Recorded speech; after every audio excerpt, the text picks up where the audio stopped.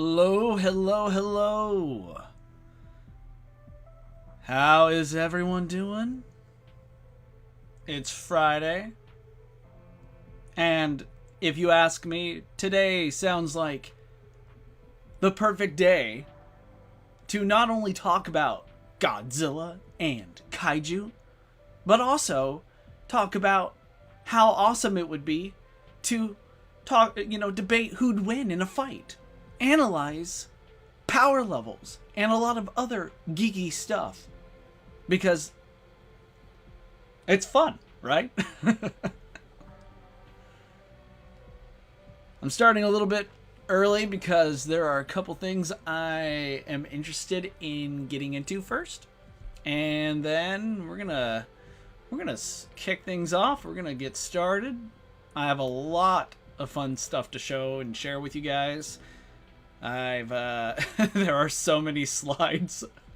I kind of went a little overboard, but not like full 100% like ultra Godzilla nerd, but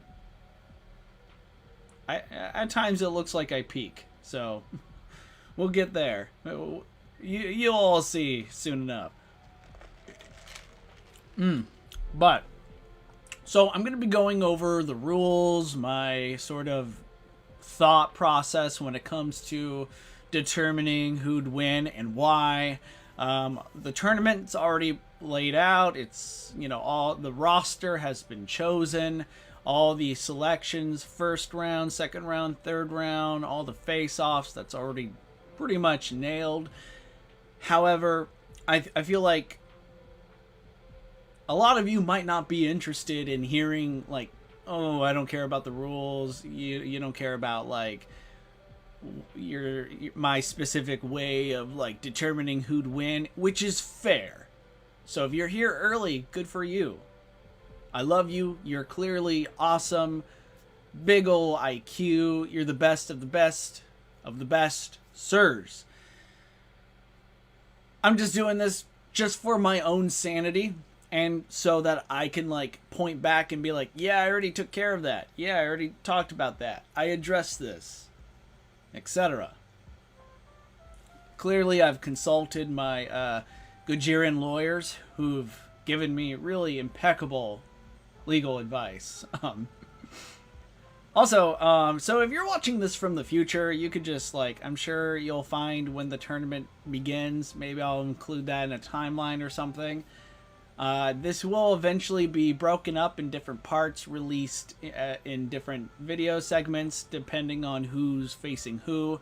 So, for example, you're going to see me talk about in great detail who'd win between Iris or Batra and beyond. Like, you're going to see me talk about Legion versus Biollante.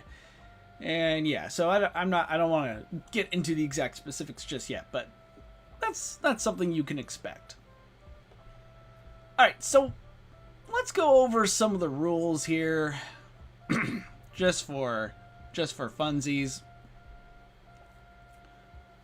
These are live action characters only, so no comic, manga characters or feats. However, you will see me bring them up, not only for context, but also because I think they're fun. And, I kind of feel like there's a number of you who are interested in the Heisei Godzilla manga series. I have the whole volume.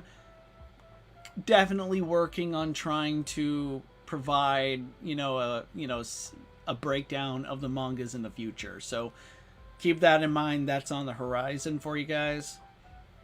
Just translating and all that will be extremely time consuming. So I got you though. Empiricism is my main method when it comes to analyzing feats. If you want to change my mind and make a persuasive argument, this is the first step. I'm going to go into more detail about what that means in a sec. Hyperbolic statements like Godzilla is star level are discouraged. This is due to the fact that these statements are routinely contradicted by the films. Godzilla was trapped in a volcano for 5 years, so how can he be star level? Think about it. I have, and it makes my brain melt. I mean, if Godzilla is truly star level, he should just be able to flex and shatter continents. So let's not get ahead of ourselves. By the way, transformations will be happening. There are a number of monsters characters competing in this tournament that have stronger, more powerful forms. Some start off in their best form, while others build up to it. And then, of course, the most important part, the most important rule, I have changed stats. Stats for several characters have been amended. For this tournament, I won't be taking official kaiju stats completely at face value. This is because Godzilla and Gamera kaiju have wildly disproportionate weights. To compensate for this and to avoid repetition, a group of kaiju will receive Toho-styled increases in their stats, mostly involving their mass, but a few have heights and or lengths changed as well. My reasons, I go into so much depth here. I don't want to waste your guys' time more than I already have just going over all this, but here are some of my main reasons, my rationale. Official stats are regularly contradicted in the films themselves. For an example, monster sizes. They change in nearly every scene they're in. Let's not forget little Godzilla. He's supposed to be 30 meters tall, but he comes up to like the 100-meter Godzilla's like chest. So I say this is mainly because filmmakers don't care. Filmmakers don't care about official stats or power levels, and with good reason. So we shouldn't like be obtuse. We shouldn't be like zealots about it. Of course, when it comes to developing stats, companies like Toho and Kadokawa utilize different methods, and they have zero impact on the feats themselves, on the narration, on the story. Obviously, there might be a few exceptions here and there, but like, just bear that in mind, right? Oh, what's up, Sean? Good to see you. Oh, I like you, man, and I follow you, but please calm down. Sean, I have yet to reach the point where I'm uncalm. Things are gonna get crazy. Actually, to be very clear, I'm just really passionate about this sort of thing. So if that's a bit too much for you, then hey, man, it was good seeing you. You're more than welcome to spend your time in less crazy waters. I don't really think I have to read all this part. Here's what's important. Here are the kaiju who have had their stats changed. Gamera, Iris, Legion, Super Gauss, King Kong. King Kong, by the way, from King Kong Lives. Yeah, so they fall under this. That's right, we got Kong in this Heisei Godzilla tournament. Additionally, despite being part of the Heisei Era, these characters didn't receive the Heisei Godzilla Era stats boost, therefore they shall receive it in this tournament. Mothra Leo, Death Ghidorah, or Death Ghidorah as he's officially called, Dagara, Grand King Ghidorah, Utsuno Ikosagami, and Orochi. They do have their own Toho stats, but again, they didn't receive that Heisei Godzilla Era boost, so I've given it to them. And once more, as far as I'm concerned, stats have little to no impact on who'd emerge victorious. Case in point, did you know there's a guidebook from 1972 stating Gamera's arms are strong enough to lift 50,000 tons? Gamera, a measly wobbly 80-ton kaiju. He's capable of doing that 50,000 tons with one arm. He can curl that. He can curl like 625 times his own weight with one arm. That's pretty crazy. Also, it means like Dragon Ball Z power levels, stats are bullshit. But we still need them. Also, this is kind of not really relevant, but I thought this was really cool. Here's a cool scan that shows that I guess Showa Gamera and Heisei Gamera are the same Gamera. Yeah, Kind of further proof that official sources shouldn't always be taken at face value, but this was really cool. I'm going to point out, though, that I did translate this for you guys. You're welcome. I'm going to leave that up for a second if any of you are interested in reading it. Oh, Sean says, oh no, I wasn't saying calm down to you, Kaijutopia. I was talking to King of the Monsters. Okay. I mean, I just see King of the Monsters here saying he swung first, so I apologize. I'm not sure if, Oh,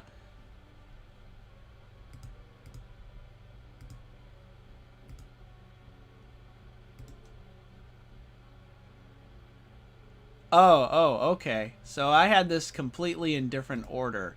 King of the Monsters says, hey, idiot, it's almost like one of the enemies Godzilla fought survived a black hole and consumed supernovas. One eats stars, other is a star exploding. This is not hyperbolic, you're just stupid. Your argumentation skills are so impressive, King of the Monsters. I'm very impressed. Don't worry, I'll get to debunking that in due time. But until then, thanks for coming. Oh man, the name calling is pretty funny and a clear sign that you're gonna have such a blast here, man. We're in such good company to have such a high intellectual foe. Man, what a great person. All right, Sean, all's forgiven. I can see what you mean. By the way, King of the Monsters, I didn't swing first. I'm just explaining my argumentation here, and you immediately took insult to that. That's funny, man. But hey, we'll get to that. John, my friend, it's good to see you. Heisei Godzilla being trapped in a volcano isn't a good example to downplay the star level argument because that was a weaker version of him and he gradually gets stronger throughout the films. Except, you know, the star level thing comes from the whole Godzilla cells going into the black hole. And they theorize that Godzilla from Godzilla vs. Biollante is the source of that origin, hence why so many people say Godzilla cells themselves can go into a black hole and not be destroyed. Therefore, Heisei Godzilla, both generations, are star level, is the source of that whole nonsense, despite the fact that you could still take a syringe and still damage a Godzilla cell. So, we'll get into that in due time. But for the sake of my analysis, I think this is all hyperbolic, and I don't take it at face value. If you want to prove me wrong, again, empirical feats, we'll get all to that. Or, as my good buddy Thor is going to do, stop right there. Stop right there. Interlocutor. Visitor. Let's calm down for a second. Whosoever is writing this work of fiction determines the winner. I'm bringing this up mainly because this is from this Al Ewing Immortal Thor run. And there's this incredible moment where Storm and Thor are fighting. And Thor just smiles and he's like, who's stronger? And Storm's like, what? And Thor's like, the question those like us are always asked. Who's stronger? Can I arm wrestle the Hulk? Run a race with Quicksilver? Challenge Willie Lumpkin in a contest of wiggling ears? Quickly, measure the results. Write them down to see who is worthy. Okay, so real quick, I kind of feel like this is Al Ewing talking about, like, I don't know. I don't think he's specifically targeting people who take, like, power level, power scaling. Like, I don't think he's doing that at all. Because let's just face it. This is fun. I enjoy this sort of discussion and stuff. But I do think that this is a really good, helpful guide to seeing that there's more important things than just, as Thor kind of says here, measuring the results, you know, writing them down and such. I think it's important to remember this key component here, that strength is relative to the need for it. If I have to, I can stand on Jupiter. I can stand anything if the need is great and the cause is just, as can you, as can we all. We are not measured by strength nor by raw power, but well, yeah, it does get into places where I kind of feel like this is where we need to take a moment, maybe go outside, touch grass, and remember whatever's happening is because of what the writer decided. And writers don't really care about power levels. But I take that as it's important to also remember the context of why these characters were able to do what they do. And I think that's really important.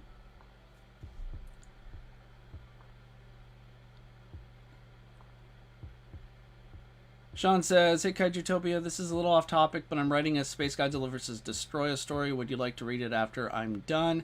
Sean, I don't know if I'm going to be able to today, but feel free in the future, and you're more than welcome to send it my way. I'd be more than happy to read it.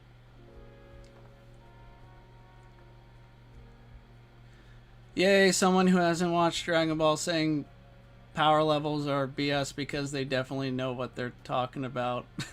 Okay. Okay, King. No, you blatantly said anyone who says Heisei is star level is an idiot. Well, I did say you idjit, and the reason behind it is, well, let's see. Let's go back to it.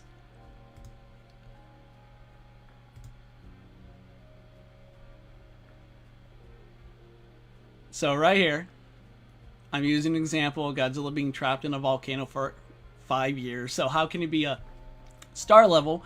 You idjits. Idjit, by the way, if you really want to take that as a personal attack, fair game, man. You're more than welcome to say what you want. I'm ready. We can do that. We can have this back and forth. But understand that where I'm coming from is just pointing out the fact that if this super powered character can, like, his power is the equivalent to stars, yet he can't break free of a volcano, I feel like that is absolutely hyperbolic. Absolutely 100%. It makes little sense. And as I said, if you want to change my mind, if you want to make a persuasive argument, use empirical feats. Don't rely on throwing versus battle wiki tiers at me. Give me something better than that. Give me something that we can actually quantify and debate. Make a better argument.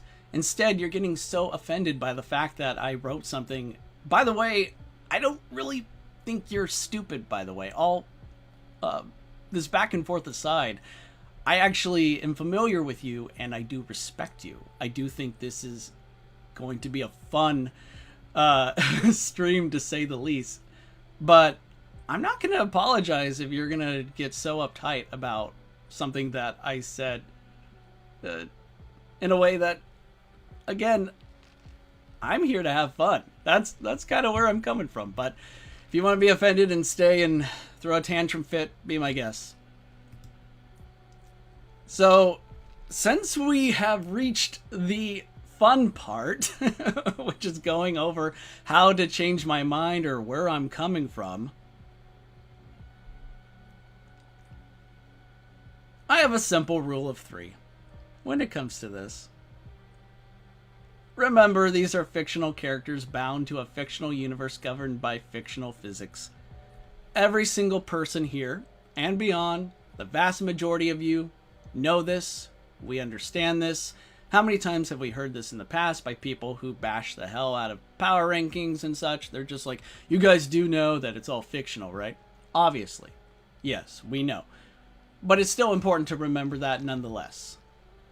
Here's another part. Creators don't care about power levels, and with good reason. Finally, always lowball your feats.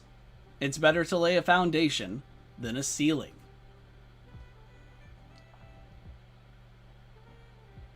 King of the Monsters is telling me, I guess, that you don't know what hyperbole is. If that's the case, I take official information as hyperbole. Very wise. Actually, this is a very good response on King of the Monsters' part. This is actually pretty, I'd say, the smartest thing he has said so far. So, obviously, official sources, and I'm going to address that in a second. I largely don't really have a problem with official sources unless they're vehemently contradicted by in-universe like empirical scenes, things that we could see with our own eyes. That is clearly not the case. For example, if an official source states that Godzilla is bigger than the world, but then we see him walking down like Main Street and he's like half the size of, I don't know, the Space Needle, it's clear that official source is, well, probably an intern who is not getting paid enough.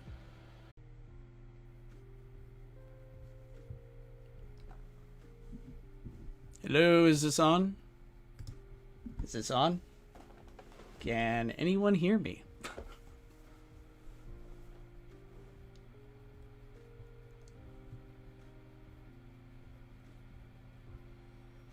Hello?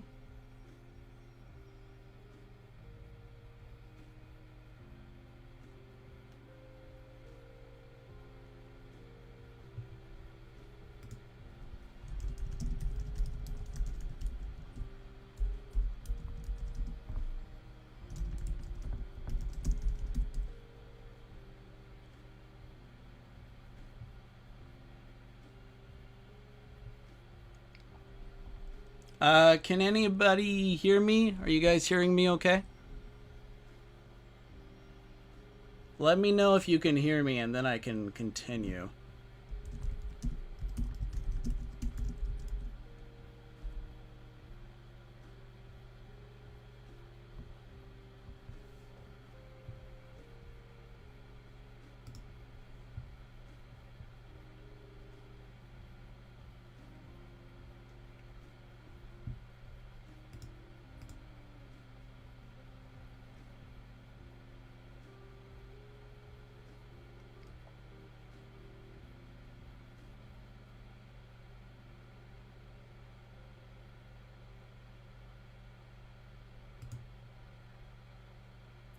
Double checking.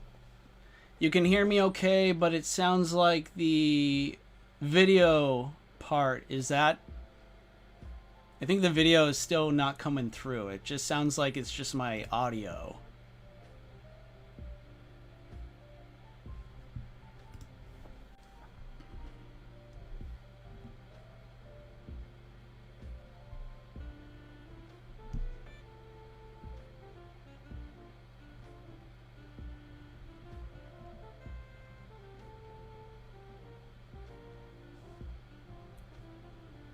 Okay, King of the Monsters says he can hear me typing. I'm assuming if you can hear me typing, then everything... The camera works, but it's lagging. Okay, hang on.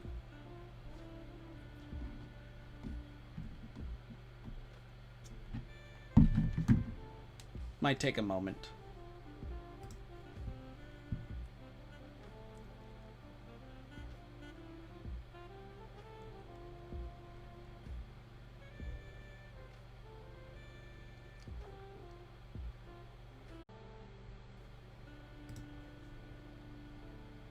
I'm gonna try something.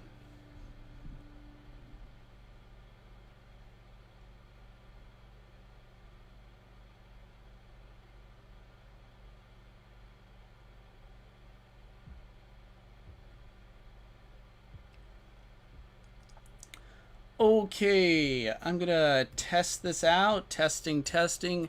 If you guys can hear me, cool. Can you also see me? Is the video still lagging? If so, let me know. I'll still see if I can fix that for you guys.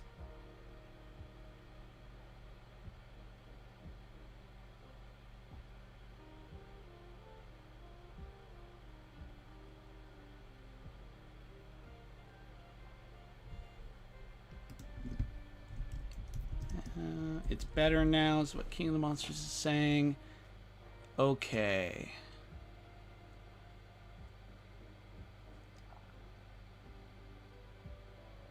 Okay, so you guys can see me and hear me just fine. Super. Hey guys, I'm really sorry about that. Literally I had internet problems yesterday, and then of course I received just a text from my internet service provider that there was another shortage in the area.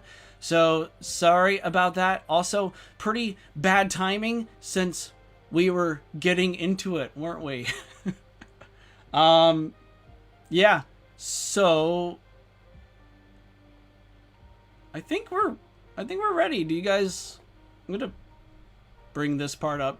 Just a reminder.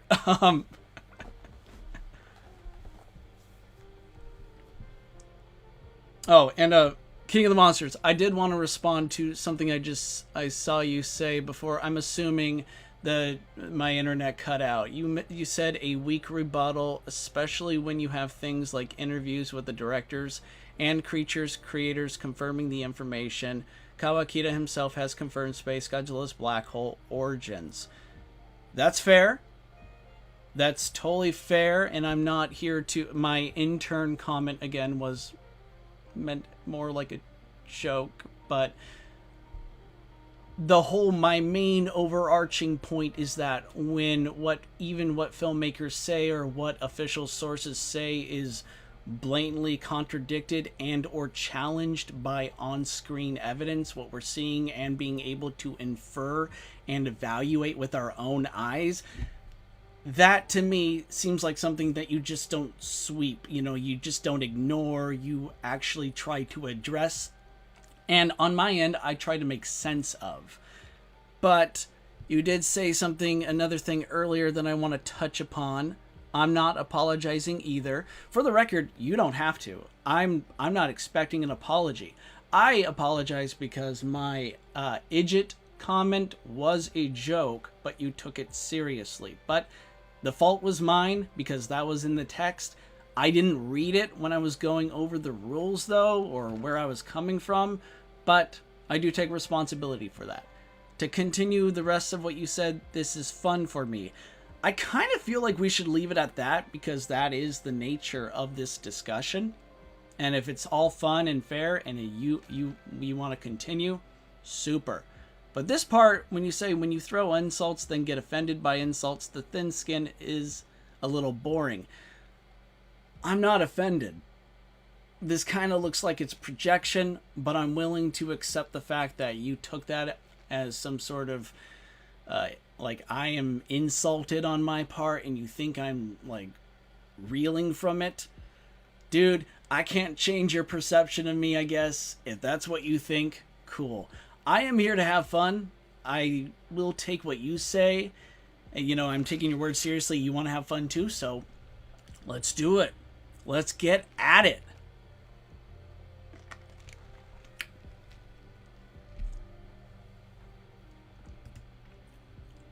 So, this is...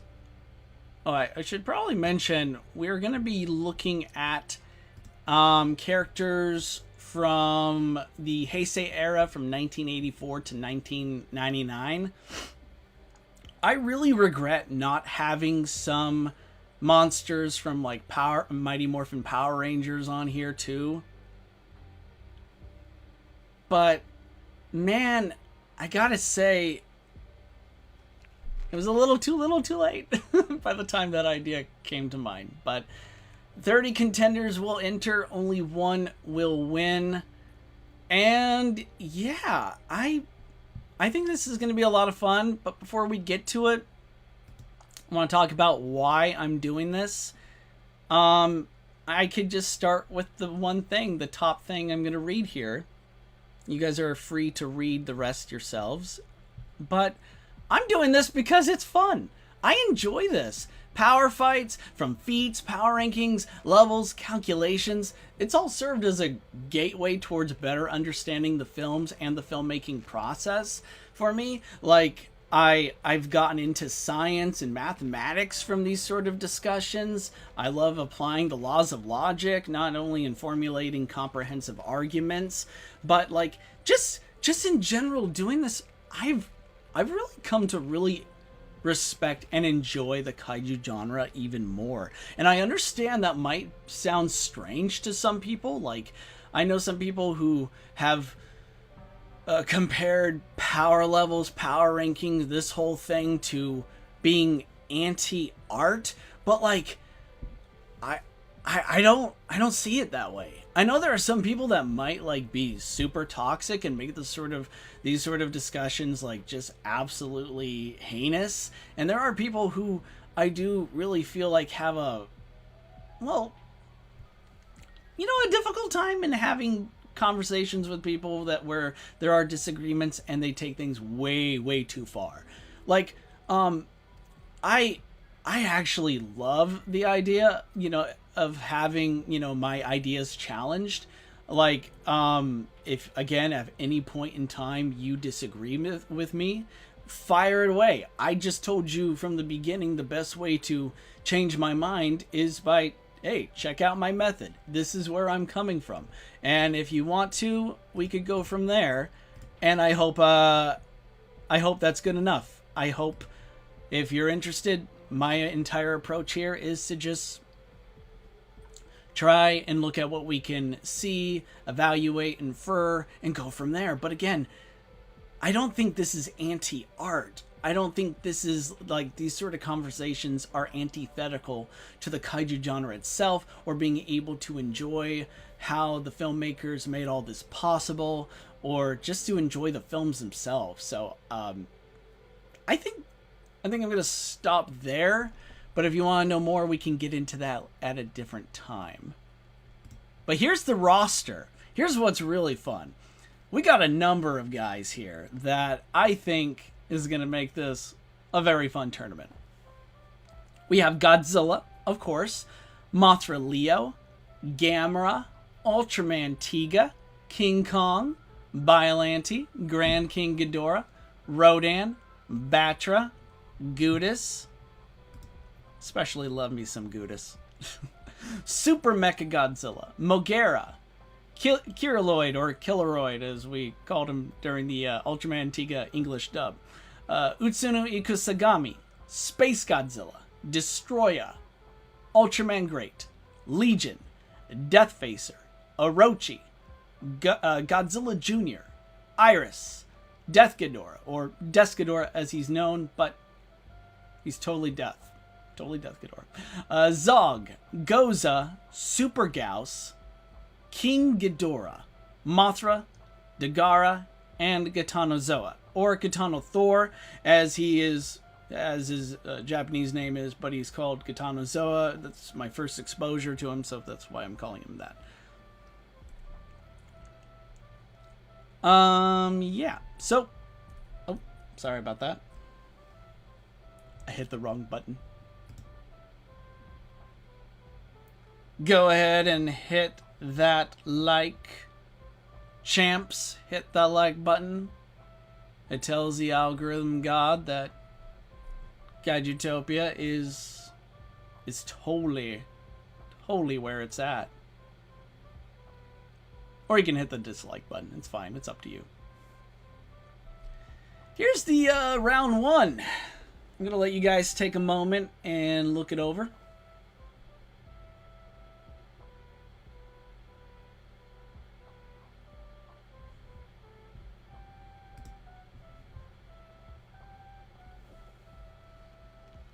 Since you're going to be hearing my awful voice throughout the duration of the afternoon, I'm going to try and every time we get to the rounds, I'm going to give you guys a moment to go over and think about it. Think about, like, what sort of matchups do you think is interesting. Pitch who, you know what? I didn't say this, but I really do encourage you guys, if you see that you disagree with my verdict, go ahead and challenge. And, it's happened before. You might actually change my mind. And if that happens live, it's gonna cause a lot of interesting things. But I definitely encourage it. I say go for it, guys.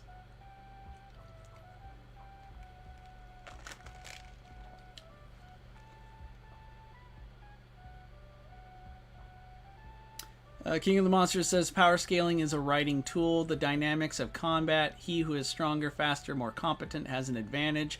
It's tied to art ever since stories were told. This is weird stigma. Has only... I think you're going to continue writing, so I'll wait till you share that last part. I don't think... I guess it depends what you mean by power scaling, how it's always been. I'm open to that actually being... a writing tool. I don't know any writer who personally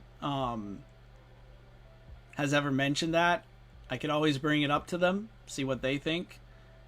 But for me personally, I actually kind of agree with this, because for my stop motions, I do factor in what these characters are capable of, and I try to make stop motion movies that I don't want to say like this is accurate to how these characters are, like how their power is depicted, but I do take that into account. So I actually, yeah, I kind of like this. He finishes off by saying, here, King of the Monsters, I'm going to read both of your comments as one single comment. So I'm going to start from the beginning. Power scaling is a writing tool. The dynamics of combat. He who is stronger, faster, more competent has an advantage, etc. It's tied to art ever since stories were told. This weird stigma has only emerged in the last couple years, really. If your story has bad power scaling, your story has bad writing. The author can decide to make some utter nonsense, say Spider-Man KOing Hulk. But why is that? Oh, my bad. You're not finished. As you finish that, I'm going to read more comments. Sean says, Kaijutopia is right. Not everything the people have worked on the movies say is always accurate. It has to be backed up by what's on the screen. I mean, if we have to go through it, we could use either current author statements, interviews of what some writers today have said about, you know, power scaling, power levels, who's stronger. Or we can go further back. We can wind the clock and have other people talk about it. But ever since, you know, even as far back as the Showa era, and if you want me to do the due diligence and track down these comments, I can. I can't currently, so I can see that, but there are comments that have been made of writers, even as far back as the Showa Godzilla movies, where they don't really care about who wins. They kind of approach it kind of in a way where it's like, hey, we're just trying to tell a story. We're trying to get from X, Y to Z, so still curious more to see where this is going, but Sean states, the producer of Godzilla vs. Destroyer said that Destroyer is the strongest Heisei Godzilla villain, and it is backed up. Destroyer fought Heisei Godzilla at his peak of his power, and has been shown to outmuscle Godzilla and treat him like a ragdoll. The interesting thing here is I would kind of challenge that. I mean, Toho has stated that Monster X was like Godzilla's strongest foe up till then, but I honestly think Space Godzilla or Destroyer could beat Monster X. But, you know, food for thought, right? So King of the Monsters was saying the author can decide to make some utter nonsense, say Spider-Man KOing Hulk, but why is that a good thing? The Greeks told of heroes who fight monsters like Hercules. The knight fighting the dragon has been a tale for over 1,000 years. Comic books have a lot of power level stuff too. I think I get your logic here. I think the problem here is that you think these writers, these tales are about power scaling as we would define it today, which as far as definitions go, where I want to read what I mentioned before. Power scaling. So this is just my definition here that I'm going to go off of. Obviously, if you guys disagree, you can share what you think it is, but power scaling in the context of a fantasy fight, power scaling is used to determine the relative strength or power levels of fictional characters by comparing them to previously established strong or weak characters, which help when a character lacks empirical feats. Power scaling reliability varies. It can get a little sus when we're relying too much on it, defeating the point of having them in these discussions.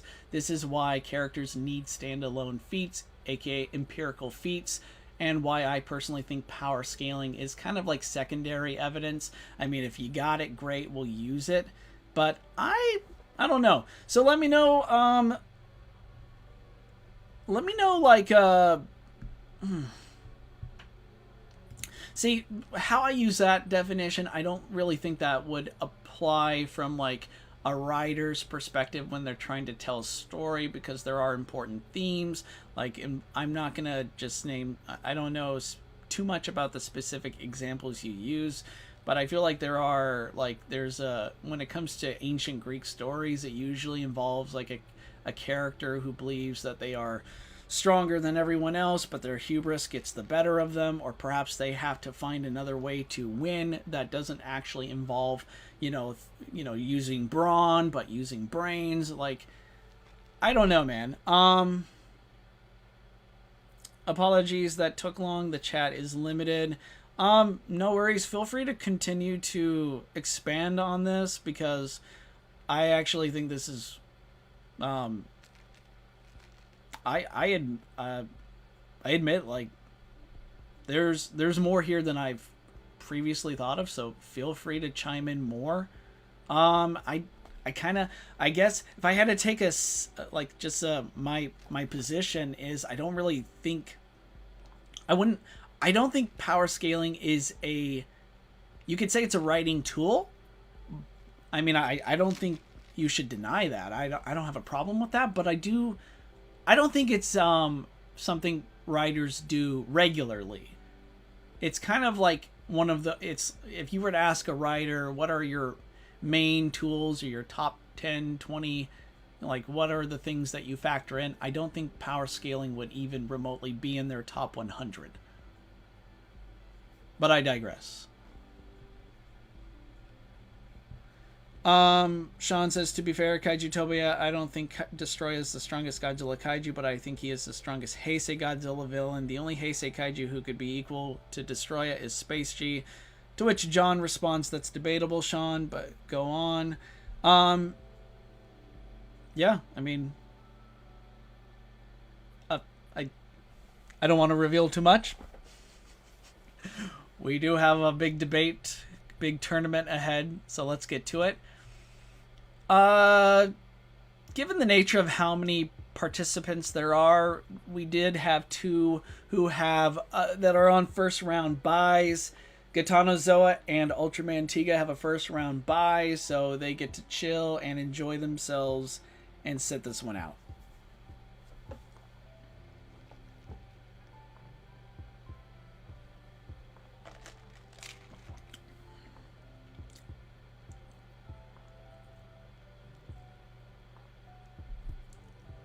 Here is our first matchup.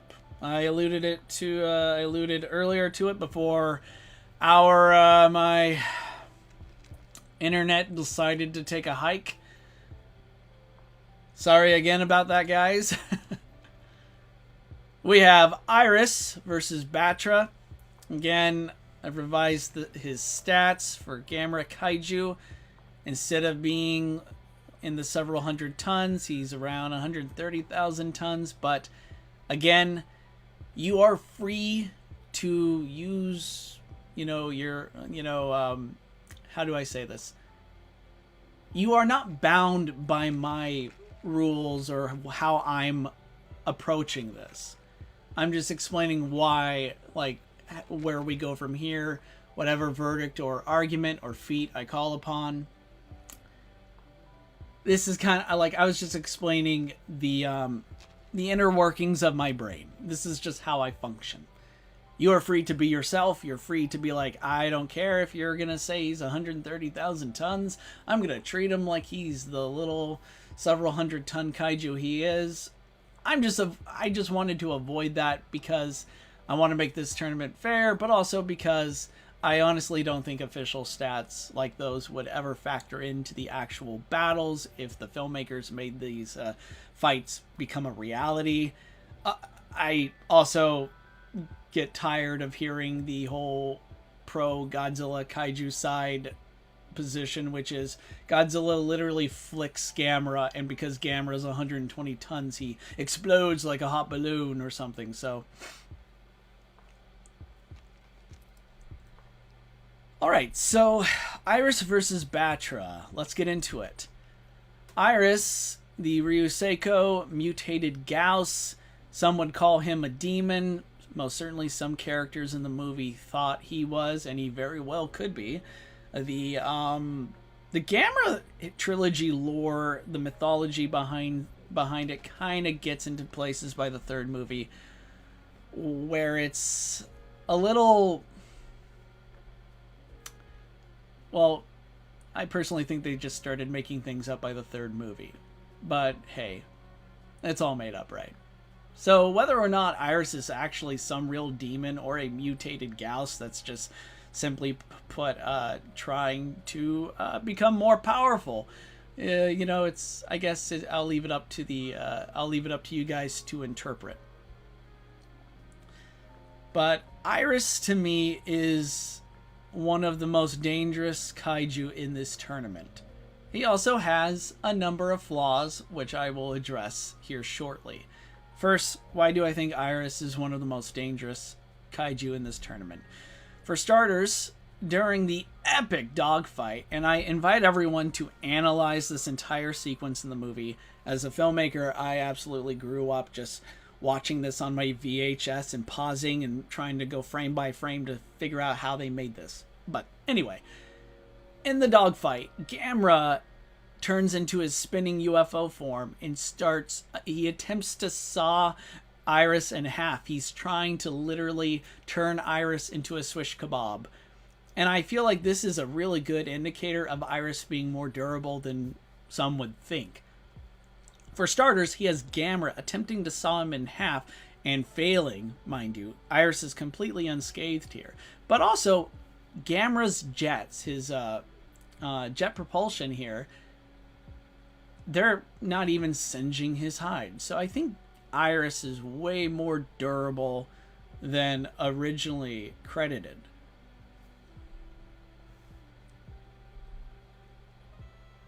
And when it comes to Iris, we of course have to talk about sonic beams.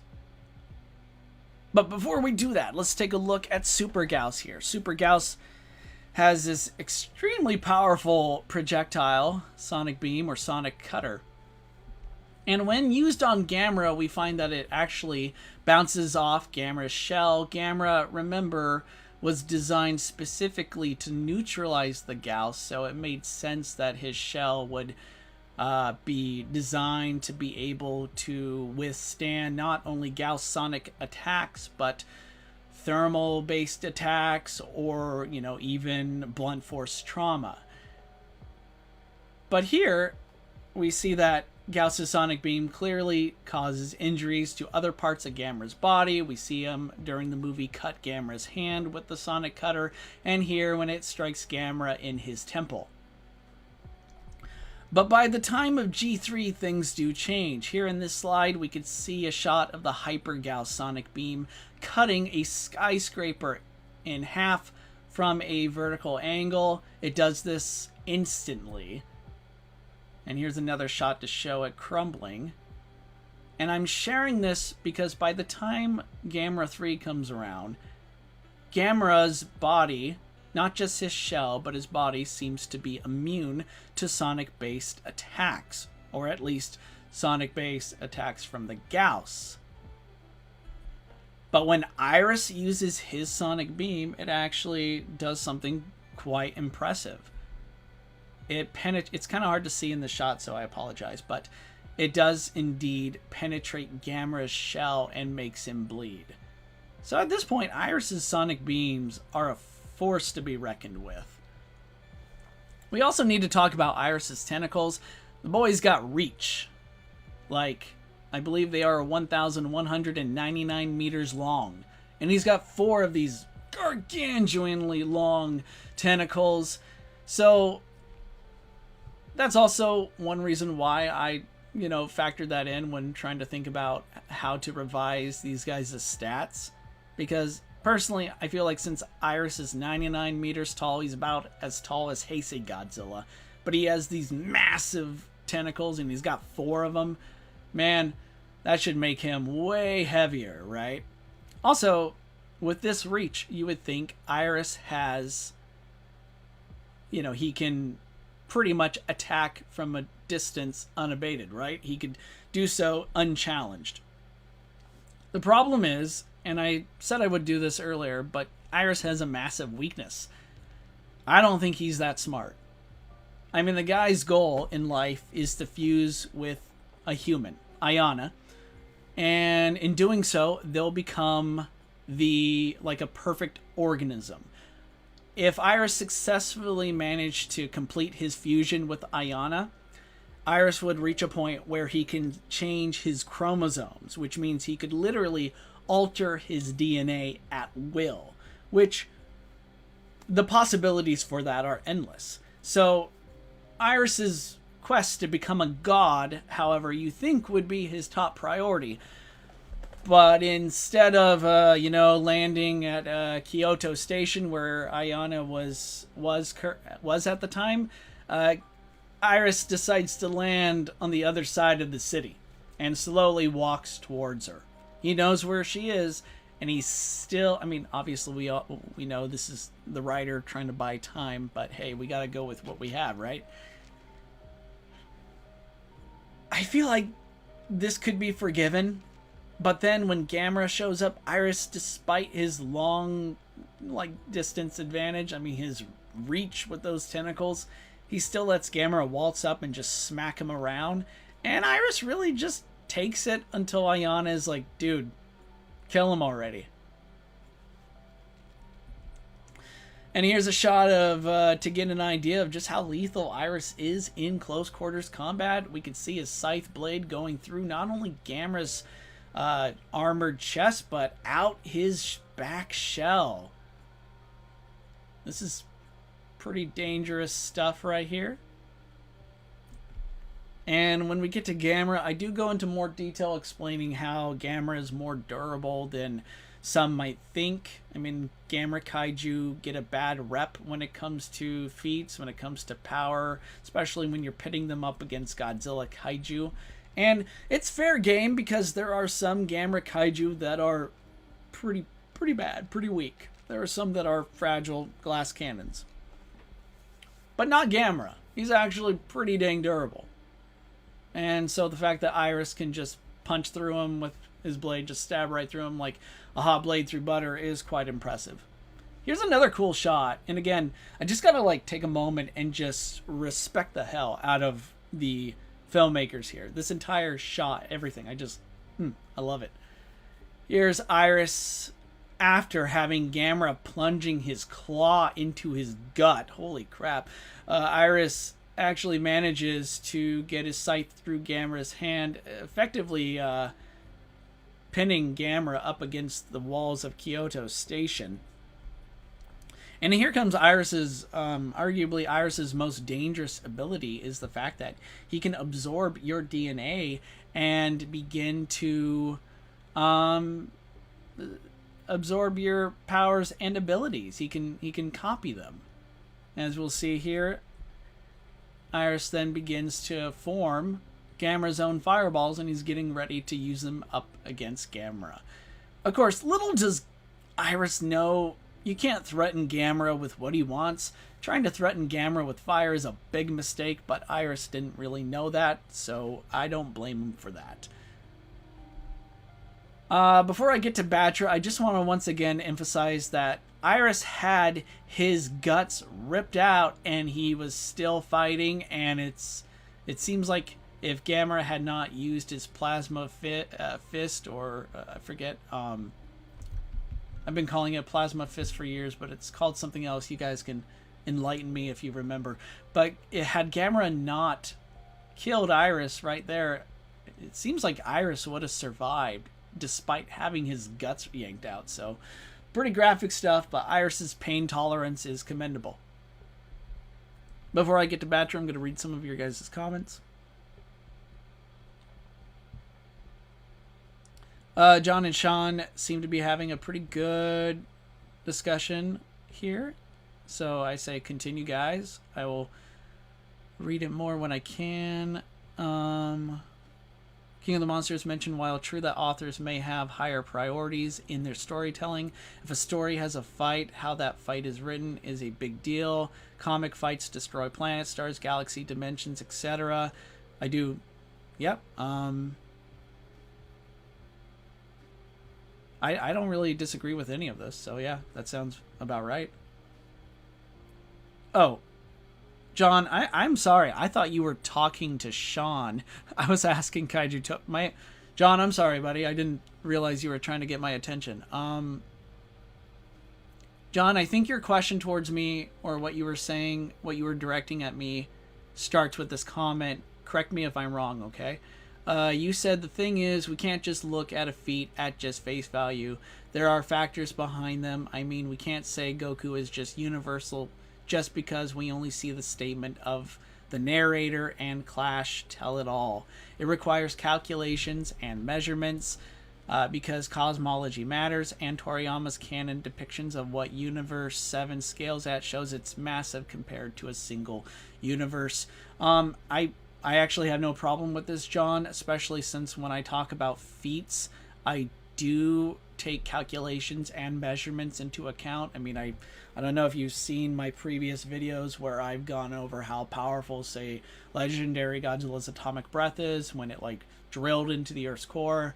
I provided calculations and such. I actually, when I think about empirical feats, I do see a correlation, or maybe not a direct correlation, with calculations and measurements, but the fact that they are empirical means you can calculate them and you can measure them, and I feel like that is a good sign that your feat needs to be empirically based, because if it's not empirically based, it's going to be very hard to calculate and measure these feats accordingly, or at least be as close to a, you know, approximate as can be.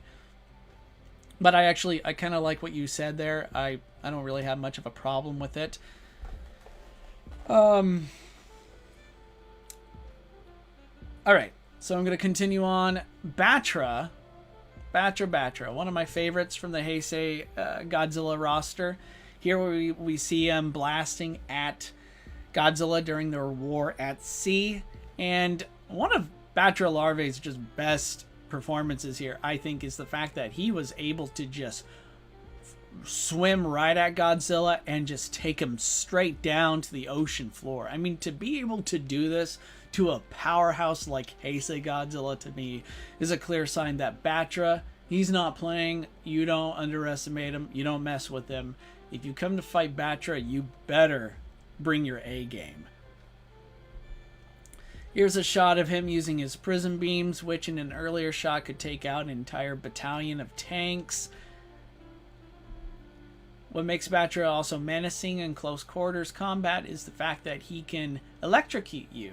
He can release bolts of energy. Here he uses it to further help destabilize a tower that he knocks over. He also uses it during their underwater skirmish, during Batra and Godzilla's underwater battle. And it's enough to make even Godzilla reel back and think twice about fighting Batra up close. One of Godzilla and Batra's most amazing durability feats is how they were consumed by an underwater volcano, and then this would eventually, in Godzilla's case, take him through the mantra of the earth, or the mantle of the earth, and there, you know, you're exposed to not just heat but tremendous pressures. It's arguably Godzilla's greatest durability feat in the entire Heisei series run. But yeah, here's Batra taking it like a champ as well. Guys, I think you're going to be excited about this next part, even though I'm not personally counting the manga, because I feel like the manga characters are a different like beast in themselves. But I couldn't resist. I wanted to share some of this with you all. In the manga, Batra weaponizes his tail. It ends in these like hook-like claws, and we can see in the center, there's a pretty decently sized horn there. And he uses it to not only stab Godzilla in the neck, but also shock him.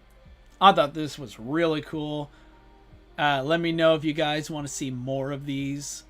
But I thought, man, it's a shame that the Heisei Godzilla manga series didn't receive like an English release, because these stories are nuts. Here's the best one of them all, though. This is Batra just pulling an iris, just taking his horn and putting it right through Godzilla's chest, out his back. You could even see it slicing apart some of Godzilla's fins. It's insane, man. I do wish we got to see this in the movie. I'll give a moment, let you guys take a look at that.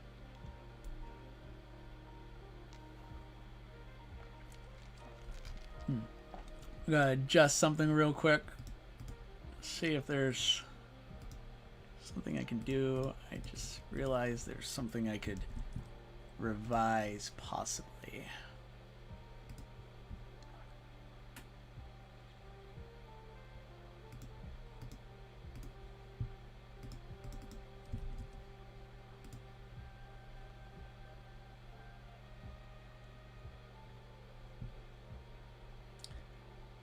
Yeah, I'm just noticing the chat here is that I have on screen is way behind, so I don't know, like,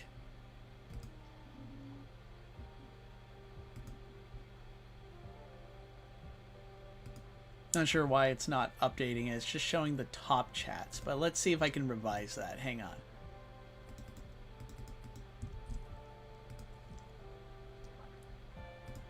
Kind of want things to be shown up to date,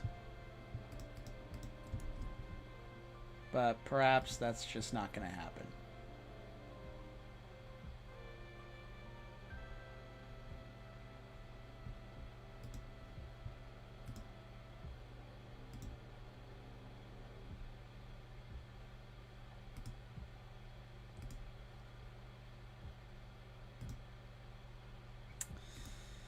No, it's the same link and it doesn't really change anything. It's a bummer. Maybe I'll have to look into that later.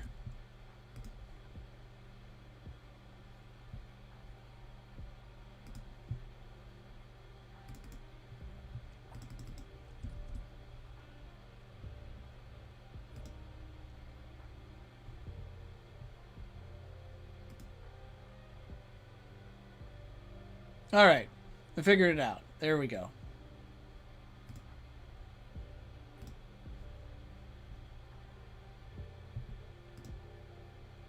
Okay, now we're getting somewhere.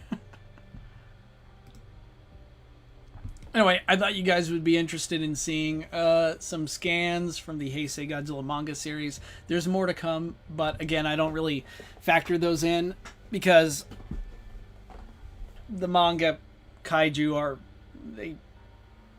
they do a lot of different things for different reasons. And this is strictly live action, so let's keep at it. Now, here's a mystery, and I honestly don't know for sure.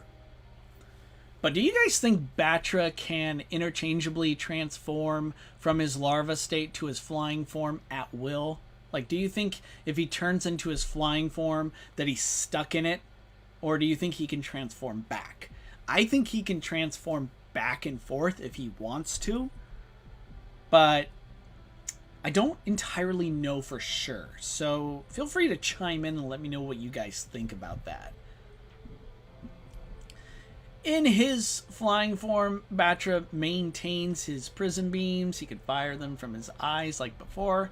They're pretty powerful. I mean, they can blast apart... hang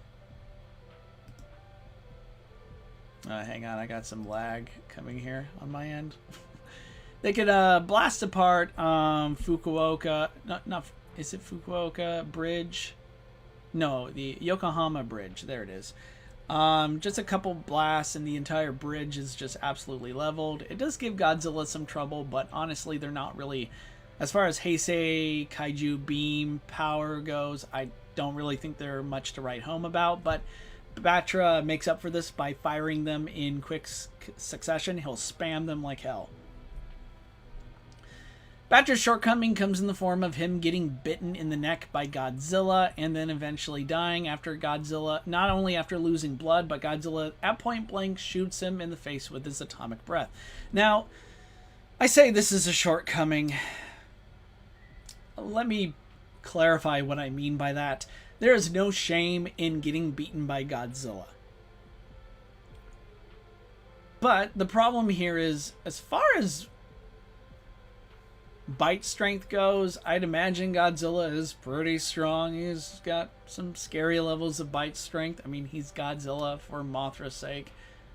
But I don't really think that there's anything like... There's nothing like we don't really see Godzilla bite something that we know is like insanely durable or nigh indestructible to make us think that this is a bigger deal than it is.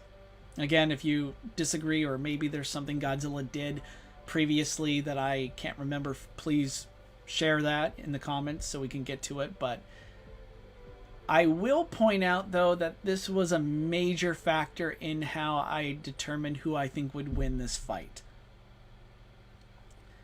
As I mentioned previously, Iris was able to not only take his scythe blade, but like just stab it through Gamera's entire body.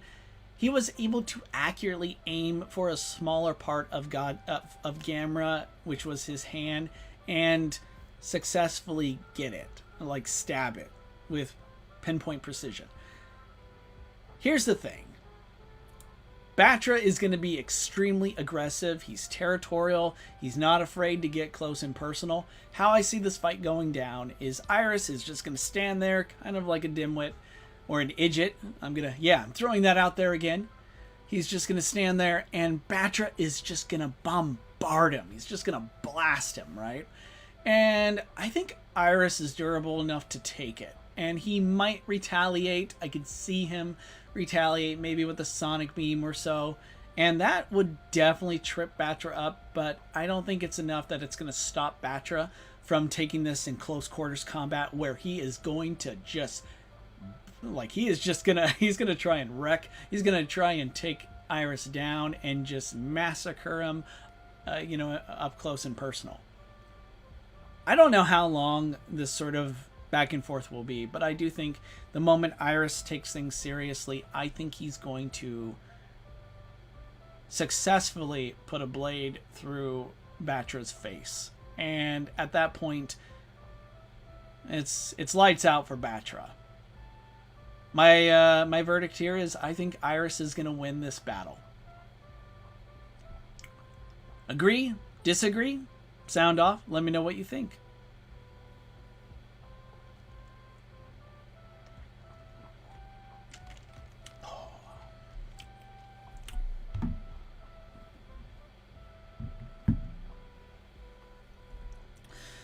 The next battle, Space Godzilla versus Mogera. For the record, I used a random simulator to prepare like these matchups. So some of you, just in case you were wondering, this was not intentional on my part. I'm a Mogera simp. I love me my Robo Penguin, which is why I took the liberty, went through the trouble of reminiscing about how absolutely amazing and formidable Mogera is. I mean, the guy, for a time, was able to take Space Godzilla flying through the vacuum of space at high speeds, having those incredibly sharp crystals grazing him, failing to cause damage until they do. Mogera's drill can penetrate Space Godzilla's neck. That's impressive. Space Godzilla is like a powerhouse. He's a tank. And even more importantly, more impressively, Mogera's firepower did what Super Mecha Godzilla struggled to do. Mogera was able to indirectly, again, in this shot, he's specifically targeting Space Godzilla's back, but you can see Godzilla to our left there behind Space Godzilla. Mogera was able to indirectly knock Godzilla out with his energy beams. Mogera was able to do that. He wasn't even trying to incapacitate Godzilla. He did it accidentally. That's serious firepower right there. And like I mentioned earlier, I'm going to take a moment and point out in the manga, did you know they brought Mechagodzilla back for Godzilla vs. Space Godzilla? They did in the manga. And it went rogue because it's controlled by Mecha King Ghidorah or King Ghidorah, one of them. And they sent Mogera after him, and Mogera has a force field. This force field is bonkers, guys. This force field completely null-sold Mechagodzilla's attacks. And then Megara proceeded to casually dismantle Mechagodzilla with his drill horn assault.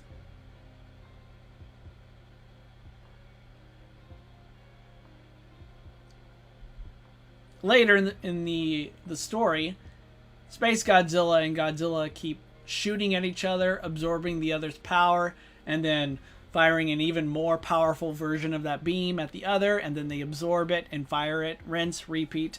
But at this point, Space Godzilla's power is so crazy, it's actually making Godzilla begin to just bleed out of his pores. It looks like the game is over for Godzilla until Megara comes to Godzilla's rescue.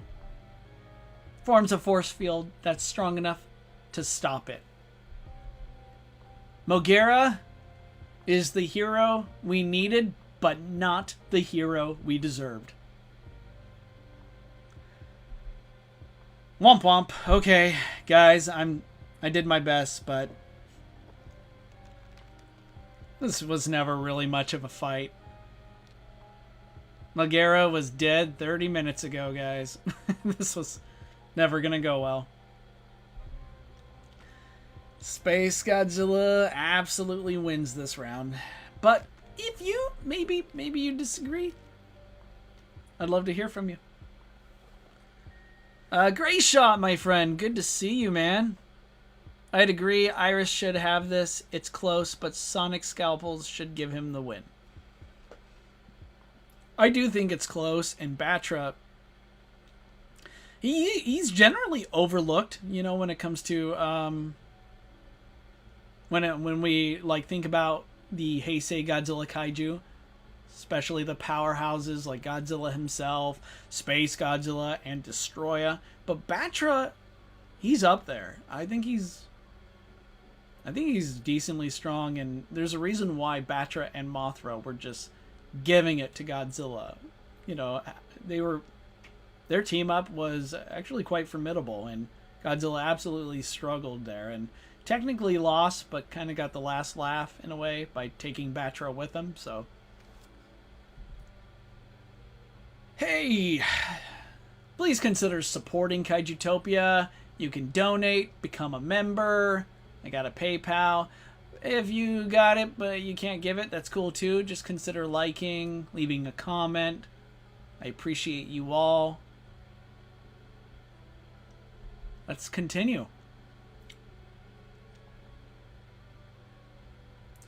This is one of my favorite matchups in this entire tournament. Legion versus Biollante. This is a doozy, let me tell you.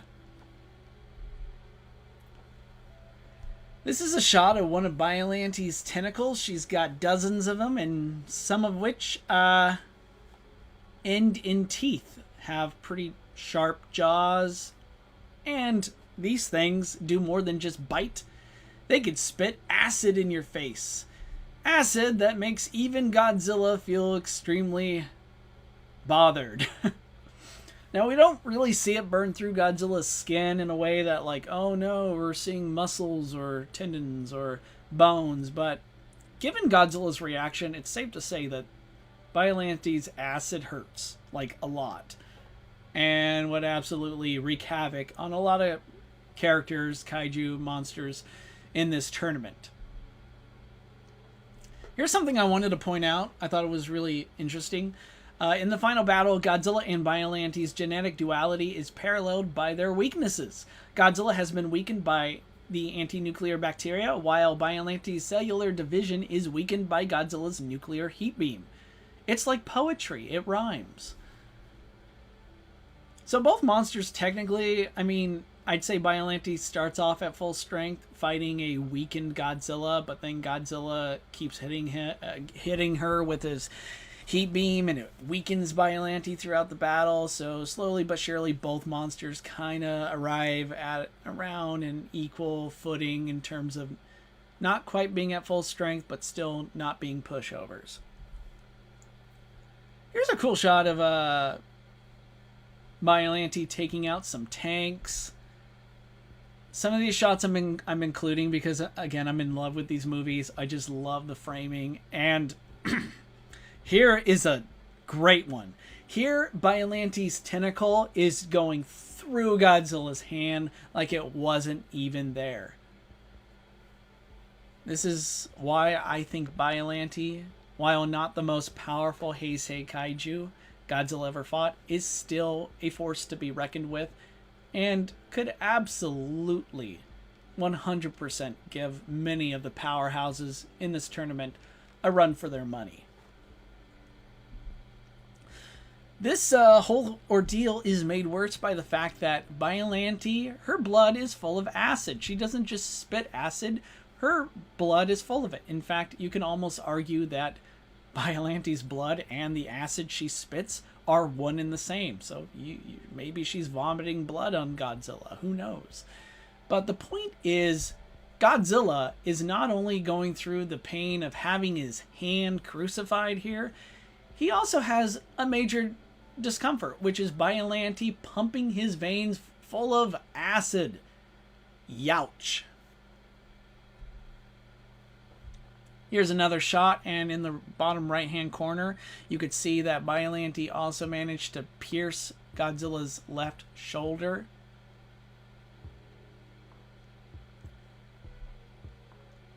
Okay, I'm sure many of us were waiting for this part. Biolante just dousing Godzilla full of acid. I mean, even Godzilla seems to be numb at this point. I mean, he's fighting anti-nuclear bacteria, and then he's dealing with Biolante's acid.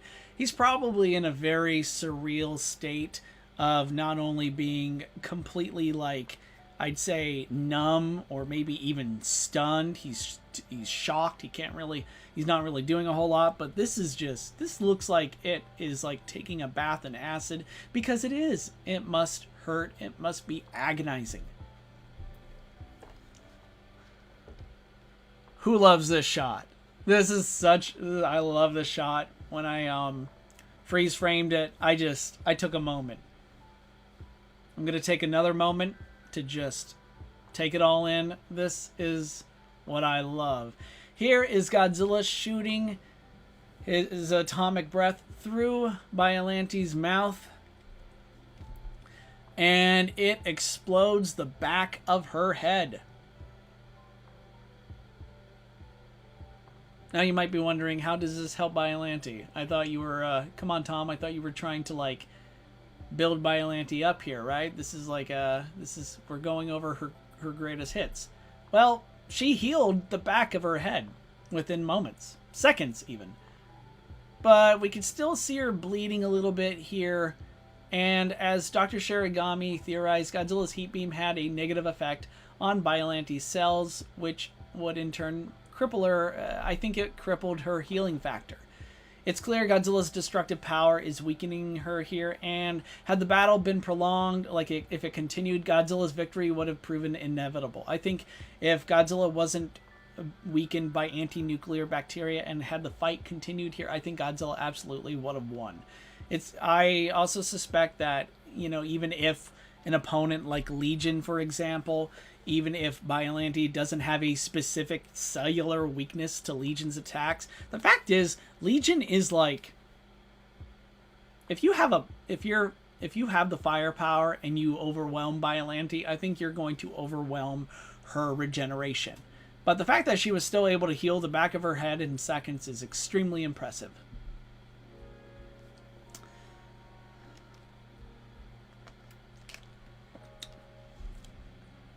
Legion, Queen of the Swarm, tied with Iris for being my favorite Gamera kaiju. Alright, we're going to start with a bang. So at the very beginning of the movie, we see a meteor crash land. It comes down and makes impact. But here's what's interesting. The JSDF sends soldiers out for reconnaissance, and when asked if they've recovered the meteor, the soldier responds with no. They have not recovered the meteor. Interestingly, the soldier continues on to say the marks it left almost look like it was slowing down when it hit. Here is this eye-opening shot of the impact site.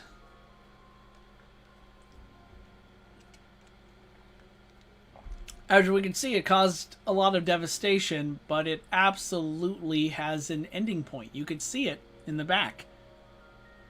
Now, a meteor, if it didn't slow down, normally it makes an impact, right? It causes a nice big single impact crater. But this thing does look like it not only slowed down, it came to a halt. Last I checked, meteors don't do that. So here's where I'm going with this. To recap, the meteor left marks suggesting it slowed down and then was never recovered. Here's the twist. There never was a meteor. What crashed was Legion. It makes sense given how the Legion species propagates. It spreads its species throughout space via the Legion flower shooting one of its seeds. Granted, Legion could have been secured inside her seed before making impact or during impact. However, the evidence slowing down and never being recovered strongly points to Legion crashing into the earth and emerging completely unscathed.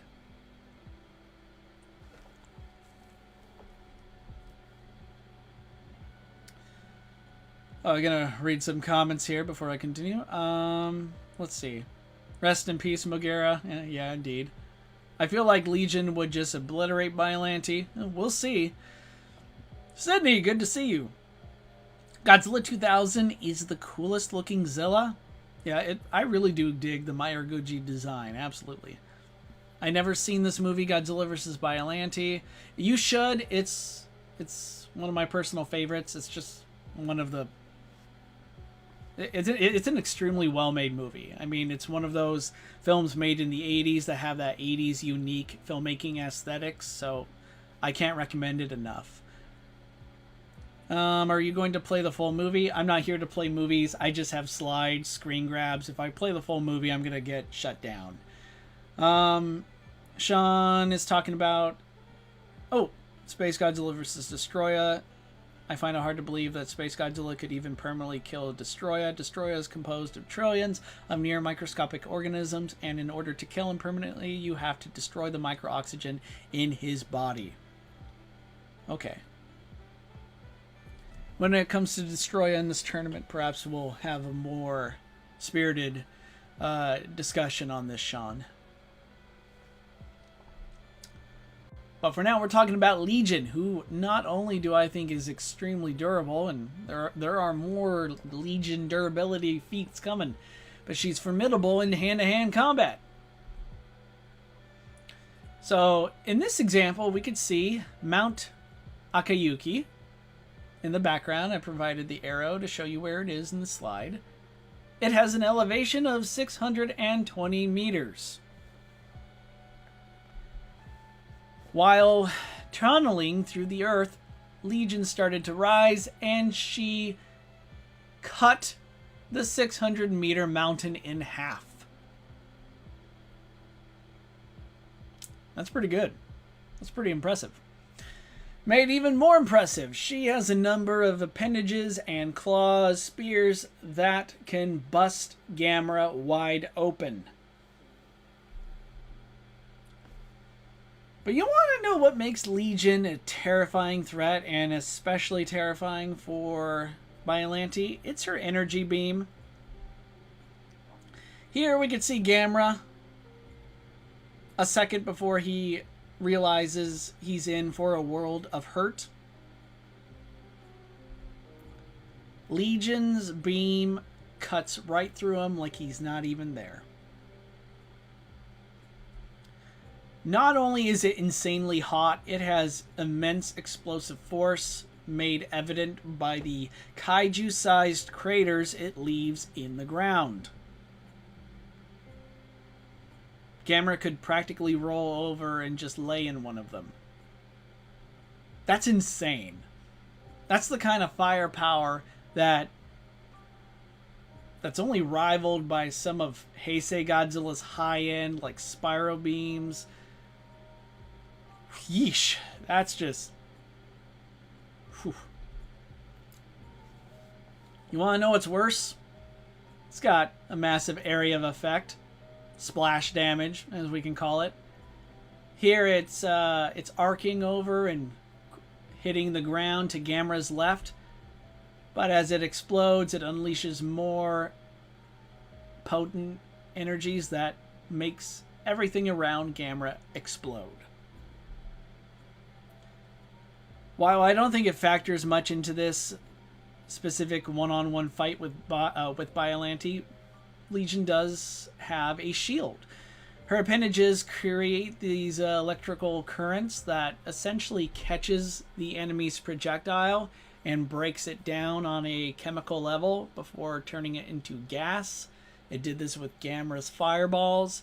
And essentially, what would happen if someone like Godzilla were to fire his heat beam? It would be kind of like a kaiju beam war. There would be a clash of energies. And I'm not so sure Legion's shield could withstand Godzilla's atomic beam for long. Although Heisei Godzilla does fire in quick succession. So I would likely give the nod here to Legion. But if Godzilla were to, not hold back, I think it would be bad news for Legion. But Legion's not fighting Godzilla, so. What makes Legion particularly formidable and highly dangerous to most participants in this tournament is the Legion Swarm. They can overwhelm an enemy within seconds. Here's an idea of just how many of these suckers there are. Here's another slide to give you an idea. I mean, Legion does live up to her name, after all.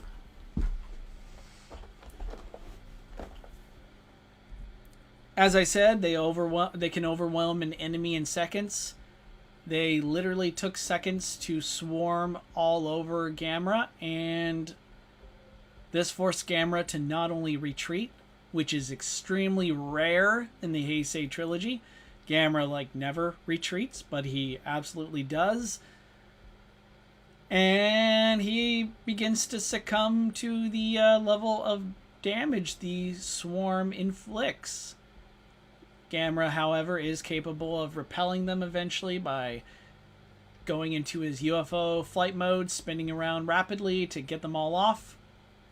I'm not sure this would pose much of a threat to Biollante because, one, her regeneration would negate the damage, and two, I don't know if her acid blood would prove volatile. I mean, I'm going to get into that in just a sec, so we'll think about that one in a moment. Gamera Kaiju usually get a bad rep, but there are indeed some that are, well, they don't exactly have the best showings. Let's say that. Some Gamera Kaiju are absolutely vulnerable and weak, that you can injure them with conventional weapons. But a great deal of the ones in the Heisei series are capable of wading through conventional weapon firepower, just like Heisei Godzilla monsters. Legion was able to wade through tanks and tank other explosions. But her appendages, her arm appendages, are notoriously weak. And if she's unable to get her shield up and you were able to successfully strike one of her arms, any kaiju, anyone on this list with a decently strong projectile could sever them, just like in this shot. Here is a shot, though, of Legion earlier tanking conventional weapons, which just means she's mostly pretty durable. Her exoskeleton's decently strong. It's just that she does have some weak points that a cunning enemy could exploit. Let's say you were able to tear off her horns, right? Her most lethal weapon is gone. She can't fire her EM beam at you. Victory, right? Wrong. It gets worse. These are called her laser whips. She can shoot off several of them. And she was able to control them within like 30 seconds, suggesting not even she knew she had this ability.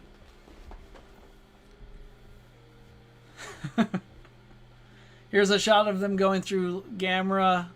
And, yep. Decided to have a little fun here. A little tongue-in-cheek. It's what I do.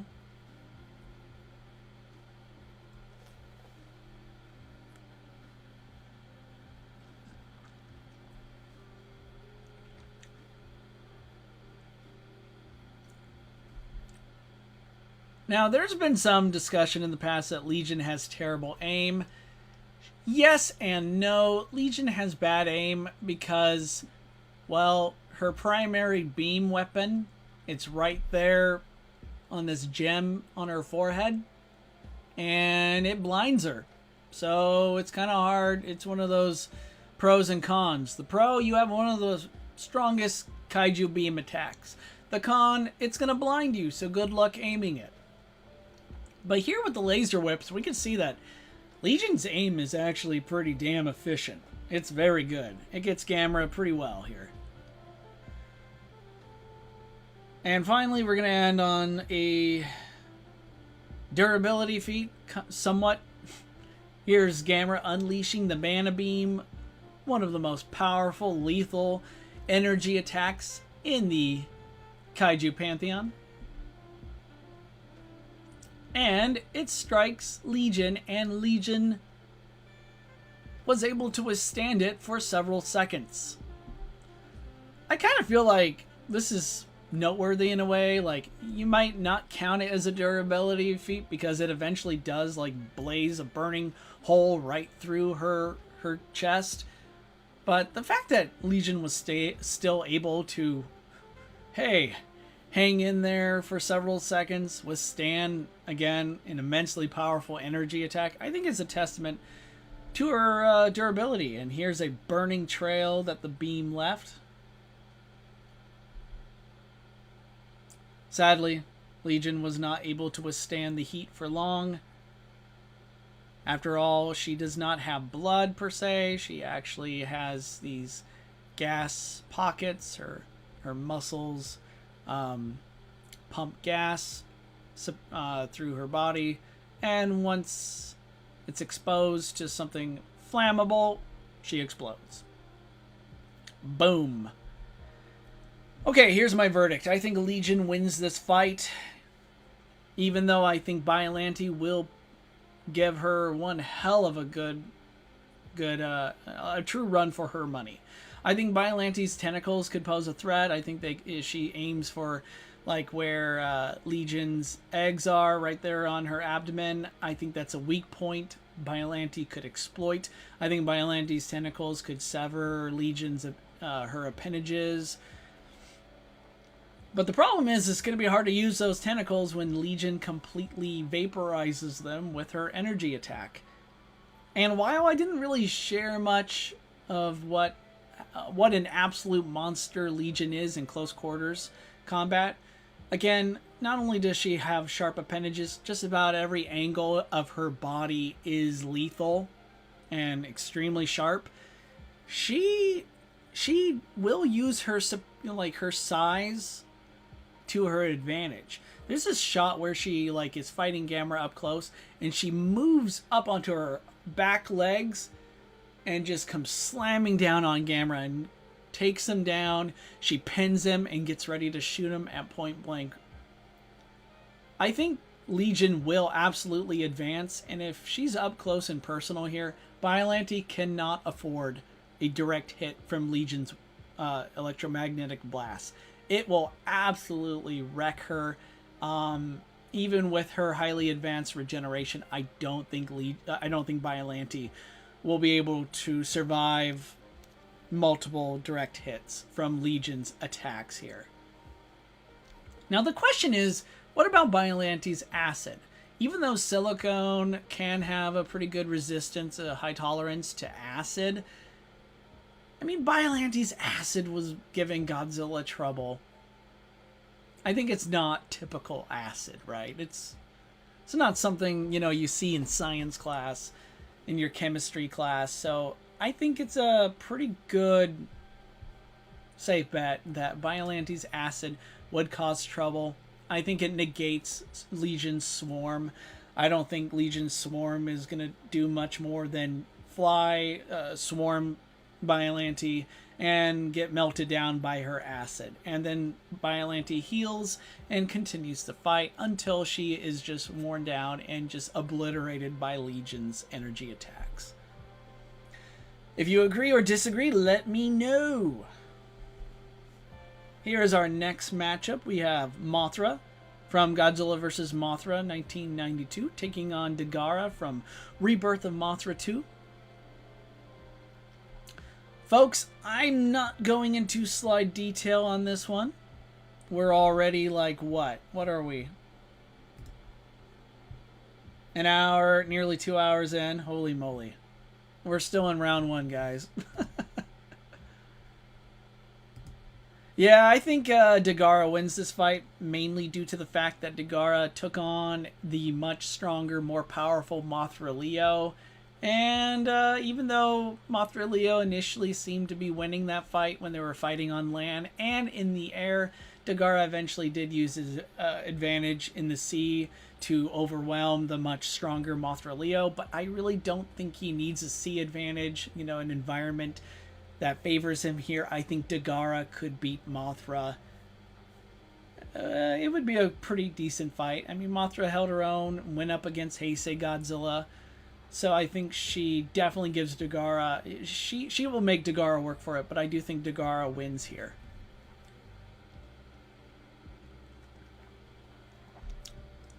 Sean says, Legion is my favorite Gamera kaiju. I know, she is so cool. Just... lightning in a bottle, awesome. We're so fortunate to have not only the Heisei Gamera trilogy, but it just boasts some of the best kaiju, the best looking kaiju around. The designs are phenomenal. Legion, whew, she's just... I love my queen. Agree or disagree, leave a comment. Things do get a little spicy. I do take these seriously. If you want to argue, we will absolutely throw down. We will have a good time. Obviously, I say this all the time, but I'm going to say it again. It's okay to take these things seriously. Just don't take them personally. I don't take it personally. I will give you pushback. We will argue. But at the end of the day, we're here to have fun. Feel free to argue. Sound off with me if you want. Just be, you know, try not to take it to the extremes. Greyshot says, I'd agree. Legion's firepower is just too much. Even with Biollante's acid, she'll get worn down. Sean says, I want to apologize for my whole Space Godzilla versus Destroyer thing. You don't need to apologize, man. It's all good. Look, I don't think anyone needs to apologize for anything. I mean, this has been a pretty interesting, fun morning for me, or afternoon for some of you. So far, I think we're having a good time. I mean, if anyone needs to apologize, it's me, because my internet crapped out, so it kind of pushed us back a bit. So this next round is a rough one. Goza 2 taking on Godzilla from 1984 to 1989. Guys, here's why I think this is a rough one. Goza is one of my favorite Ultraman kaiju. And Goza 2 is Goza's strongest form to date. I mean, you can maybe argue Goza's appearance in Ultra Galaxy is more impressive. I mean, he fought a much stronger, more impressive Gamora. Ray's Gamora, I think, is what he is. But Goza 2, the one that fought Ultraman Dyna, is a beast. How much of a beast is he? Well, here's a quick, brief history lesson. Millions of years ago, there was an ancient civilization where Ultraman Tiga's race of giants lived in harmony with ancient humans. Until an army of Goza showed up, and there was a firefight. The Goza army eventually did fall, but they gave this ultra race a good show. And then many years later, we see that Goza, at least one, has survived into modern times. Goza has a pretty decent, I'd say it's decent, but nothing to write home about, projectile. I mean, here it is, burning away a pyramid of light. You could be like, but Tom, do we know how durable this pyramid of light is? Is this really noteworthy? No, I don't think it's noteworthy at all. We could point out that the Pyramid of Light has stood the test of time and kept Ultraman Tiga safe for millions of years, but I really don't have much of a comparison. I mean, if I were in a position where I'm saying, oh, this Pyramid of Light is like, could totally withstand a nuke, well then, the onus would be on me to prove that.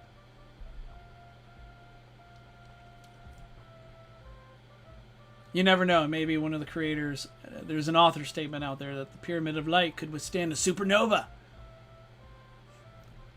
But at the very least, Goza's energy attack here gives Tiga some trouble.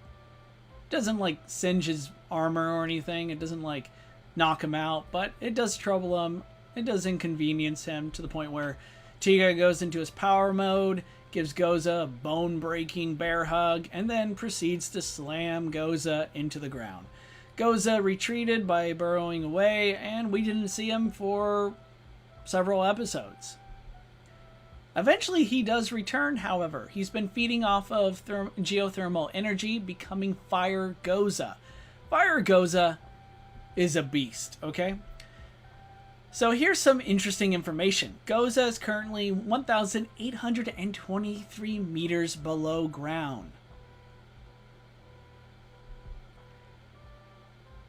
They fire a drill laser beam that cut through 1,823 meters of solid earth within 3 seconds. And they did it twice. That's right, Fire Goza tanked a beam that was powerful enough to punch through 1,800 meters of solid earth within 3 seconds. And he took 2 of them. My boy is juiced. He is a beast. Fire Goza here is catching Ultraman Tiga's punches like he's nothing.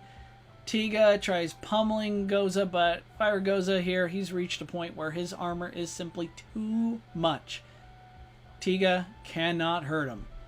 To the point where Tiga, after becoming Power Tiga, has to start channeling more of his power into, say, his fist, into his kicks, to deliver even stronger physical attacks. Here, Goza actually takes a pretty powerful charged kick to the chest, and it sends him flying. He crashes down, but no visible damage. Fire Goza is also highly not only resistant to heat-based attacks, he absorbs them. Here he is absorbing Power Tiga's signature weapon that can usually blow up kaiju. And he can also fire a more supercharged version of his own heat beam. It's actually, I'll go back to that in a moment. It's okay. I don't really think it's like more impressive than Heisei Godzilla's heat beam for comparison's sakes, but it's, you know, decent.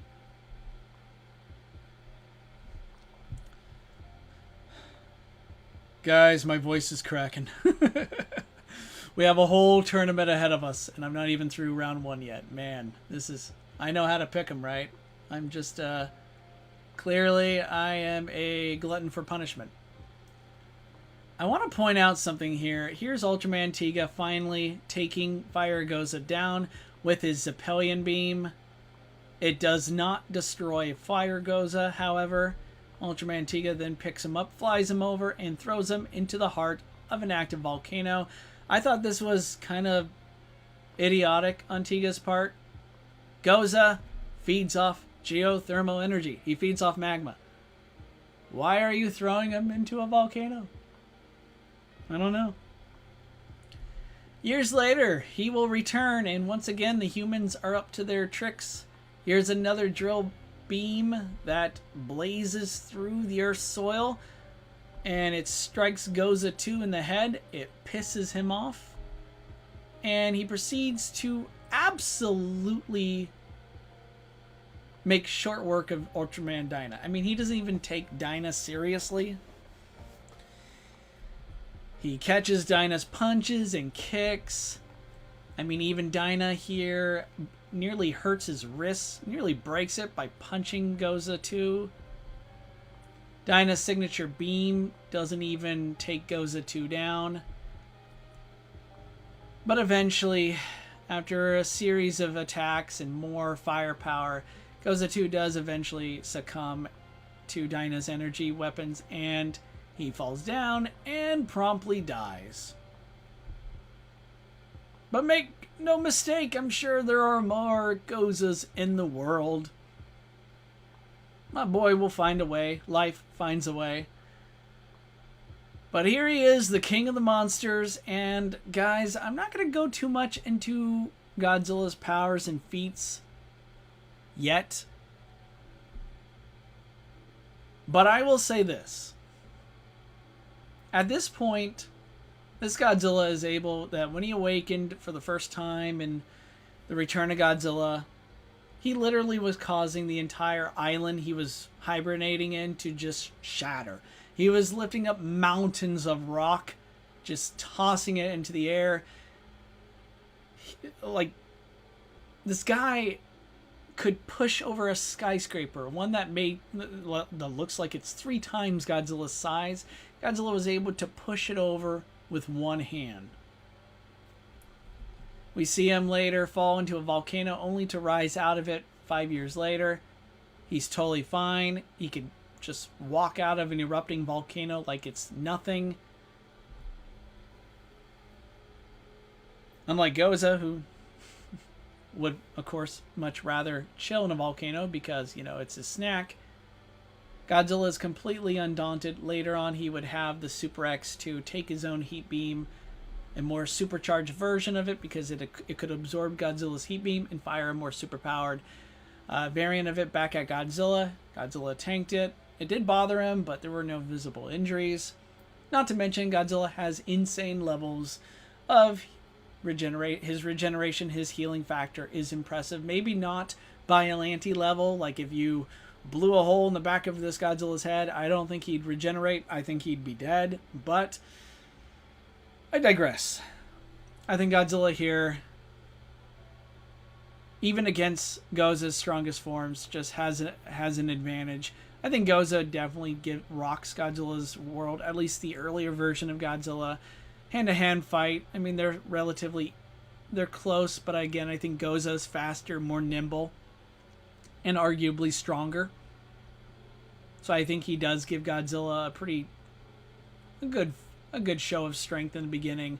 But Godzilla's regeneration to me just wins it for him in the long run. Unlike Goza, who does not seem to possess a healing factor that is worth talking about. I thought you guys might find this a little humorous. I'll leave this up here for a second.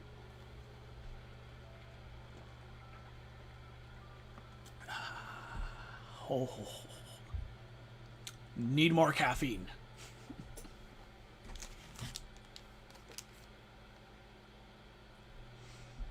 Anyways, my verdict is Godzilla wins. It's with a heavy heart because I love me Goza, but I do think the King of the Monsters, even in his earlier form, prevails and takes the win.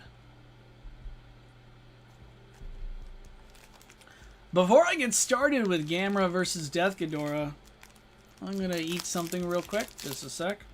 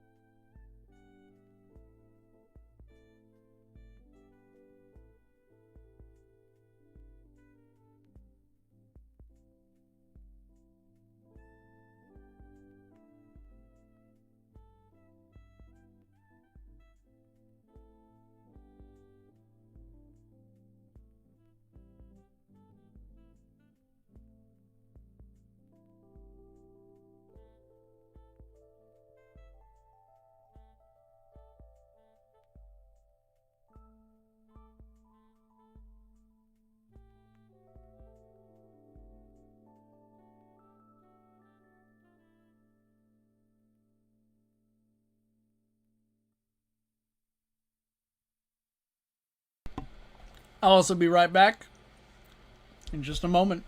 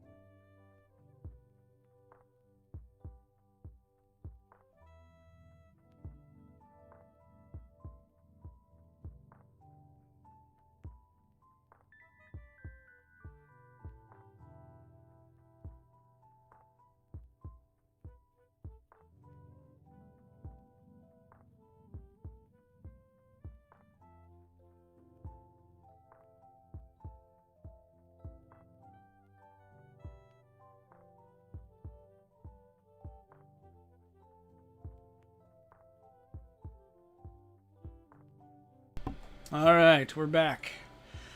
Let's get to it. Gamera versus Death Ghidorah.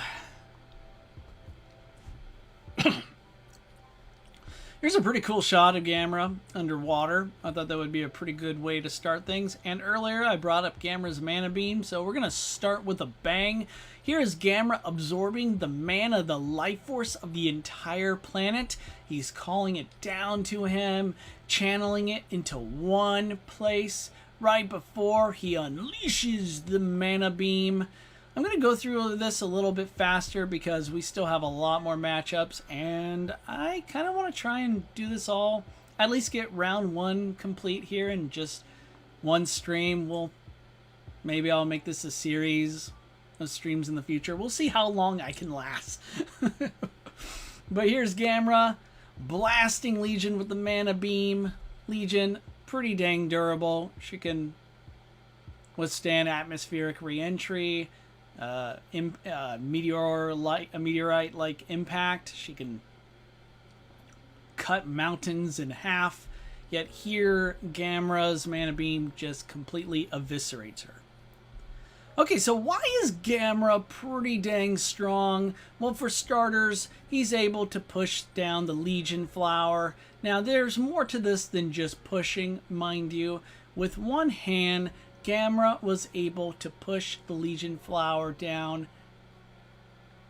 And I want you to remember, the Legion Flower is 25 times Gamera's mass.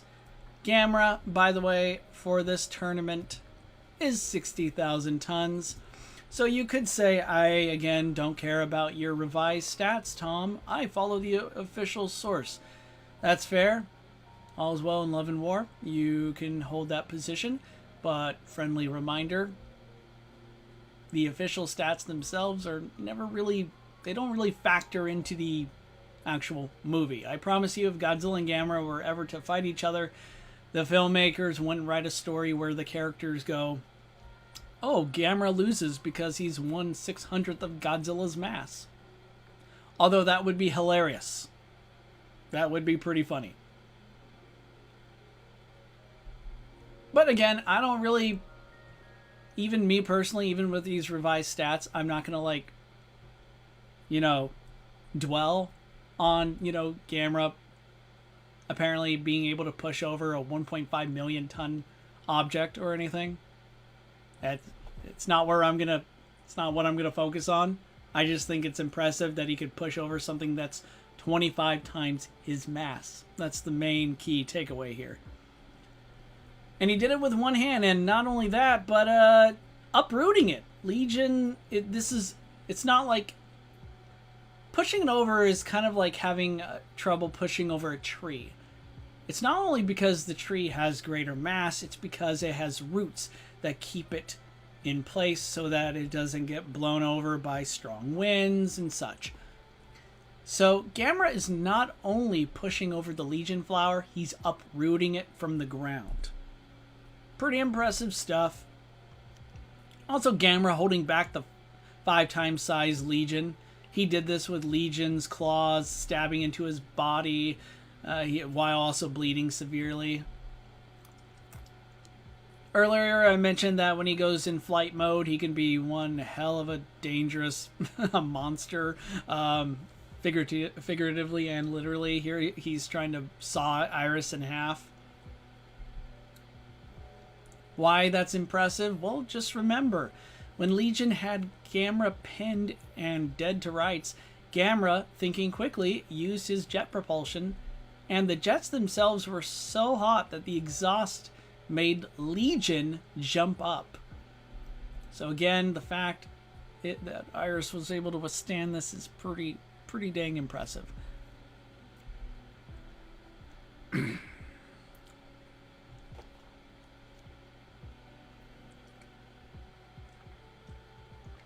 Logan, good to see you, man.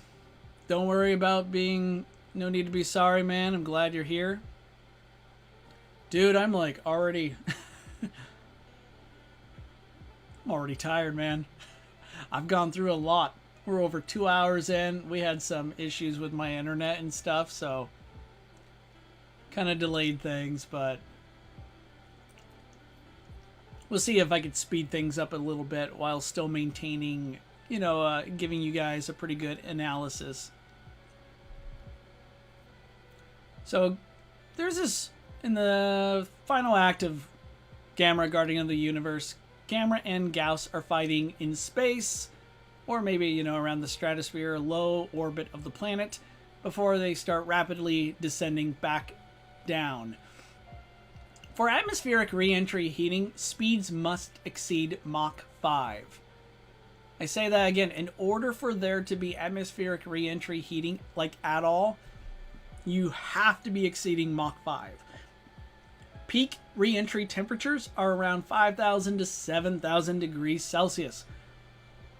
You might notice that Gauss here is withstanding those temperatures. But what he can't withstand is Gamera's fireball, absolutely vaporizing his head and severely burning the upper part of his body, killing the shadow of evil. So premise 1, Super Gauss tank atmospheric re-entry temperatures. Premise 2, Gamera's fireball disintegrated Super Gauss's head.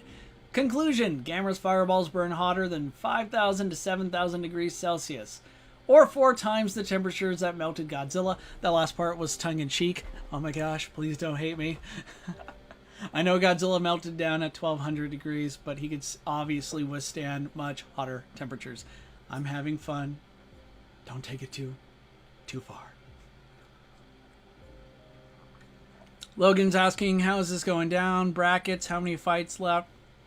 Yeah, one-on-one brackets for round 1. We have 30 contenders. 2 were on have a bye round, Ultraman Tiga and Gotana Zoa. We've already done Iris fighting Batra. I thought Iris would win that fight. We had Space Godzilla take on Mogera. Space Godzilla won that one. Biollante fought Legion. I sided with Legion in that. Godzilla fought Goza and won that.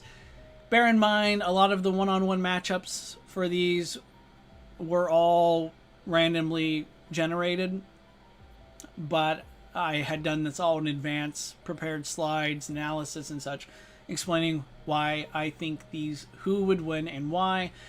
And of course, if you disagree, you're more than welcome to share why.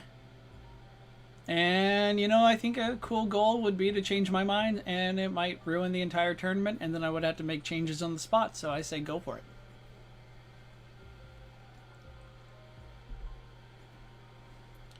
As you can see here, after being damaged by missiles, Legion's appendages are having a hard time containing one of Gamera's fireballs. Eventually, they blast out and go off into the distance and create a pretty dang powerful fireball here. You can't talk about Gamera's fireballs without getting into Gamera 3. For starters, Gamera's fireballs by the time of Gamera 3 are far more powerful than they were back in Guardian of the Universe. Here, they absolutely annihilate the 109 building. They make Hyper Gauss go boom right here. I mean, just look at that and compare it to when the previous slide of Super Gauss losing his head. Gauss's entire body explodes, raining chunks, burning chunks onto the streets.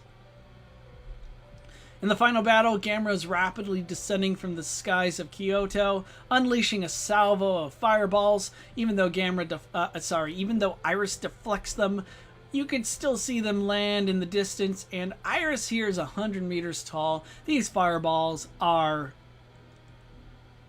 insane. Now, some of you might be thinking, just so what? They're big and flashy. What's the big deal?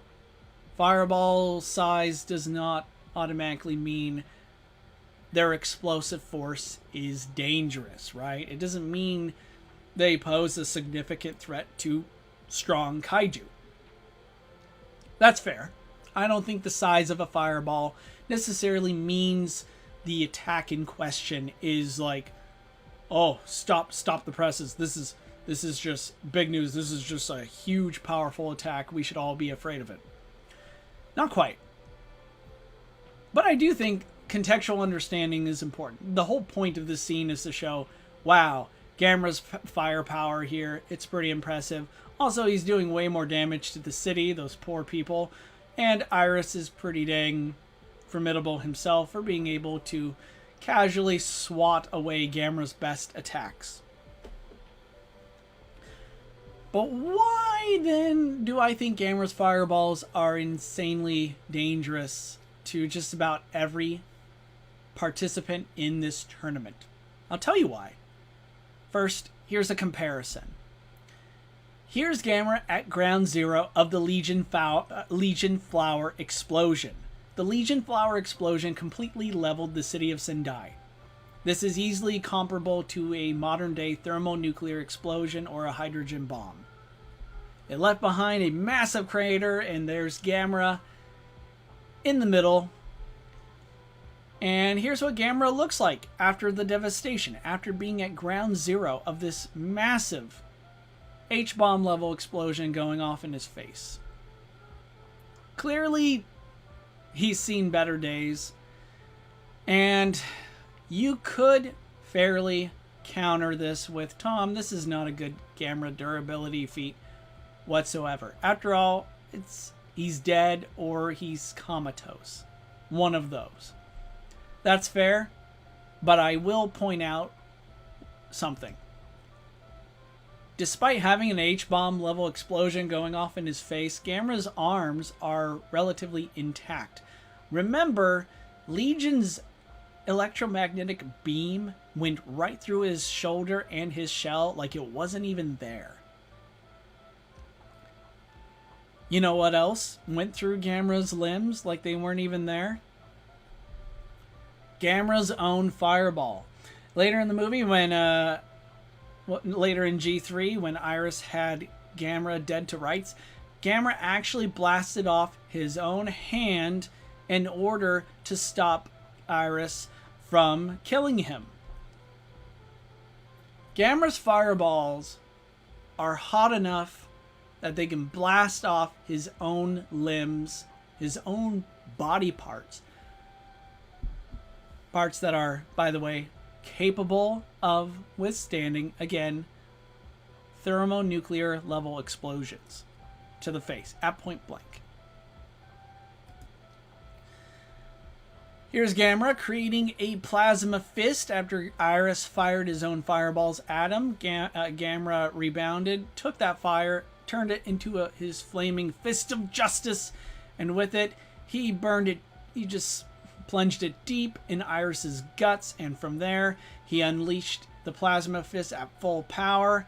And you'll notice I want you guys to look at something here for a sec. Gamera and Iris are fighting inside of Kyoto Station, and after Gamera detonates or activates the plasma fist from inside Iris. We later see this explosion. The explosion is not inside Kyoto Station. That's to the right.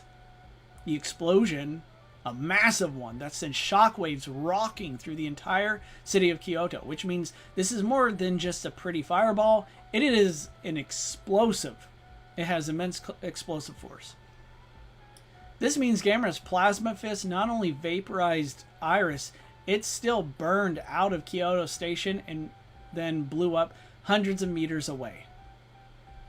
That's a pretty dang powerful attack. And as previously mentioned earlier in Gamera Guardian of the Universe, Gamera's shell is immune, invulnerable to Gauss's sonic beams. However, Gamera's hand, not so much. Here's a shot of Gamera's hand receiving a bleeding cut. But by the time of the events of G3, Gamera has arrived at the point where he is not only highly resistant to Hyper Gauss's sonic-based attacks, they don't seem to hurt his hand at all. In this shot, Gamera's hand is completely unscathed, undamaged. And the very same Gauss beam that cut a skyscraper in half instantly. While I don't think Heisei Godzilla's atomic breath is weaker than Gauss's sonic beam, I think an argument can be made that Hyper Gauss's sonic beam has more impressive cutting feats, if that makes sense. It could cut through buildings a lot faster than Godzilla's heat beam because Godzilla's beam is a heat-based weapon. It doesn't cut, it burns, but you get what I mean. So once again, I thought we should real quick talk about this. There are some Gamera kaiju that are glass cannons. They're pretty weak, not that impressive.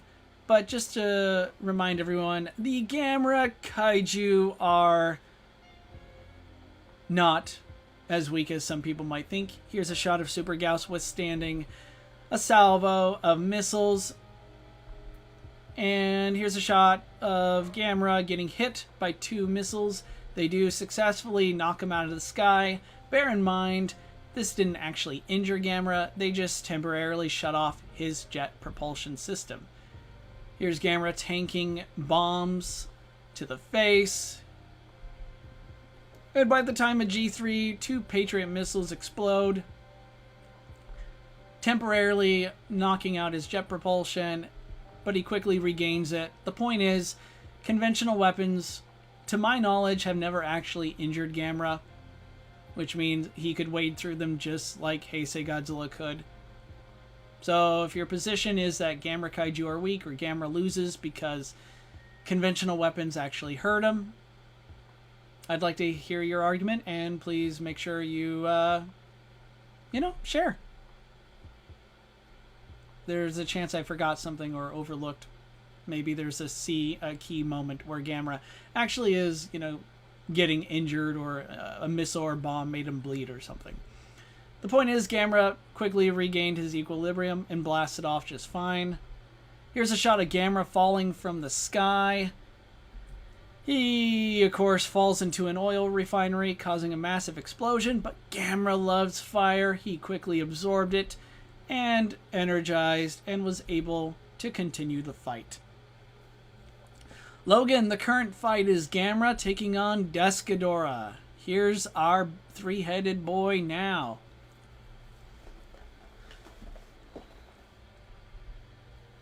Desghidorah is a very interesting kaiju with a very unique history. I'll be going over its history here in just a sec, but until then, here's something we're going to start off with. Desghidorah, after awakening after being imprisoned for millions of years, started absorbing the life force from trees. It's implied that he could absorb the life force from living beings like humans or animals or such, but he prefers trees because they live longer and have more energy. This is applicable. It comes into play later in Rebirth of Mothra, when Mothra Leo goes to one of the oldest trees on the planet, and it helps give him a much needed power-up transformation. Okay, so here is Mother Mothra hitting Descador with an energy ram. Why is this significant? And why is there a chance that I might piss some of you off? Earlier, I talked about hyperbolic statements, and I also talked about how source material is not always reliable, especially when it can be contradicted by on-screen evidence. Here's an example of that. Mothra's Mach 80 strike here. That's right. It's said in guidebooks that Mothra's energy ram makes her move at speeds of Mach 80. If that's the case, then she imparted approximately 335 million tons of force in this scene. And then the Earth blew up and everybody died. The end. Okay, I'm just kidding. But that last part. This is a clear example of empirical evidence, as in what we see on screen, contradicting source material. Using contextual understanding, the point of the scene is straightforward. Mothra energizes herself in order to impart greater force. However, there's no in-universe proof that she really is moving at Mach 80 in this scene. Quite the opposite, sadly, since in film empirical evidence trumps guidebooks, Mothra's Mach 80 speed is debunked, and I don't take it seriously. Sorry, not sorry. Moving on. That doesn't change the fact, by the way, that Descador is extremely durable. He is like a kaiju tank, but we'll get to that shortly. Here's Descador using his Pyre Road. His Pyre Road is an extremely powerful flamethrower. I mean, it's more than just a flamethrower. It actually does more. It does way more than just burning up the place. It actually begins to split the very earth itself, causing lava and fire to shoot up. It is incredibly powerful. It's a dangerous attack. And everyone, especially Mothra here, should... if you're fighting Descador, you should be extremely careful. This guy's attacks are next level. And even with Mothra trying to fly away, I mean, we're talking about fire, explosion, lava just jumping up and still burning her severely. You want to know what else is pretty dangerous about Descador? This guy was scorching over 8,000 square kilometers of forest within only a few hours. That's insane. And also, here's a satellite image of Hokkaido. These weather satellite pictures show the strange clouds. Look at all that. That is Descador. That's Descador's doing. Descador can also fire these blazing hot energy attacks from each mouth. They are so hot that when they strike rock, eventually they reduce it to molten slag. Here's Descador shooting at Mothra Leo larva and still blasting it into the air. I kind of think this is a nice nod to Ghidorah, the three-headed monster. In the off chance that you manage to get in too close and you might be overwhelming Descador, he could still unleash an energy pulse similar to Godzilla's nuclear pulse and completely repel you, not only zapping you, but also blasting you with an explosion. And once he harnesses enough energy, he can fly. Here's Descador meeting the extremely powerful Mothra Leo in the sky. And for a second, let's look at what Mothra Leo does to our guy. Mothra Leo goes all out. He's like going all Goku. He is throwing energy attack after energy attack, and Descador eats it up. This is why Descador is one of the most durable kaiju in our tournament. He's also really strong. The guy can just crash into Mothra Leo and seemingly, rival Leo's strength, but eventually Leo does overpower him and knocks him out of the skies. Finally, Leo goes all out, cranks it up, and unleashes the mother load of an energy attack. I mean, just look at this thing. This attack is extremely powerful. I'd say it's, again, one of the strongest energy attacks we've seen in a live-action Godzilla-like movie.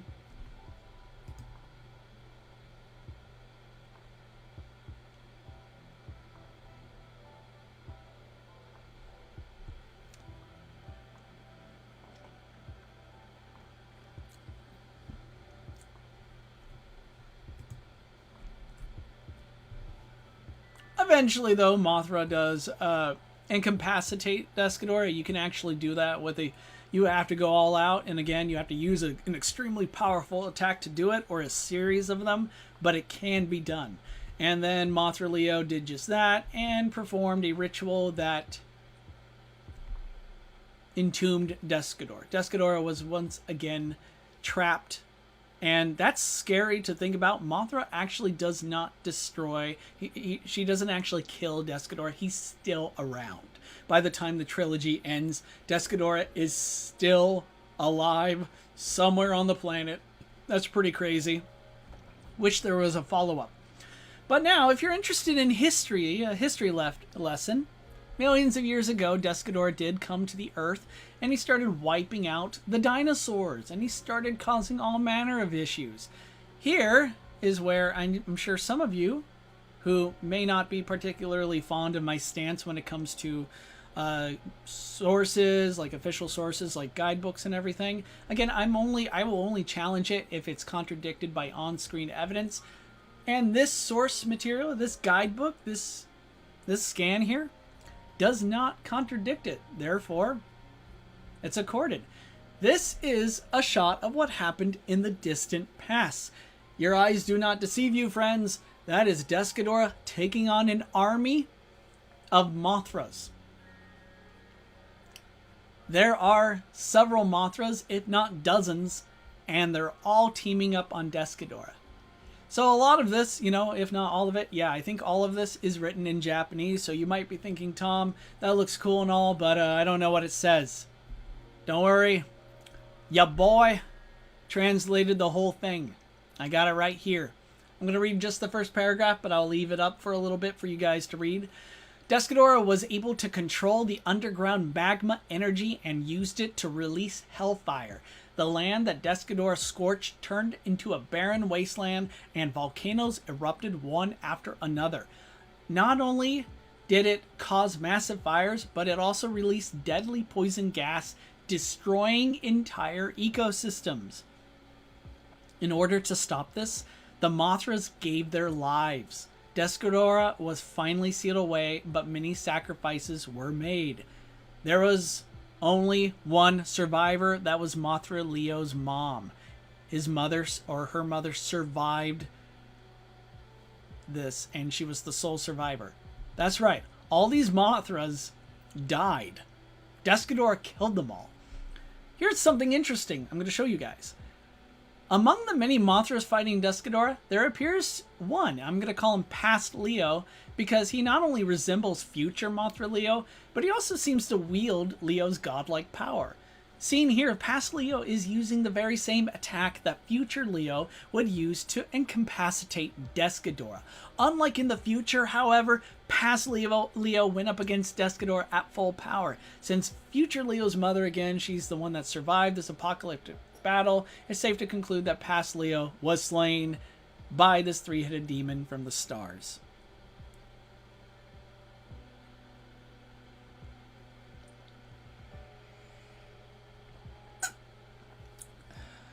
Here's something I need to mention, though.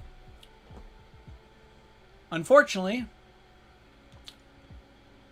Descadora in this tournament is not at full power, because again, we're focusing mainly on live action and also what they managed to accomplish in their respective live action movies. I still count that. I still recognize all of that as happening. That is clearly Descadora at full power. He is fully capable of destroying entire ecosystems, raising volcanoes, magma from the earth. He's taking on an army of Mothras, one of whom is comparable to Mothra Leo. And Descadora at full power would be a complete demon, and he could very well have won this tournament. However, he is not at full power. In fact, I think even if he were at full power, he is going up against a foe who is seemingly designed to counteract all of his major strengths. I think Gamera wins this fight, but not decisively. I think steadily. I think in the beginning, this is going to become like an exchange of fireballs. each of them are basically going to just shrug off the other's attacks. But Gamera's going to quickly realize his foe is, well, feeding him. Not figuratively, I mean literally feeding him with his fire attacks. So even if this comes down to close quarters combat, which both like, and the other, and sure, Descadora can shock Gamera, keep him at a distance for a little bit, and Gamera's attacks are not going to like immediately like hurt Descador or kill him outright. I do think, given Gamera's, how I just went into meticulous detail explaining just how insanely powerful Gamera's fireballs and his attacks are, I think those would eventually wear Descadora down, just like how Leo eventually did. And all the while, Gamera is steadily getting stronger. He's absorbing Descadora's fire attacks, his energy, and before you know it, Descadora is toast. Or Gamera keeps him around for a quick snack refresher. Let me know what you guys think. Agree or disagree?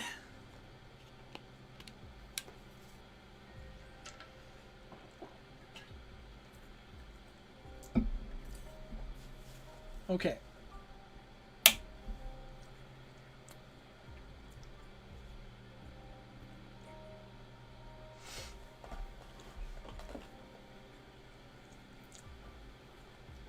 Our next fight is Ultraman Great versus Grand Ghidorah. Once again, for the sake of these, for this analysis, Grand King Ghidorah in this tournament is 100 meters tall and weighs 100,000 tons.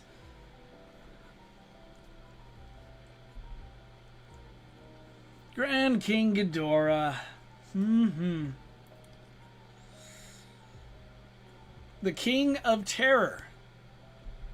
This guy's a beast. I mean, his manipulation of zero gravity allows him to fly through buildings without even, like, flapping his wings. This guy can just move anywhere, and not many things can stop him. Now, in this shot, we can see skyscrapers exploding. But I have to wonder, did the VFX artist forget to include the gravity beams? Is this his gravity beam doing the trick? Maybe it happened too fast and I just didn't see it. No matter, as I'll get into later, his gravity beams are most certainly capable of vaporizing skyscrapers. I just found this shot really interesting. And it made me wonder if his zero gravity is just tearing the city apart or not.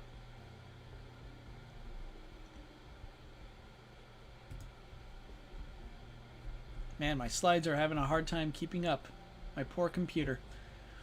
Anyway, in this shot, we're in a classroom and Ghidorah is flying overhead. What could he be up to? What makes this Ghidorah, this kaiju, terrifying is the fact that he can just pluck you away. He can actually teleport you away from wherever you are to a very terrible place. The fact that Ghidorah has the power to do this to other living beings, that he could literally just have control over your molecular structure, over your bodies, and just teleport you to where he pleases, is scary. He just targets children because he's evil. He does it for the evil loves, for the evil LOLs. Here's another shot of these kids who are being teleported, and it is terrifying. Now, I noticed something very interesting, that when Ghidorah does this, he's distorting space.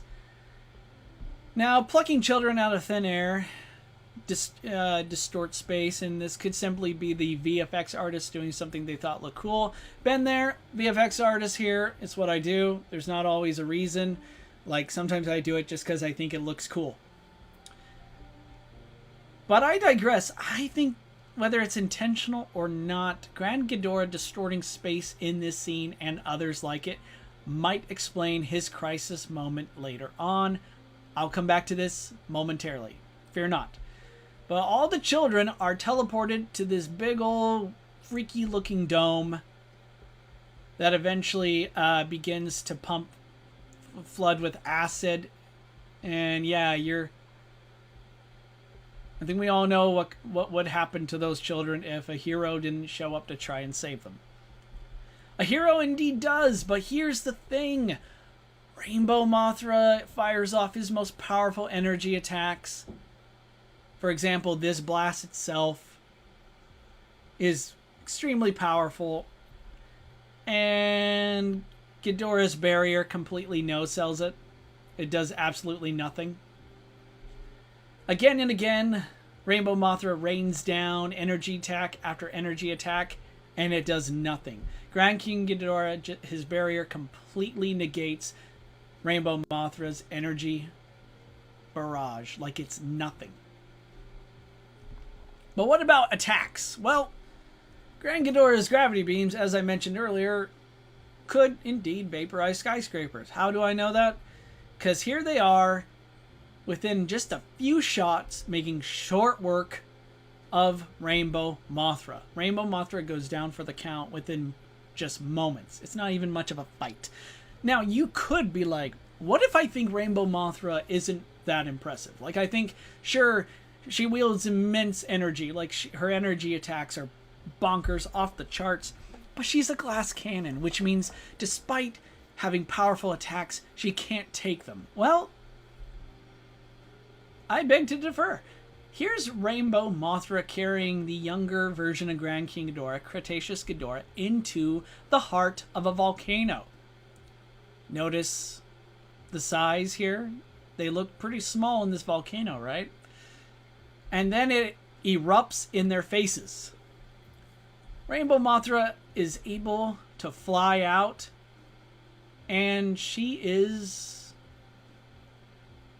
unsinged. She doesn't seem to have been damaged by the volcanic eruption.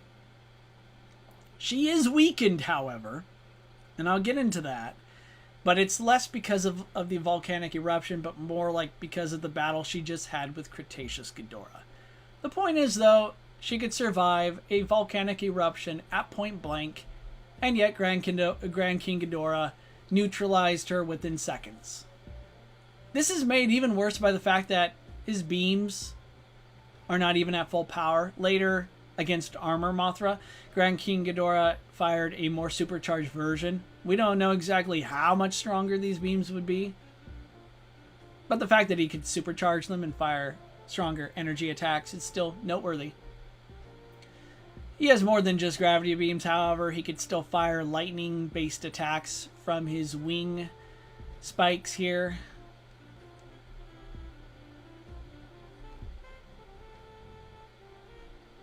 Another angle of him firing them. It's interesting here in this shot, his left wing has been, well, taken off by Armor Mothra, yet still with zero gravity, he's able to maintain equilibrium. Pretty impressive. And here he is, just coming down and just stomping Mothra into the ground. I'm not sure if this would be a factor in this fight, but this Ghidorah does have mind control, and he can and did take control of Laura, one of Mothra's fairies, also known as the Elias. Okay, so earlier I mentioned there's a chance that Grand Ghidorah, whenever he's like kidnapping children with his teleporting powers, he's also he's warping space. So I think this is indicative of something bigger happening. When Rainbow Mothra blew off the tail of Cretaceous Ghidorah, which was Grand King Ghidorah's younger self, in the distant past, Grand Ghidorah felt the pain in the present. He literally keeled over and just started wailing in pain. And after Mothra destroyed Cretaceous Ghidorah 65 million years in the past, Grand Ghidorah disappeared in the present. Now, last I checked, Rebirth of Mothra 3 screenwriter wasn't a theoretical physicist, so this could simply be chalked up to bad writing. However, my headcanon is that Grand Ghidorah might be a higher dimensional being than we thought, possibly fourth dimensional, which explains his sort of like control over space, time, and such. Now, this is not a feat I'm placing forward. I'm not submitting that. I just thought you guys would find this part pretty interesting. Let me know what you think. So as for the scene in question, this is Cretaceous Ghidorah's tail getting blown off. And after hitting the ground, it burrows underneath the earth and millions of years later, it would eventually regenerate into Grand King Ghidorah.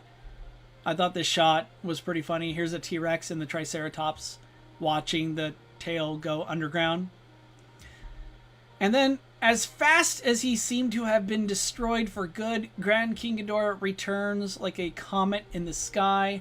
He explodes, makes literally the entire sky, by the way, was indeed blackened. Like, he seemed to be warping not only the sunlight, but the very environment himself. And while it's hard to make out from the slide here, Ghidorah is kind of like, he's slowly beginning to materialize from the very fire itself. It's a very cool effect. But then, you know, the darkened skies disappear and it's sunlight again. I do say his inexplicable rebirth distorted space. It went from day to night to day within moments. And it's heavily implied this Ghidorah regenerated from the severed tail of Cretaceous Ghidorah.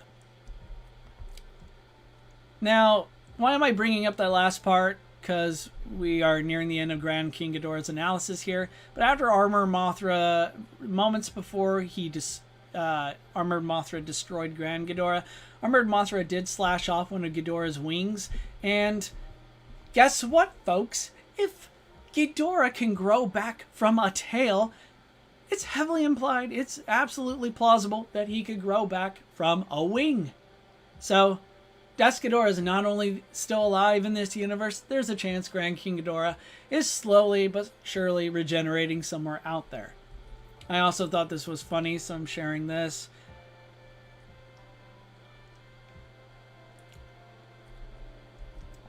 Alright, time for Ultraman Great. And since I need to take a break soon, I'm going to speed run through this. Don't worry, Ultraman Great fans, I promise to honor your boy here. Ultraman Great's firepower is pretty impressive. I mean, he can blow up kaiju tier enemies, no problem. Here he is literally making a kaiju completely incinerating them, removing them from the picture here. Also, his energy attacks are very lethal. He can create these lightsaber-like beams that he uses not only to cut and amputate and do all manner of terrible things to his opponents, he also uses them on an immensely durable enemy here. Oh man. I'm spacing. I can't remember this kaiju's name. Starts with a K. This guy tanked, as you can see in the shot, that yellowish thing. That's actually a nuke, and it went off in this thing's face, and he survived. Ultraman Great's energy attacks were able to burn through him, no problem, and disable him completely. So that's scary powerful. Ultraman can also take control over energy. He can absorb it, manipulate it, and throw it back at you. And finally, in the fight against Super Gudis, Gudis put him in some sort of spatial, space-time, wibbly-wobbly energy sphere, shrunk him down, and brought him into his body. And even from here, Great was able to build up enough energy to break free, eventually returning to his full kaiju size, and proceeded to fly out of Super Gudis' head, right as the alien menace blew up. Also, this kaiju, again, whose name I can't remember, someone please save me here and tell me, please tell me. I'm going to know this later on down the line. I'm going to look it up and I'm going to be like, yes, that's it. Kilazi? Oh, jeez. I'm just embarrassing myself. This guy is about as big as Heisei Godzilla, and Ultraman Great was able to lift him up and carry him into space no problem, so Great has great levels of strength. Unfortunately, I think he loses. He is hampered by a time limit, and up against a foe like Grand King Ghidorah, whose energy attacks are way stronger than the energy weapons that Great was not really appreciative of. I think Grand King Ghidorah quickly overwhelms the Ultra Warrior. I do grant that Great could hurt Grand Ghidorah, maybe even take off a neck or two, but I don't think Great would win this fight. But and Logan, you're touching upon exactly what I wanted to talk about. Would Gran G's teleportation even work on a kaiju-sized Ultra? What would stop Ultra from just using his teleportation powers himself? Here's the thing. I don't think Grand King Ghidorah's teleportation, spatial manipulations work on a kaiju opponent. I don't think they could work on Ultraman, and I think Ultraman can use his teleportation powers to avoid maybe get out of a jam. But the reason why I brought it up and why I thought it would be interesting is I wonder if, because Ultraman Great is bonded to a human host who is still in there, still connected, I wonder if Grand King Ghidorah could use that on the human, on Ultraman Great's human alter ego. And by doing so, if that would immediately remove Ultraman Great from the playing field. What do you guys think about that? I don't know, but I thought that would be really interesting and spark some interesting discussion. Okay, here's the next fight. I'll be right back. Should be back in just about a minute.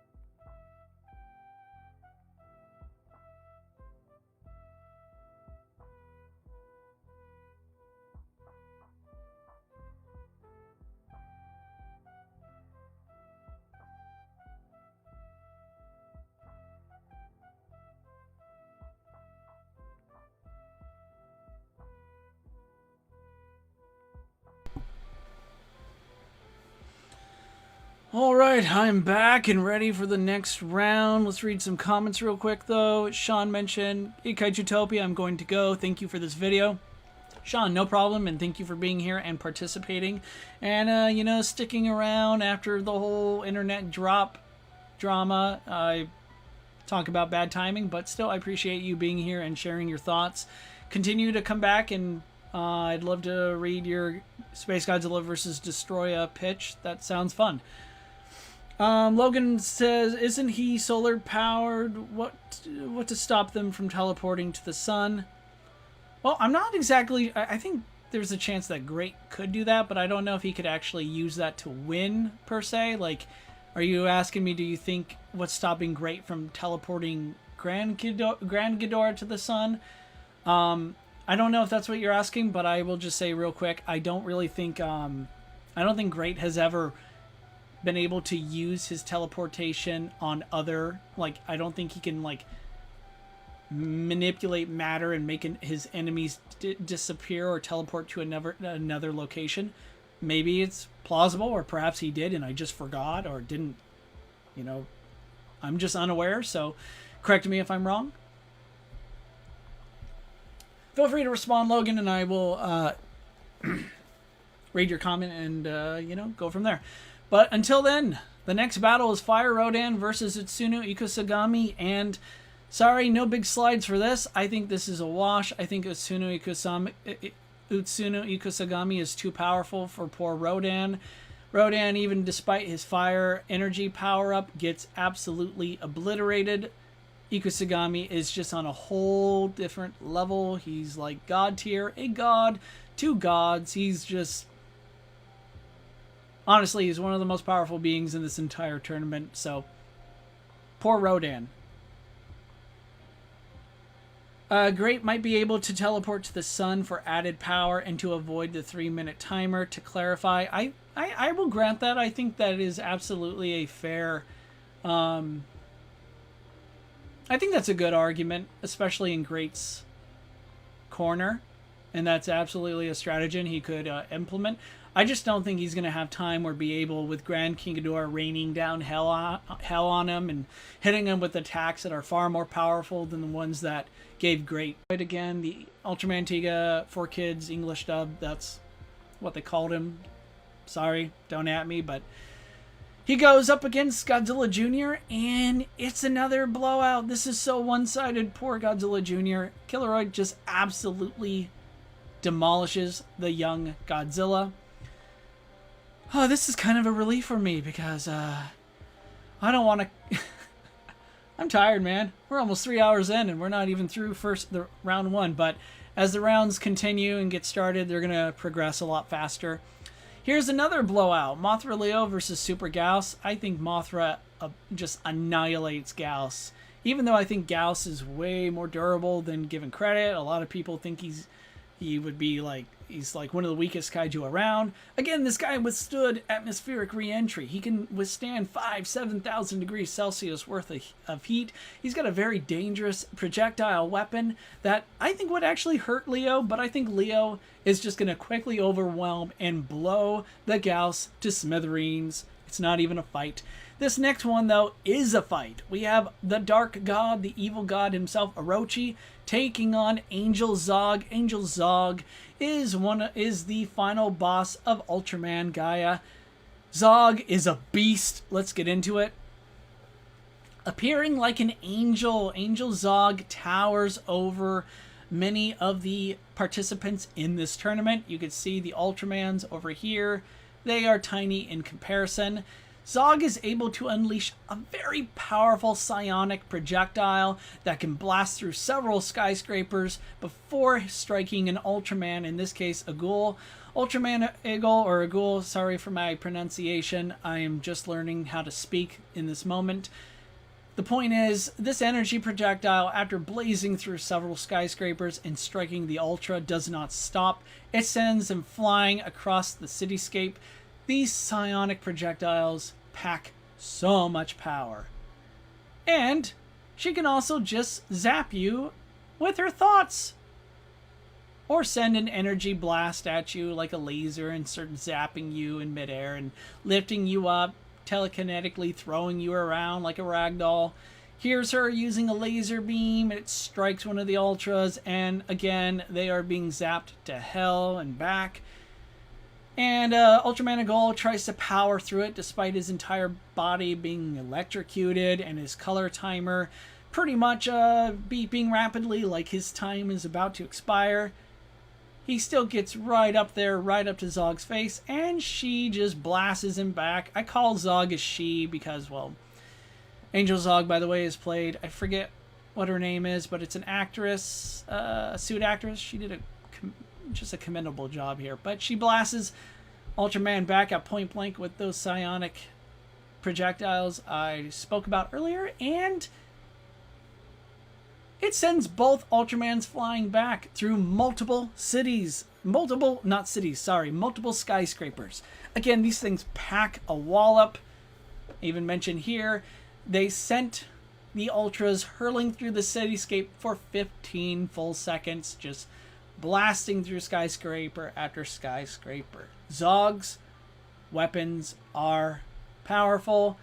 Finally, both Ultras' color timers expire and they are defeated. Their life force begins to drift and Zog begins to absorb them. Zog pretty much took out 2 Ultra Warriors without much difficulty.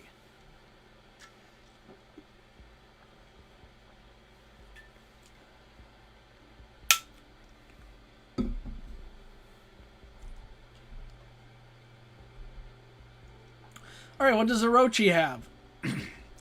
Sadly, Orochi doesn't really have much in a way that makes me think he's going to win this fight, but I will make mention of it here and now. Orochi does have lasers fired from his eyes that seem to be pretty okay, but we don't really see what they could do to an opponent whose durability is something that we can actually quantify, but I will grant that they're decent, and the fact that Orochi has like 8 heads and can fire them from each eye means he's got like potentially he could be hitting you with like 16 beams at once, so that's not bad. His flamethrower is actually pretty powerful. Utsune Kusagami has a shield that's basically folding time and space, and Orochi's fire somehow destroys it. So okay, Orochi has a pretty powerful flamethrower. Here's a shot of Orochi's energy mouth beams. I don't know how strong they are, sadly. We're going to go through Orochi real quick. I'm sorry, because there's still not a whole lot on Orochi that I was able to find that really makes me think I can reverse my decision here. But I will say this shot is one of my favorites. Why? Because the VFX artist had fun and also goofed. Here's the goof. You see what I mean? That's Orochi's shadow, and it's on the earth itself. So this shot makes Orochi look like he's the size of like Unicron or Galactus or something. Like, Orochi is not the size of the earth. But there's that. If he was, he'd win the tournament. Alas, he's not. And again, here's something, some of you, I'm going to throw some of you a bone. Some of you I got into earlier. It's all fair. It's all great. And here's where you can maybe throw this back in my face.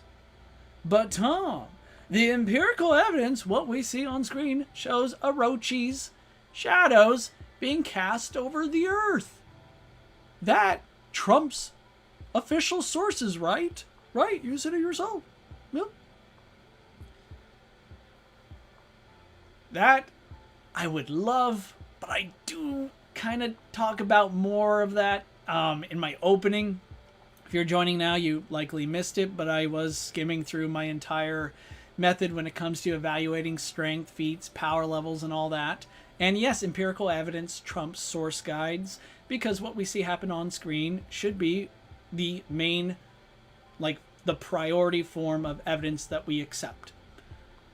However, I do bring up contextual understanding, and also I do talk about contradictions or outliers and such. Something like this never happens again. We never see Orochi change his size or anything to even remotely suggest that he can do more than that. And of course, I don't think empirical evidence is like immune. I don't think it's like infallible. Mistakes do happen. I mean, in Ghidorah the Three-Headed Monster, Ghidorah and Rodan crash in midair, and if you look closely, Rodan's head literally comes flying off. Does that mean Rodan regenerated a new head? No. And yeah, so this is just one of those things where we go, it's a film goof, or the VFX artist just having fun. It's not something to write home about. But if you want to rub it in, go right ahead. At the end of the day, I think Zog wins this battle. Next, we have King Ghidorah taking on Deathfacer. Deathfacer took on Ultraman Dyna in the Ultraman Dyna Ultraman Tiga fight, or movie that they both starred in. And apologies to Ghidorah fans. This was initially going to be another, I'm not going to show slides, I'm just going to go to the verdict. I do think King Ghidorah is pretty dang strong. I think he held his own against Godzilla relatively well. But against a foe like Deathfacer here, whose Gatling gun is literally vaporizing some pretty good, I'd say, a squadron of jets designed to deal with kaiju. And of course he has a grappling hook that he can reach across and grab you at length. He has energy beams and all manner of stuff. And finally the Neo Maxima cannon, which could not only vaporize an Ultra, but also has a nuclear level explosion. I think Deathfacer is just too much for King Ghidorah. Now this shot right here of Ultraman Dyna being disintegrated doesn't actually happen. It's something Dyna has a nightmare about, but given the fact that the Neo Maxima cannon literally just blasted a massive crater in the heart of this island, I mean, just look at this. I think it's a fair bet. I think Dyna's nightmares are justified. The Neo Maxima cannon would absolutely disintegrate him, and I think in time, well, a relatively short span of time, he would vaporize King Ghidorah as well. But because I love manga and I want to share this real quick, and because I heart Ghidorah, from the Godzilla vs. King Ghidorah manga, which in my opinion is superior than the film itself, there's this shot where after constricting Godzilla and making him comatose, losing consciousness, Ghidorah uses his right and left heads to hold Godzilla up long enough for Ghidorah's to shoot electricity down his mouth, electrocuting him from within. And as one of the characters point out, this is melting Godzilla's brain. Holy shit. I love it. What I don't love is saying that Ghidorah loses. I think Deathfacer wins this fight. If you agree or disagree, Ghidorah lovers, I know you're out there. Come to the defense of your three-headed boy. But until then, I'm moving on. King Kong versus GODZILLA. Kong comes from King Kong Lives. While some of you might argue this version of Kong is not a kaiju or whatever, he doesn't belong in this tournament. I love Kong. I needed him in this tournament. But unfortunately, he drew GODZILLA. And even though this is the weaker form of GODZILLA, it's still too much for Kong. Kong is absolutely toast. There's nothing he can do to GODZILLA. GODZILLA can do everything to Kong and then some. It does not end well. All right. Heisei Godzilla fans in the audience, we have Destroya taking on Super Mecha Godzilla. I do not have scans of Destroya or Super Mecha Godzilla to share in this particular segment.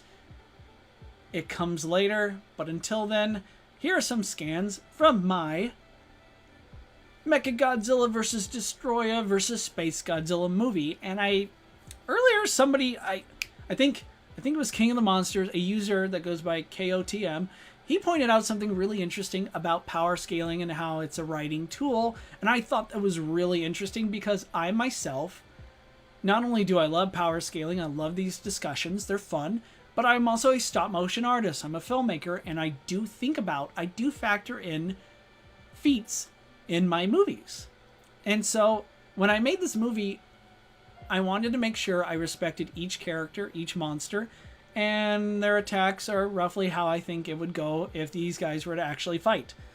So here's Destroya getting absolutely walloped on, just bombarded. Super Mecha Godzilla just absolutely lays it on. Plasma Grenade, Mega Buster, everything. And in my opinion, I think if this hit Destroya would be blown to smithereens. It would be raining green blood, and it would feel like Mechagodzilla could call it a day. However,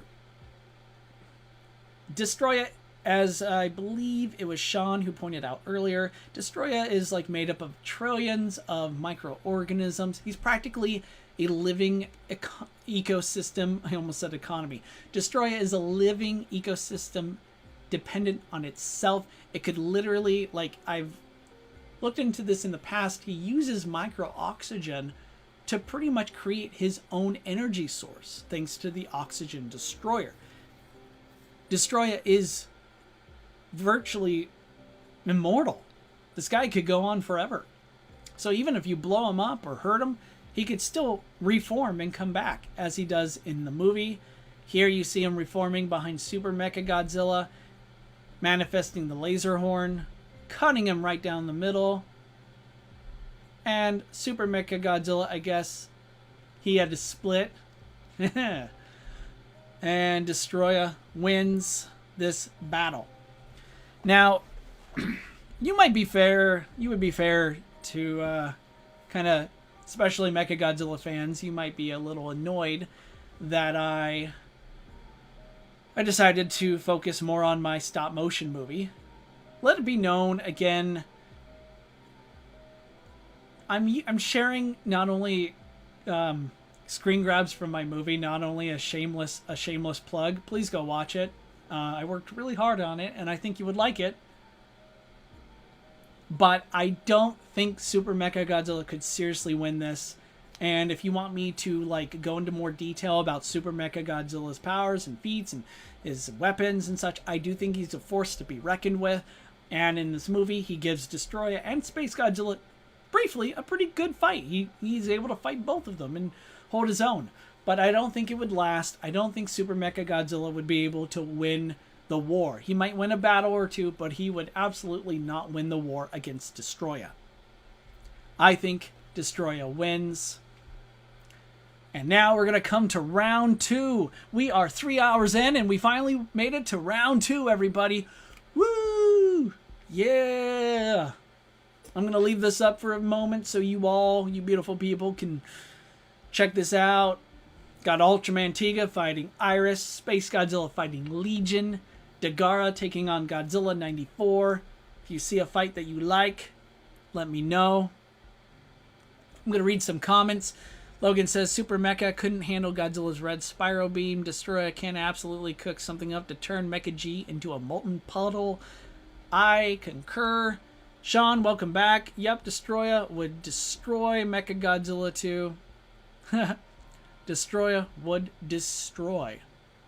I see what you did there, Sean. I see what you did there. I'll be right back. You guys take a look at round 2. Let me know if you see a fight that you like, and we'll get into it.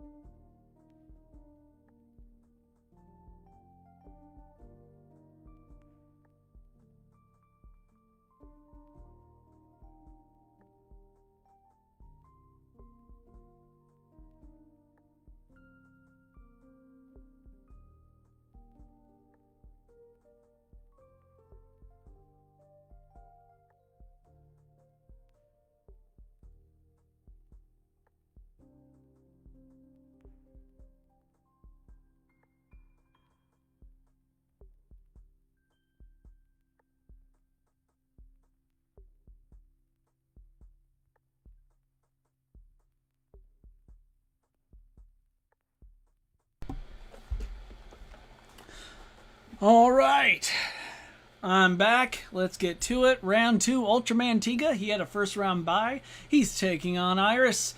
And I do not have slides for this specific face-off. Ultraman Tiga, I can tell you, he has one of the few... He's unique as far as Heisei characters go, because despite coming from the Heisei Era, he has made appearances in the present day. And of course, he has since kind of bulked up. He can now fly like a Dragon Ball Z character. His energy attacks are seemingly more powerful, and you could chalk that up to superior VFX, modern effects. That's okay. I'm not gonna ever say a character is weak or strong because of their poor or amazing VFX. but to each their own. I think in this fight, as I pointed out with Iris versus Batra, Iris is extremely dangerous. He's arguably one of the most dangerous kaiju on this list, but his major drawback, his major flaw is that he's an idiot. He's not that smart. He does not fight efficiently. When he does, oh man, look out. He's going to kill you. But he usually allows his opponents to come right up at him and just attack first, and then Iris will retaliate maybe.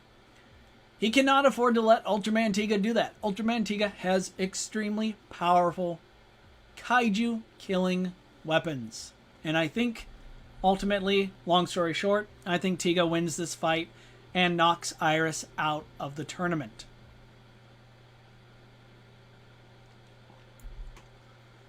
If you agree or disagree, Iris fans, let me know. You can comment, challenge me. Let me know if you think Iris would actually beat Ultraman Tiga. For the record, I don't think it would be one-sided. I think it's a very close fight. Alas, I do think Ultraman Tiga wins. If you want more explanation, I will give it to you. Please let me know if you're watching this from the future. Comment. Be like, Tom, I want a more accurate breakdown on your Ultraman Tiga versus Iris analysis. Not that I agree or disagree, but, I think Iris deserves it. I'll do it. But for the sake of time and my sanity and my vocals, I am continuing. In the next round, we have Space Godzilla fighting Legion. I love this fight. I love it.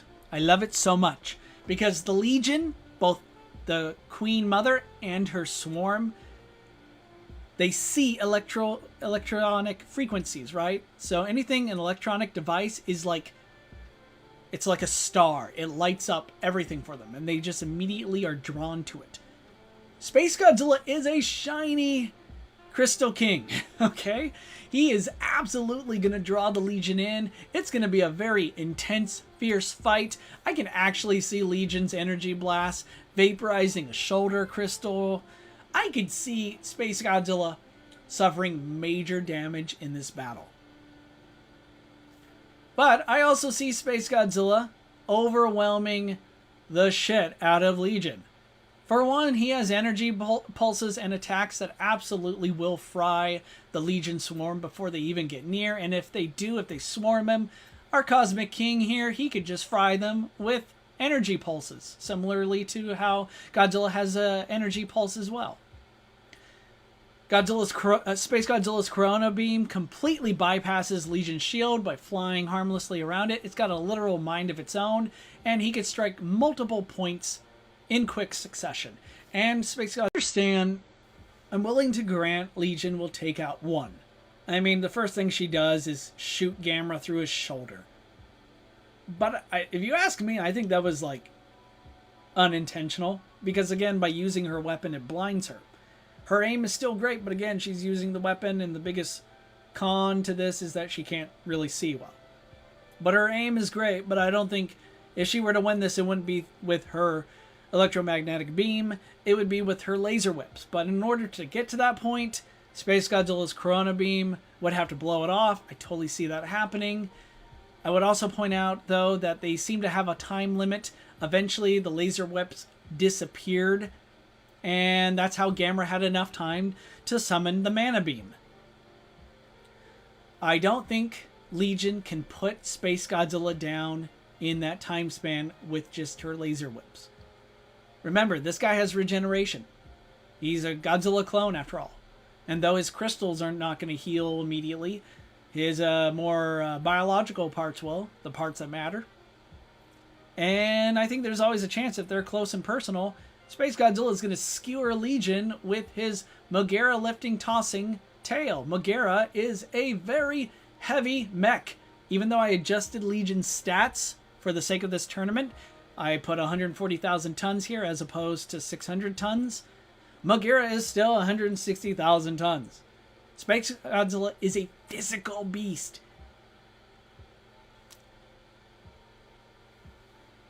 I honestly think Space Godzilla wins this battle. It's a brutal, brutal showdown. I do think if Legion managed to score maybe 3 hits with her laser, beam, not her laser, sorry, her electromagnetic beam or microwave beam, whatever it's called. I think if she were to graze Space Godzilla with 2 and then score a direct hit, it's lights out for Space Godzilla. I think there's even a big chance that she could win with 1 direct hit. But bear in mind, Space Godzilla, as stated and shown in the movie, was absorbing energy not just from Fukuoka Tower. He's also absorbing energy from Godzilla and Moguera.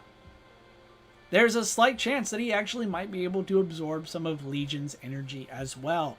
Not to mention, he has a force field which might save his life from Legion's beam, taking out his face. So, I do think Space Godzilla has the advantage, the upper hand, and I do think he wins this battle. But let me know if you agree or disagree. I can see some comments already, so I'll read them. Logan said, Legion would blast Space Godzilla's crystals apart. The red laser whips would slice him to pieces. She could keep him busy with her drones. Yeah, initially, but I don't think the drones would be able to withstand Space Godzilla's retaliation. And once the drones, the swarm, is destroyed in the movie, it actually caused visible harm to Legion herself. So by using the swarm and then, having them destroyed right before her eyes, it'll actually make the organ in the back of her head, explode, which caused her immense pain. It's what happened in the movie when the JSDF took out the swarm. So, I don't think it's going to actually work out in Legion's favor here. John wrote, yeah, Space G has faster regeneration than Godzilla does, and this is confirmed in the theater book. Given by default he is more powerful than Godzilla, it only makes sense. Yeah. That's both empirical evidence. On screen, we see Moguera drill into Space Godzilla's neck, literally open it up. I mean, he's bleeding, and then literally a frame later, the wound is completely closed. You can argue Space Godzilla's regeneration is superior to Godzilla. It also makes sense because Space Godzilla is also technically kind of like a Biollante clone, and Biolante's regeneration is top tier, so... Alright guys, moving on, we have Godzilla 94 taking on Dagara. I think this is a pretty good fight.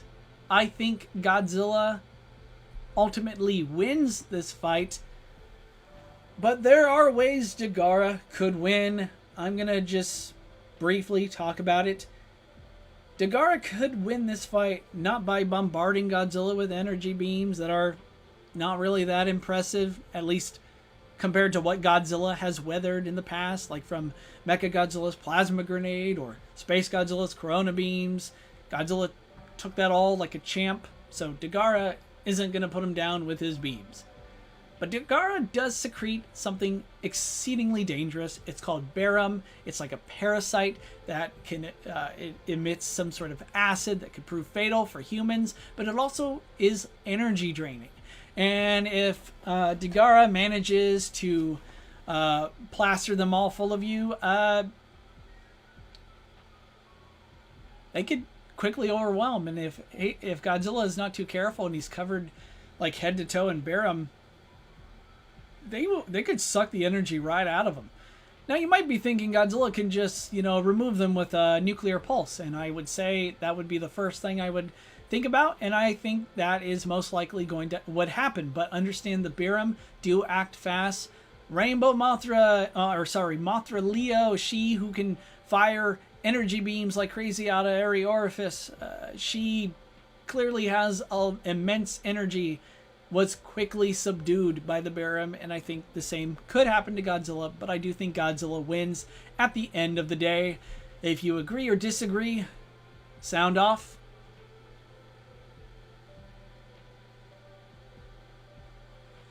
Logan wrote, the drones caused Gamera to retreat for the first battle. I don't think Space Godzilla could shrug them off so easy. I think it's a fair point that the swarm is clearly dangerous.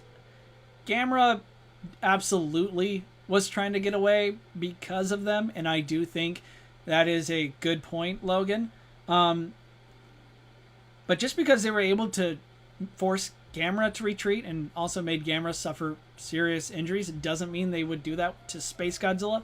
I do think Space Godzilla is more durable than Gamera, although, again, as I pointed out earlier, Gamera is pretty effing durable, right? I think that's an interesting discussion there. I don't think Space Godzilla shrugs them off. I think just similarly to how Gamera eventually got him off by spinning very quickly, I think Space Godzilla pulses and then vaporizes them and then negates whatever damage they inflicted with his regeneration. John writes, Gamera is slower, and given his turtle appearance, his mobility is more limited. Space G's mobility isn't perfect, but he can do so much more than Gamera can. You know, I didn't touch upon that, and that's a very good point, John. Space Godzilla, thanks to his telekinesis, can levitate, and during the fight with Godzilla, he was literally like flying circles around Godzilla, just shooting him full of corona beams. I promise when we get to Space Godzilla more in this tournament, I do provide a more detailed breakdown of him, of his powers and abilities. But until then, let's move. Our next fight is Gamera versus Grand King Ghidorah.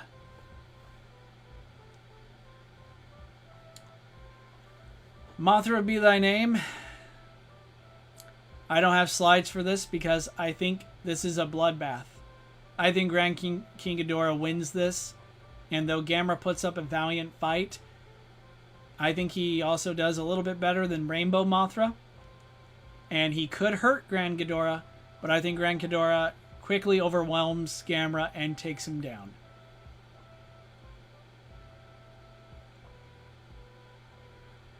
If you agree or disagree, let me know. I'm going to continue because we got much to cover. Now we have Dragon Zog taking on Gitanozoa, or Gitano Thor. Gitanozoa had a first round bye, and he comes in and takes on one of the most powerful monsters in the entire tournament. Zog, as previously pointed out, in its angel form, took down 2 Ultras, but then later the 2 Ultras took out Dragon Zog. What gives? Well, sometimes, as Batra Larvae would attest, your next form or final transformation is not always more powerful than your previous one. Dragon Zog is a massive, massive kaiju. He's like several hundred meters tall. He literally could stomp on pretty much everybody here. Now, whether or not that would kill them or not, that's debatable. But he's still massive, as is Gitanozoa. Long story short, long argument, long analysis. Gitanozoa wins with his petrification beam. He's going to blast right through Zog. Zog has no defenses and will turn into a stone statue and become yet, I don't know, another statue Gitanozoa could add to his collection. If you agree or disagree, sound off and we'll talk about it.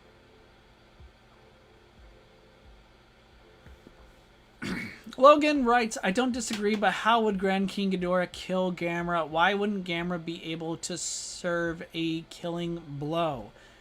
So for starters, I do think Grand King Ghidorah's barrier might initially prevent Gamera's fireballs from being problematic, from being a threat.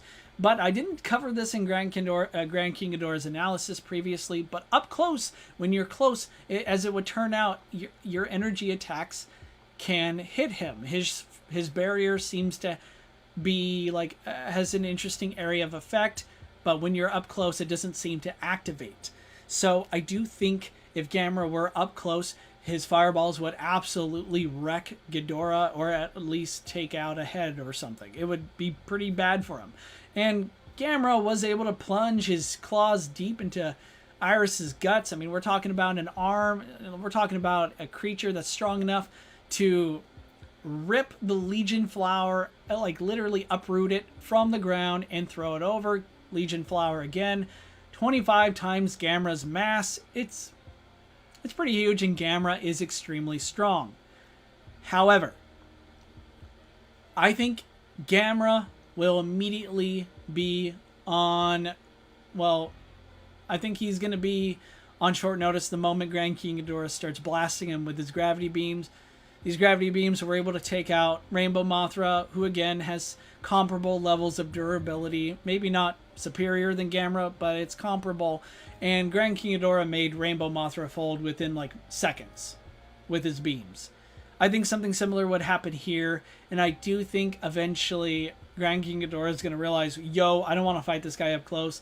I'm going to take this up. I'm going to put some distance between us. And while Gamera can fly as well, as we've seen, missiles can still disable, albeit temporarily, his jet propulsion and make it so that Gamera is grounded. Grand King Ghidorah is going to do the same here, and at that point,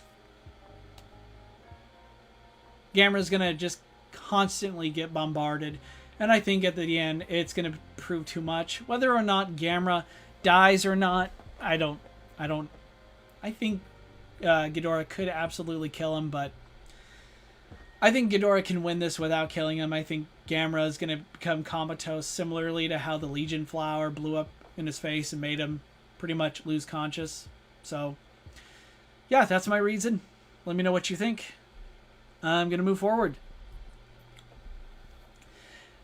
Killeroid takes on Utsuno Ikusagami.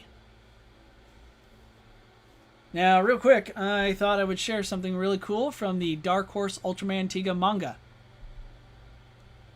Killeroid in the manga, and again, I'm not counting manga comic feats, by the way, I just thought this would be really cool and you guys would find this interesting. Killeroid is chilling in the center of the earth. This is mind-blowing. The heat and temperature, the pressure alone is insane in the mantle of the earth. And the further to the center we get, the more intense it becomes. And my man here is just meditating. He's just chilling like it's nothing. What's just as impressive or more is the fact that here he is absorbing a nuclear explosion. After a nuke went off, this guy immediately flew at it. I can only imagine just how fast he would have to be to reach the nuke as it's exploding and then absorb it before it could destroy the very city the nuke went off in. The point being, Killeroid from the comics, from the Dark Horse Ultraman Tiga comics, which are amazing, by the way, you should hunt them down and read them. Killeroid is just OP. But live action feats only, and he gets annihilated here. Utsuno Ikusagami just, I think, avenges Godzilla Jr. from the first round and takes the win. Excuse me, if you agree or disagree, let me know. I actually think it would be a really entertaining fight, but Utsuno Ikusagami, again, he's practically a god to a god. This guy is going to punish Killeroid severely for what he's done, for the many crimes he's committed. Logan responded with, ground and pound, got it, makes sense. I try to, man. I try to make sense. I try to... Honestly, I try to steel man as well. I mean, even still, I think we could all come up with ways that Gamera could potentially win. Out of 10 fights, I could see Gamera winning maybe 3 or 4 wins, depending on certain key variables. But again, I just think Grand King Ghidorah is just too much for him at the end of the day. Here we have Rainbow Mothra taking on Deathfacer, and though this is a good fight, and I think Deathfacer has the firepower to win, Rainbow Mothra is too fast, too mobile, could fly too fast around Deathfacer, and though Deathfacer is decently quick, I mean, he could fight an Ultra for crying out loud, I think Rainbow Mothra is too much. And by the way, Deathfacer's face is his most vulnerable spot, and the moment Rainbow Mothra just starts targeting it, there's not a whole lot Deathfacer can do. His Neo Maxima cannon, the thing that vaporized an island, takes a lot longer to charge up, and I think Rainbow Mothra doesn't give him the time. Mothra won't just stand there or levitate there, giving Deathfacer time to fire. She's going to keep moving, and Deathfacer will never pull off a direct hit here. Or never say never, but I think it's highly unlikely, and I think he wins. If you agree or disagree, let me know, Death Facer fans. Until then, we're going to continue. We come to one of my favorite fights in the tournament. We have Destroya versus Super Gudis. How formidable is Super Gudis? Well, Ultraman Great's energy attacks are capable of vaporizing kaiju with decent to top tier levels of durability, and here's Super Gudis just suffering minor damage. Up close, Super Gudis can also unleash this powerful attack, this wave of energy that seems to scramble with your senses while also hurting you. I'm not sure exactly what kind of attack it is, but it was enough to make Ultraman Great backpedal. Here's another shot of after Ultraman Great fired at Super Gudis at point blank. There are flames on him, but his skin, I know it's kind of hard to see. I apologize for the quality. But Super Gudis wasn't seriously injured by this. Super Gudis' most formidable, potent ability is being able to wrap you in this bubble of energy that can, well, seemingly warp reality or manipulate matter or space-time, because he shrinks Ultraman Great down and then absorbs him. And here we see now the size of like a cell or very, very tiny Ultraman Great still trapped in his bubble from inside Super Gudis' body.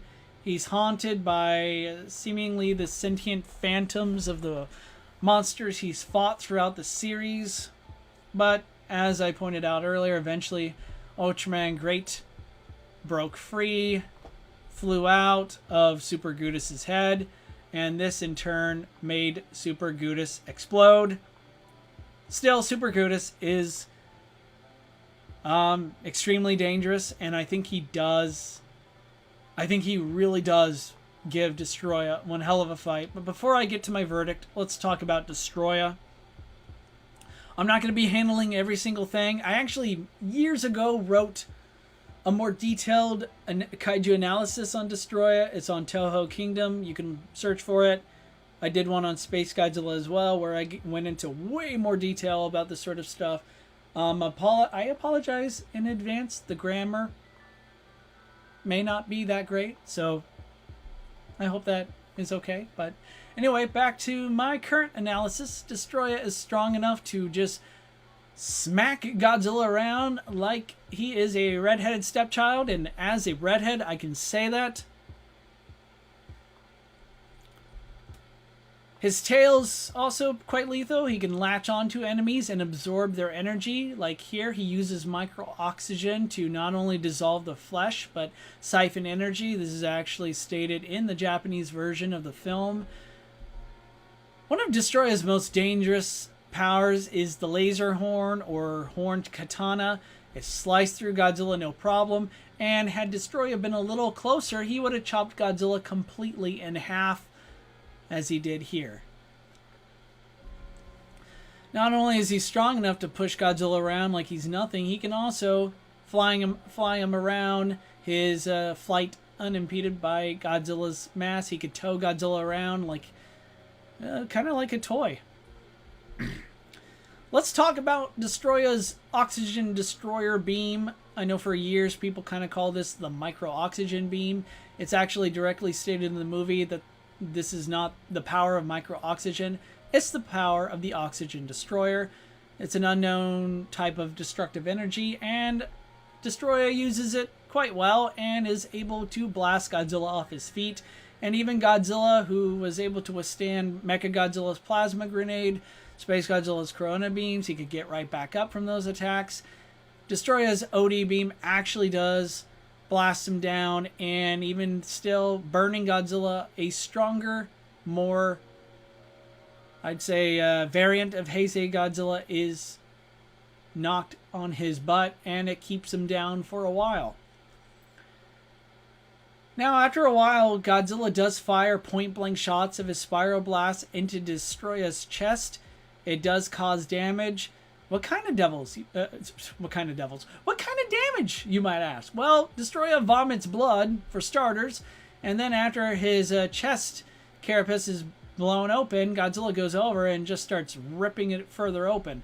It's so severe that in this shot, if you look closely, you can see a gaping wound in the back of Destroya. Godzilla's Spiral Blast actually blasted a hole right through him. Destroya would eventually break down into smaller Destroya. He would quickly swarm burning Godzilla, but Godzilla made short work of them. Let's get to it, man. Later in the final, when things really start heating up, Godzilla's Spiral Blast becomes way, way more powerful, as demonstrated, as you can see by the spirals here. Destroya, I know this is a bit hard to see. Destroya doesn't just laugh these attacks off. In fact, they force him to retreat, but there is no shame in that. Destroya survived several consecutive hits from Godzilla's Spiral Blast with, damage, but he survived. And I think that's noteworthy. Now, why do I think Destroya wins this fight? It's less about the size of his final form, but what he is. He is a colony of microscopic, malevolent organisms. These beings who have been around since the Precambrian era.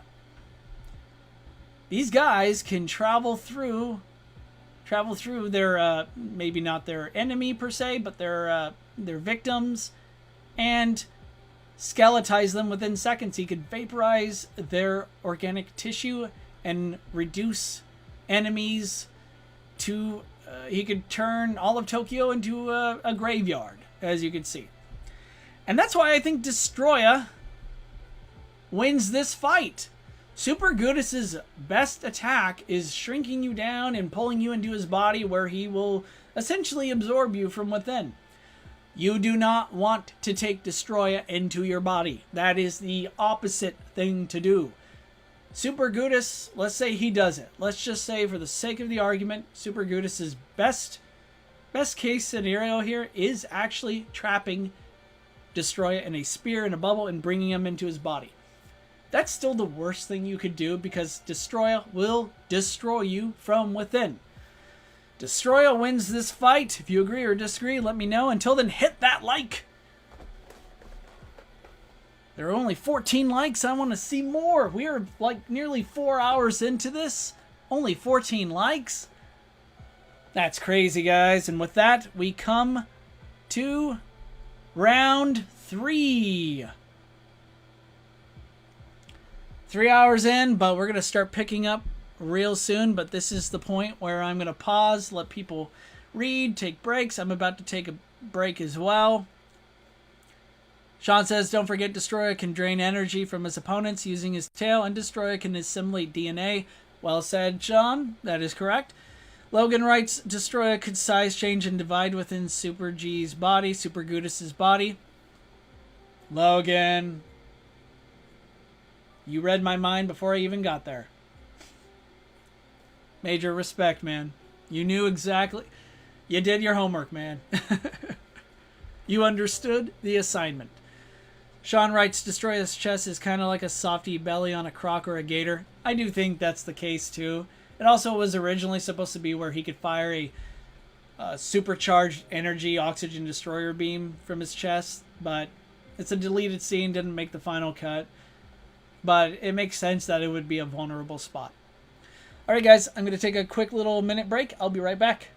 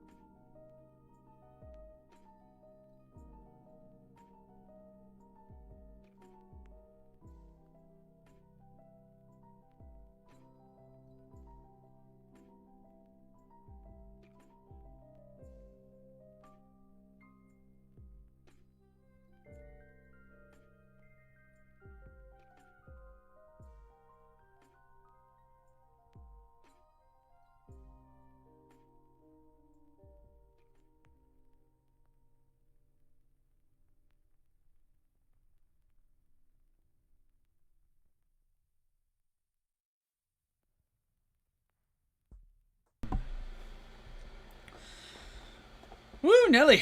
All right, round 3. I hope you guys are having fun. I hope you're having a good time. I sure am.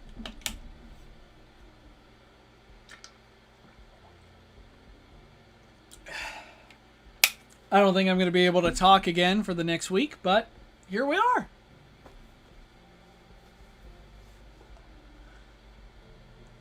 Real quick, please consider making a donation if you like this. Maybe becoming a member. You could support the channel by even just liking this video, subscribing, leaving comments. Let me know that you care.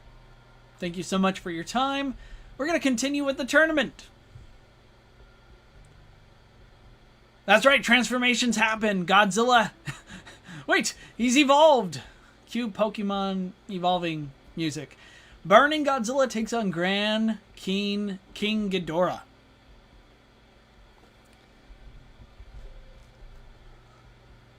This is one hell of a fight.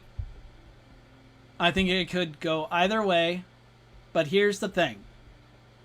While Grand King Ghidorah's regeneration is arguably long-term more impressive, again, when it comes to, you know, the long game, I mean, the guy can regenerate completely from a severed tail. That takes an X amount of time, an unknown amount of times that's really inconsequential to this fight. Burning Godzilla's regeneration is tricky because on one hand, his body is super taxed. I mean, just look at him. His body is constantly under duress. It's trying to prevent him from blowing up and then later melting down. And though his regeneration isn't perfect, I mean, Destroya's laser horn did leave noticeable wounds, scars. He's still healed up enough that even though after nearly being cut in half, he was still able to walk and fight like it never happened. I think what this comes down to is longevity. One of these guys is going to be able to withstand what the other has to dish out longer than the other. And as it stands right now, I think Burning Godzilla would win at the end of an extremely long, taxing battle. Or perhaps, maybe battle's not the correct way, not the correct word. Maybe I think Burning Godzilla would win the war. It is a true fight of kings. This could be final round worthy, but I do think it's extremely close. And I think Burning Godzilla weathers the damage. He keeps on ticking. And I do want to point out that Heisei Godzilla, he's very similar to Marvel's The Hulk, only instead of the angrier he gets, the stronger he becomes. Heisei Godzilla becomes stronger the longer he fights. This is noticeable, especially after Fire Rodan's sacrifice gave him a massive power-up. I will get into more of the specifics on that later. However, I will just point out, against Space Godzilla, Godzilla kept getting stronger and more powerful. His attacks began to pack more of a wallop, and the fight against Destroya, the same also applied. Too much for Grand King Ghidorah. If you agree or disagree, let me know. Next round we go. Or not next round, next match. I've been saying the next round all day, and maybe it's been confusing you guys. Sorry about that, but you're all real ones. You're all smarter than me. You know what I'm saying.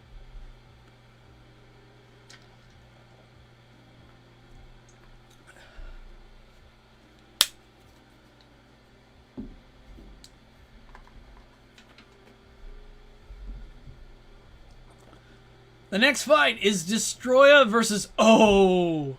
Mothra has evolved from Mothra Leo to Rainbow Mothra to Armor Mothra. Whew!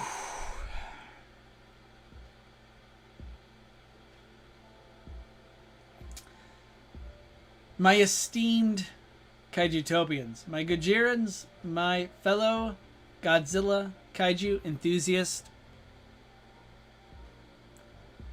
this is one-sided. There is next to nothing Destroya can do to Armor Mothra, but there is everything Armor Mothra can do to Destroya. I think this is extremely one-sided in Armor Mothra's favor. And I will go into more detail the next time we see Armor Mothra later down in the tournament. But let me explain real quick. Earlier I talked about how Destroya is virtually immortal. He's practically a living ecosystem unto himself. He's a colony of microorganisms. I grant all that. He's extremely hard to kill. Armor Mothra has an attack that can actually do just that. It attacks you on a molecular level, as it did to Grand King Ghidorah, and blew him to dust. It just completely destroyed him. And Armor Mothra does this by phasing. He phases through your body to do it, or she does it. Honestly, Mothra Leo from the Rebirth of Mothra trilogy, its pronouns up in the air. I call it a her every now and then. I call him a him because Leo is technically, generally, colloquially seen as kind of like a guy's name. He, him, his, but I don't think pronouns really matter here, but thought I would put that out there. But anyway, Armor Mothra's firepower is crazy. He has an energy weapon that immediately punched through Grand King Ghidorah's barrier like it wasn't even there. It fried, it definitely burned Grand King Ghidorah's backside. Then there's the fact that Armor Mothra was just cutting off Grand King Ghidorah's wing like it wasn't there. I think he's going to cut through Destroya, no problem. You might say I think Destroya's laser horn poses a threat. Okay. Maybe. I don't think he's going to get a direct hit on that. And there's a chance that Armor Mothra's armor completely negates it anyway, due to the fact that Armor Mothra flew through Grand King Ghidorah's Rainbow Mothra annihilating beams like it was nothing. Rainbow Mothra, once again, is, at least as far as durability goes, is comparable to Heisei Godzilla. So while you could say, I think Destroya's laser horn would absolutely destroy, or cut through Rebirth Mothra, her Rainbow Mothra, no problem, I would agree with that. I don't think it would to Armor Mothra, and I don't think it's enough, even if it did, to win the fight in its favor. Remember, Destroya only was able to use 2 laser horns. I'd imagine it takes up immense energy. And he sure as hell could have used it later, but chose not to for whatever reason. That's how the movie, it was scripted that way, I get it. But the point is, Armor Mothra, I think, just has too much of an advantage here, and I think he wins. Agree or disagree? Let me know.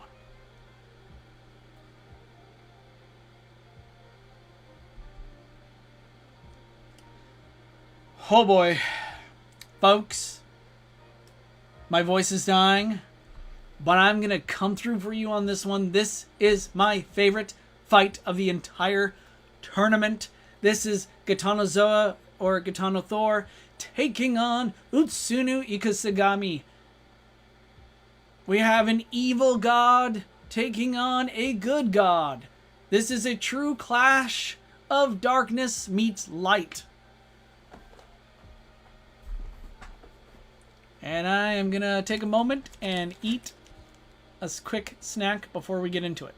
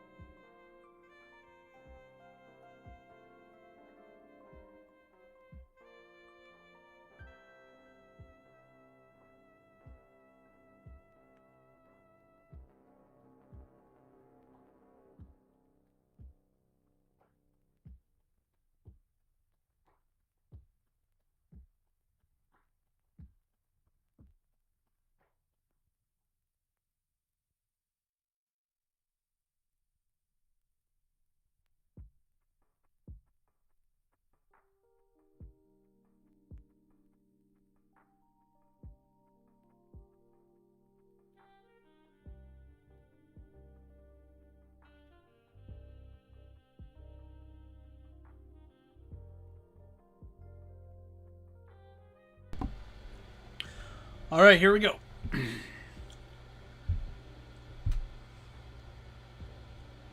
The ancient city Raya rises. Okay, so Raya, this is a name derived from H.P. Lovecraft Cthulhu Mythos. There's no official way to say this name. I'm gonna butcher it anyway.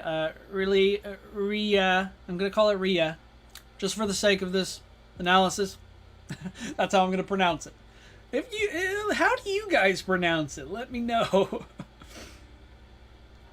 Raya is more than just an ancient city. It's a graveyard. Within its decaying ruins lies the petrified remains of Ultraman Tiga's race. The Giants of Light. Tigers. Once human and Ultra lived in harmony on this island, now it belongs to the Lord of Darkness, Gitanozoa.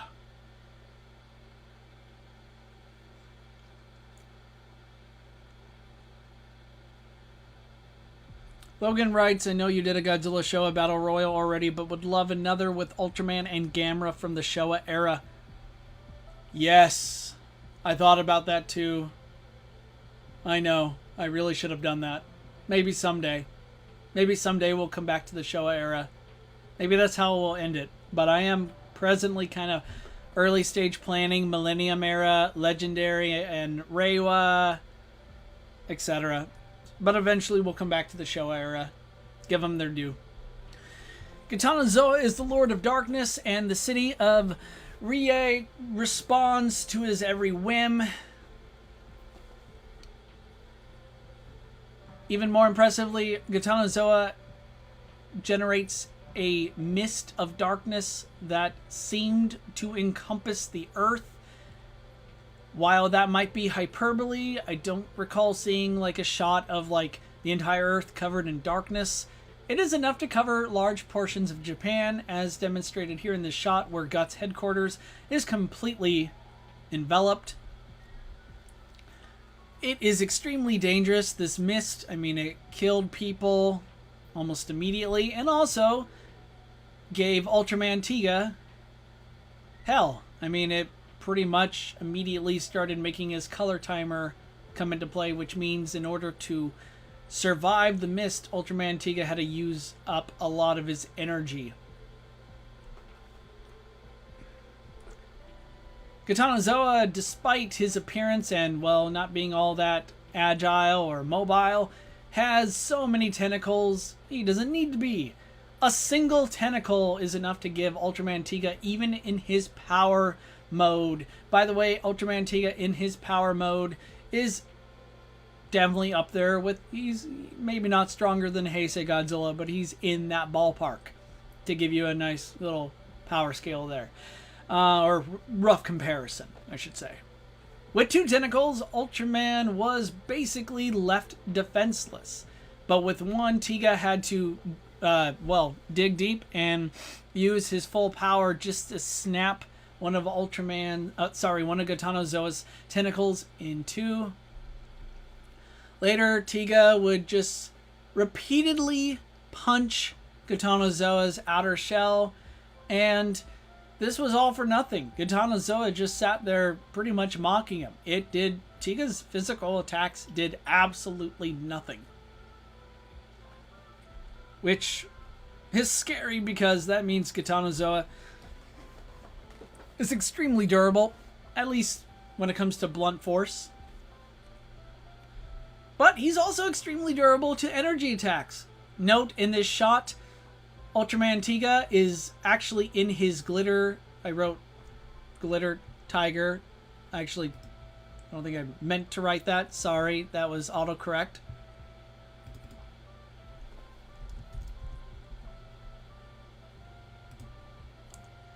There we go. Glitter Tiga basically thinks Super Ultraman, which means Tiga's energy attack in this shot is far more powerful, and Gitanozoa, to his credit, ate it up. Just tanked it.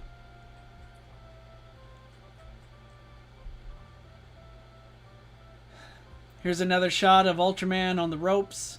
He's being held together by Gitanozoa's tentacles, some of which end in massive claws that are bigger than Tiga's upper body.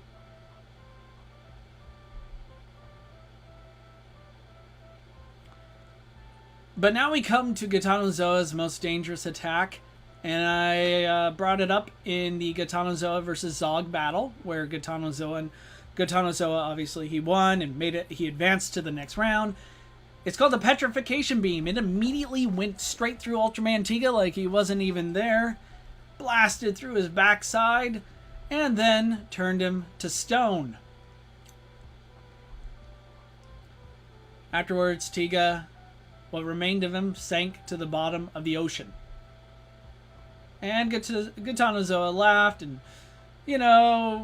evil seemed to have triumphed. Okay, so this next part might be controversial, so if you disagree with my logic on this, feel free. My mind is not, it's not like set in stone, so obviously, this next part, even I find a little sus, but bear with me. In the movie Ultraman Tiga, The Final Odyssey, Gitanozoa returned as a dark evil force.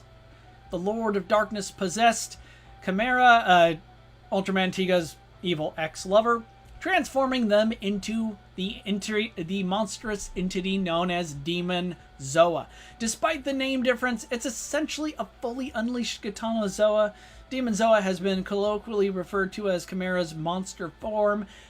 However, it seems like Gitanozoa is in control, which is why I'll be calling it Gitanozoa for the duration of this analysis. But I will be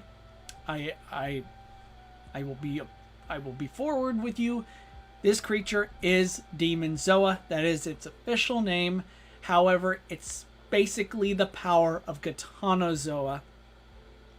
And I don't think Chimera had anything much to do here. I think Gitanozoa's evil force basically possessed her, and he's behind the wheel, so to speak. This is all Gitanozoa's power. I don't think she brought anything to this fusion, but again, if you disagree or whatever, let me know. Maybe I'm missing something, but until then, I'm going to treat this like this is all an extension of Gitanozoa's power, which is why I found it relevant. Here he's firing these energy needles. A single one instantly penetrated Ultraman Tiga's armor, but unlike previous attacks which have injured him, he was immediately bleeding light. That's the orange energy you see shooting out of his back, where one of Gitanozoa, Demon Zoa's energy needles struck. And of course, everywhere they hit, explosions ensue. Getting hit by this immediately made Tiga's color timer turn on. Out of desperation, Tiga fires his signature attack, the Zeppelian Beam. It's golden in this shot. Normally it's silver. It's golden here because Tiga is actually pouring more energy into it, his very life force. Gitanozoa matched it immediately with an energy beam of his own and quickly overpowered Tiga's Zeppelian Beam and blasted straight through the poor Ultra, killing him where he stood. Later, Tiga returned to life as the superpowered Glitter Tiga. I want you guys to realize something. Glitter Tiga, again, he's kind of like a super ultra. Kind of like what the Super Saiyan transformation does for a Saiyan. Same sort of logic applies to an ultra here. Glitter Tiga still, despite his strength enhancement, Glitter Tiga is absolutely stronger than just base Tiga, or I would say it's even stronger than Tiga in his power mode. Gitanozoa, Demon Zoa's tentacles were still able to overwhelm Glitter Tiga long enough for the giant eldritch abomination beast to pull the warrior into his body. And right here in this shot, you can see that's Camilla. Again, Ultraman Tiga's evil X right there. Again, she's been absorbed as well. Gitanozoa just used her hate to basically take control of her. And he's really, all of this is his doing. All of this is his power, what he's capable of. Manga comic fans in the house, once more from the Ultraman Tiga's Dark Horse comic series. Again, you absolutely should check it out. Gitanozoa is an even greater beast. Here, he is way bigger than he is in the live-action Ultraman Tiga show. Here, he's got to be several hundred meters tall. It's basically Dragon Zog size. And for size comparisons, here's Ultraman Tiga and Killeroid being forced to join forces against Ultraman Tiga. They're begrudgingly joining forces because Gitanozoa is that big of a threat. Killeroid, once more, as we saw, could just chill in the heart of the Earth, in the center of the Earth, no problem. He could not only tank a nuclear explosion point blank, he can absorb it. So the fact that this guy and Ultraman Tiga had to team up against Gitanozoa just should be a testament to just how dangerous and powerful Gitanozoa was. But again, manga, comic, feats don't apply, but I thought that was interesting. I hope you enjoyed that Gitanozoa analysis. Now we're going to get to Utsuno Ikusagami.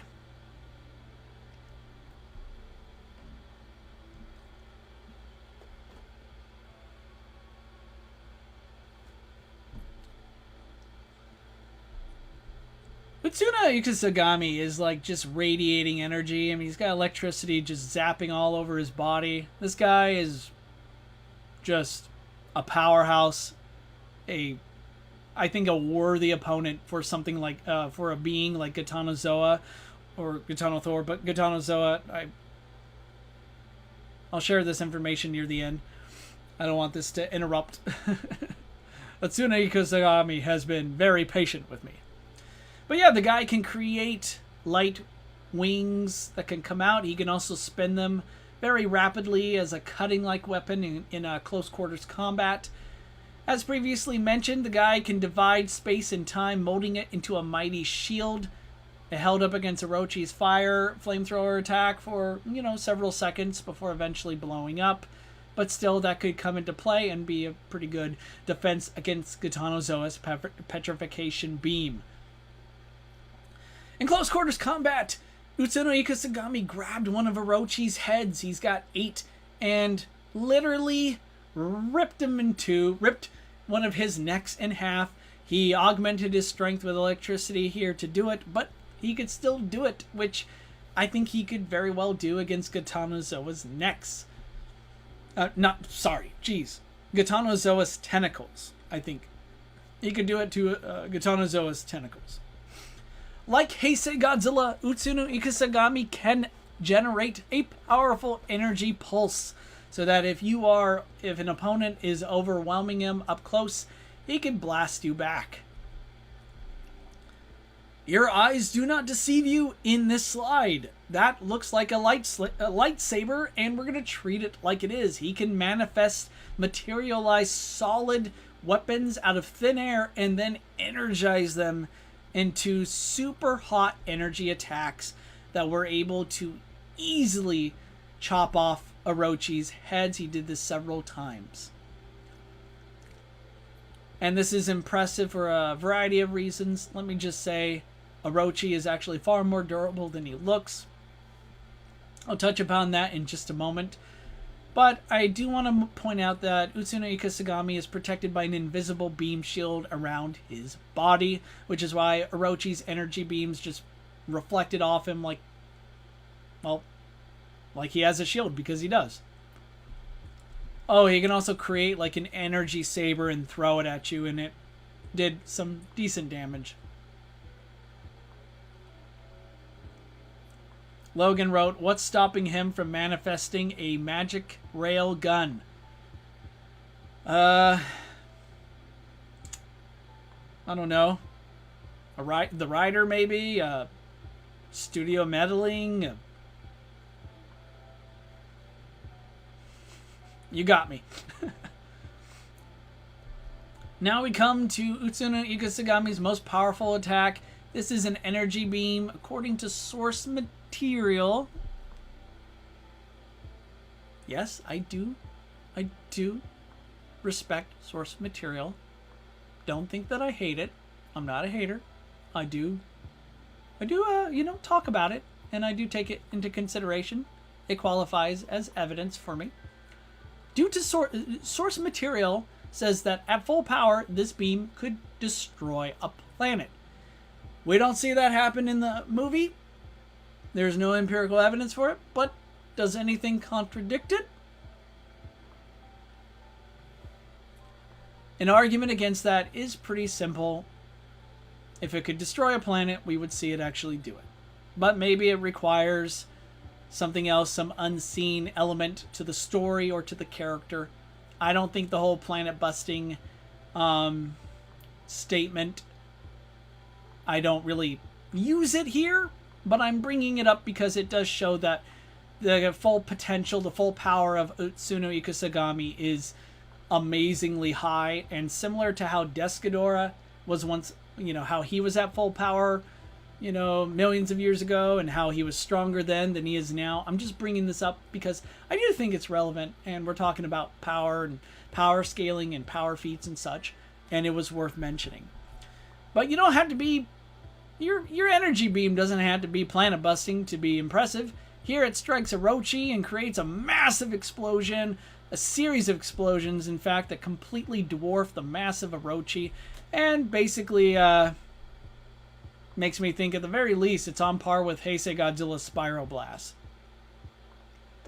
Now, Utsuno Ikusagami has light-composed muscles with plasma flowing through his veins. It's unknown what effect, if any, Gitanozoa's petrification beam would have on Ikusagami's unique physiology, or if it could bypass Utsuno's beam shield. I will just say that I think it absolutely would have an effect. My opinion is that the fact that Ultraman Tiga, a being who doesn't have blood, he's made of light, of pure energy, was still turned to stone. I think Gitanozoa's beam would do the same to Utsuno Ikusagami if he didn't have his shield up. So,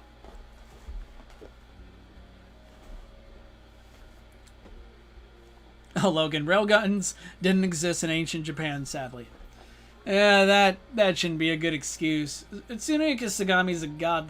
The dude was, like, literally folding space-time. He should be aware of the future, right?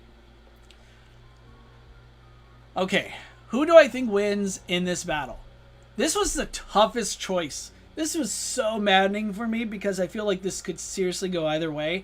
I did lean towards Utsuno Ikusagami for the following reasons.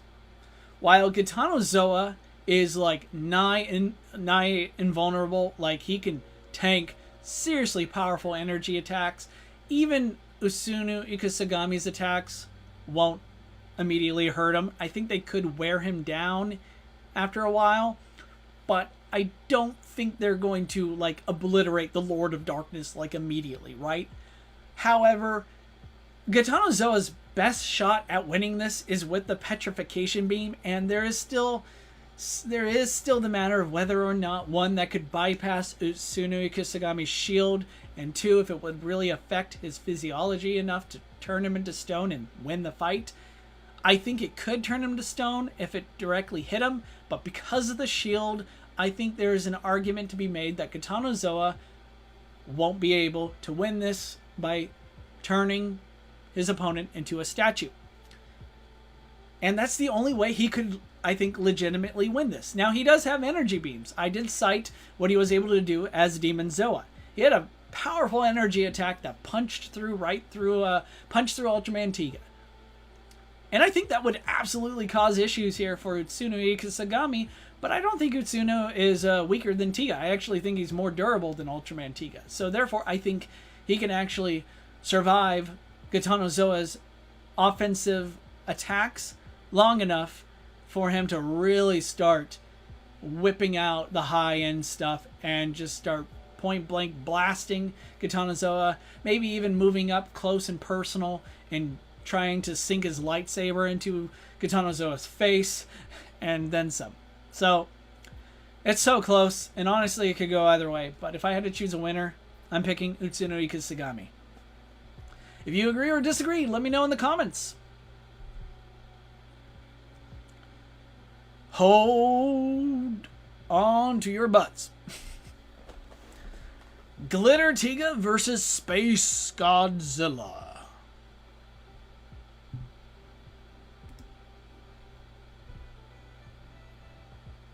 We're in for it now, folks. We're in for it now. This is one hell of a fight. One hell of a fight, man. Oh boy.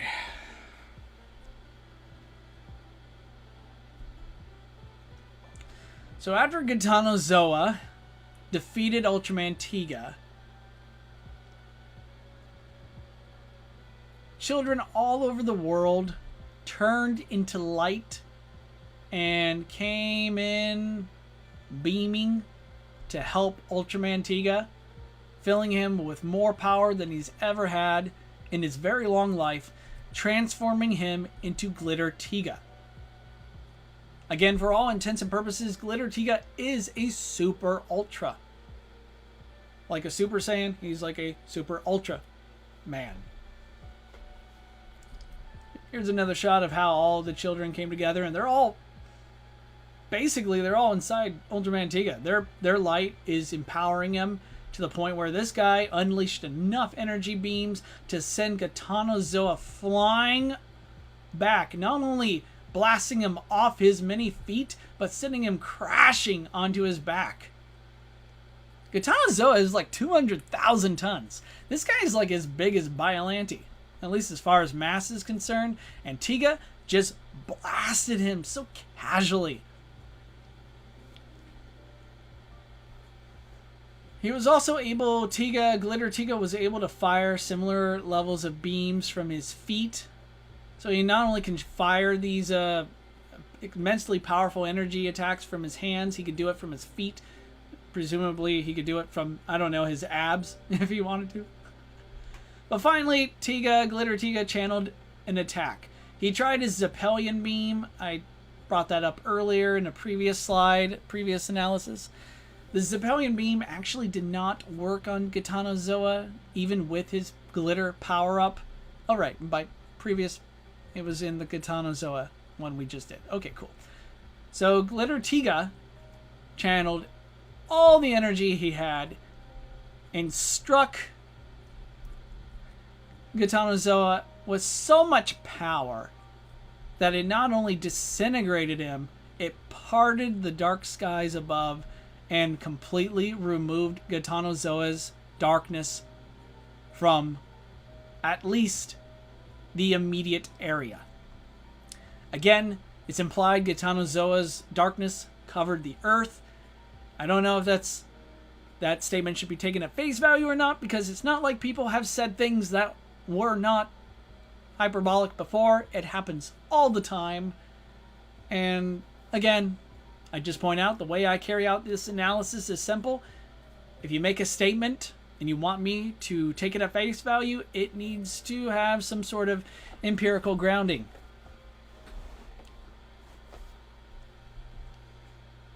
But we're not done with Glitter Tiga. After Gitanozoa, Demonzoa blasted right through his chest with a high-powered energy beam, it looked like Tiga was dead, but then ancient giants from the millions of years past, they seemingly resurrected and their light converged on Ultraman Tiga.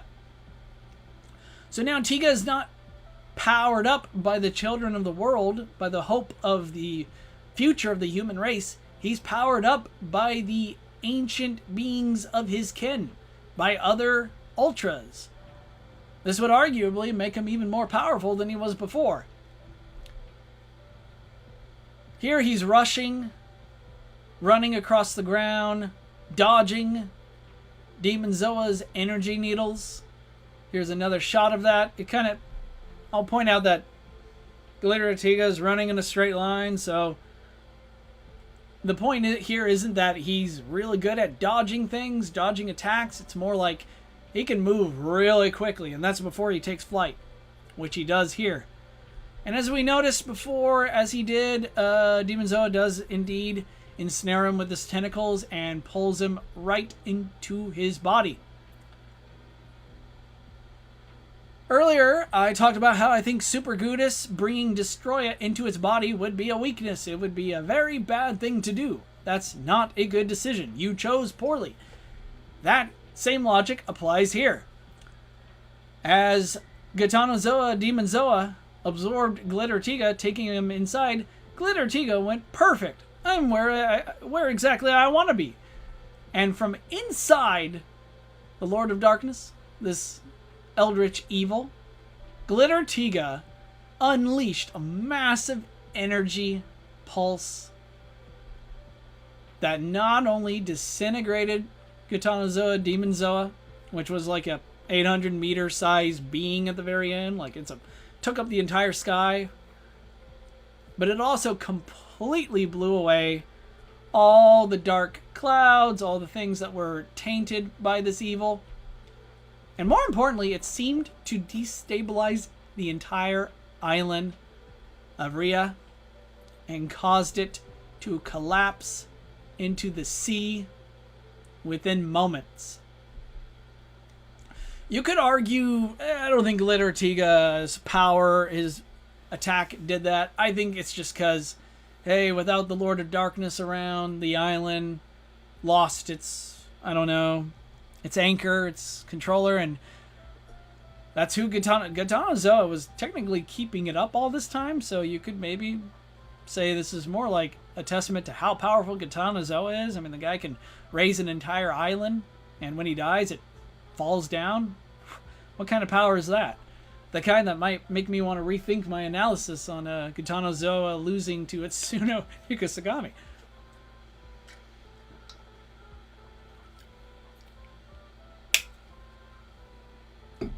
But due to the fact that the island was up there before Gitanozoa Demonzoa took, took form before the resurgence, I think this is more attributed to Glitter Tiga destroying it outright and making it sink. So Glitter Tiga's firepower pretty up there.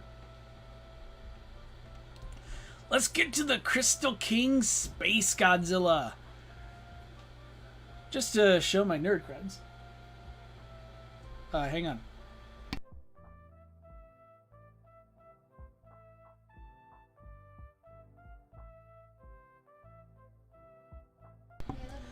Being right back, everybody.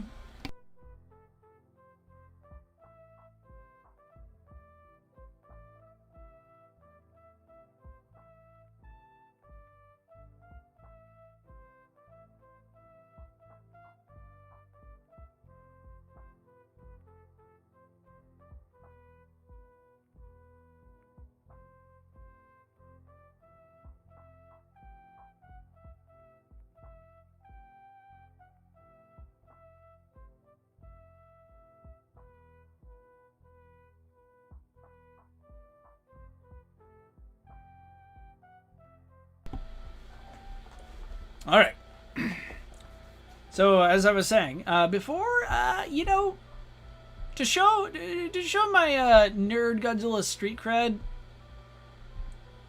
Space Godzilla has always fascinated me, and for many years I took the liberty of analyzing and possibly overanalyzing this guy. I wrote a very detailed kaiju analysis article on Toho Kingdom. Again, the grammar sucks, but I brought receipts. I brought plenty of pictures and other information, calculations, analysis that hopefully would make it worthwhile. So feel free to check that out. But I'm going to cover some of that now. So Space Godzilla has a flying form, and as you can see, it's really quite impressive that he has control over his biology in such a way that he could just manifest crystals or turn back into a more of a Space Godzilla land form that we'll see later. One thing you may not know, Space Godzilla is able to fire off these energy orbs that can travel through space faster than Space Godzilla can fly, and as soon as they made impact, they not only rocked the island called Birth Island, but it also destabilized the area to the point where even out in sea, Godzilla was awakened. These crystal fields help absorb cosmic rays, cosmic energy, so that they can store energy and help power Space Godzilla up whenever he needs it. I'm going to throw in a quick manga scan. Once more, the Heisei Godzilla series has a manga counterpart, and in the manga, Space Godzilla's landing. This is Space Godzilla just making impact, and he nearly nukes the entire island. To the point where even Mogera, who again, Mogera, my boy, my Robo Penguin. In the comics, this guy has a force field that can, like, withstand insane levels of damage. And even he is completely and absolutely knocked out, just buried by the earth. Space Godzilla in the manga is a beast. He is so much more, I'd say he's way more powerful than even his live action counterpart by a very large degree. One day I'll cover him. We'll get into it. But back to live action goodness. Here he is fighting Mogera in space. These crystals are pretty dang durable and sharp. Even though they're not piercing Mogera right away here, they do eventually tear off one of his legs and sends the robot flying aimlessly through space forever. That's right, there are actually two Mogeras in the movie. The first one here ends up being, well, lost in action, lost in space. And eventually, I guess, Japan, or the United Nations Godzilla Force had an extra one. Anyway, Space Godzilla can emit these electromagnetic pulses, which were scrambling Mogera's electronic devices. I feel like this is worthy to make mention due to the fact that it's, Space Godzilla would be a real terror against robots, against mechs.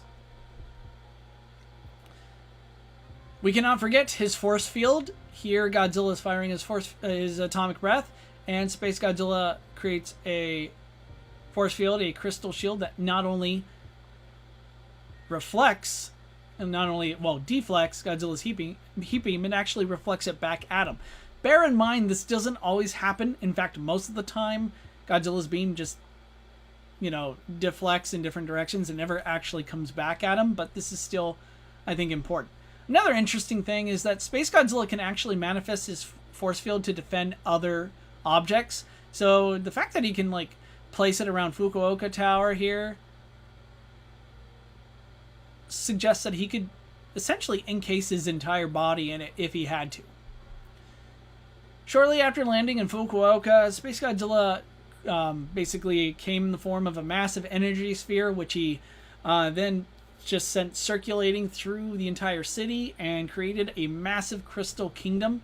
And then he pretty much turned Fukuoka Tower into a massive energy summoning, absorbing structure. Here's another shot earlier. I mentioned the crystal fields can actually supplement Space Godzilla with energy. Fukuoka Tower does the same here in this slide with Space Godzilla. So Space Godzilla not only already has enough energy, but he does, and this could be considered both a strength and a weakness, he does need to recharge. We don't exactly know, okay, is he summoning energy here because he's at 5% battery life? I don't think so. But it is worth mentioning, and there's an argument to be made that, if you manage to take out his crystals, you could potentially tire Space Godzilla out or burn him out so that he doesn't have enough energy to win the fight. Space Godzilla has an attack called the Gravity Tornado. It's not as cool as it sounds, and though it looks interesting and might have a paralysis effect on its target, it doesn't actually injure. It didn't really do much of anything to Godzilla here, but I felt like I needed to bring it up.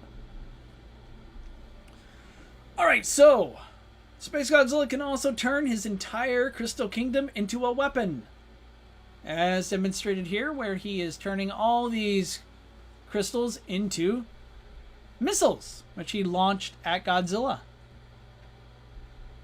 I'll point out again, even though I don't have I don't have a slide of this, but as previously mentioned, Space Godzilla, while he's in his telekinetic, flying around here, he was telekinetically flying circles around Godzilla, just bombarding him repeatedly with corona beams. So it does give him a pretty good mobility advantage over most enemies. Here's an interesting shot. I touched upon this earlier. Mogera not only has enough firepower to indirectly, without directly hitting Godzilla, Mogera can indirectly knock Godzilla out with his energy attacks. Here, they not only do nothing to Space Godzilla, they also seem to be feeding him.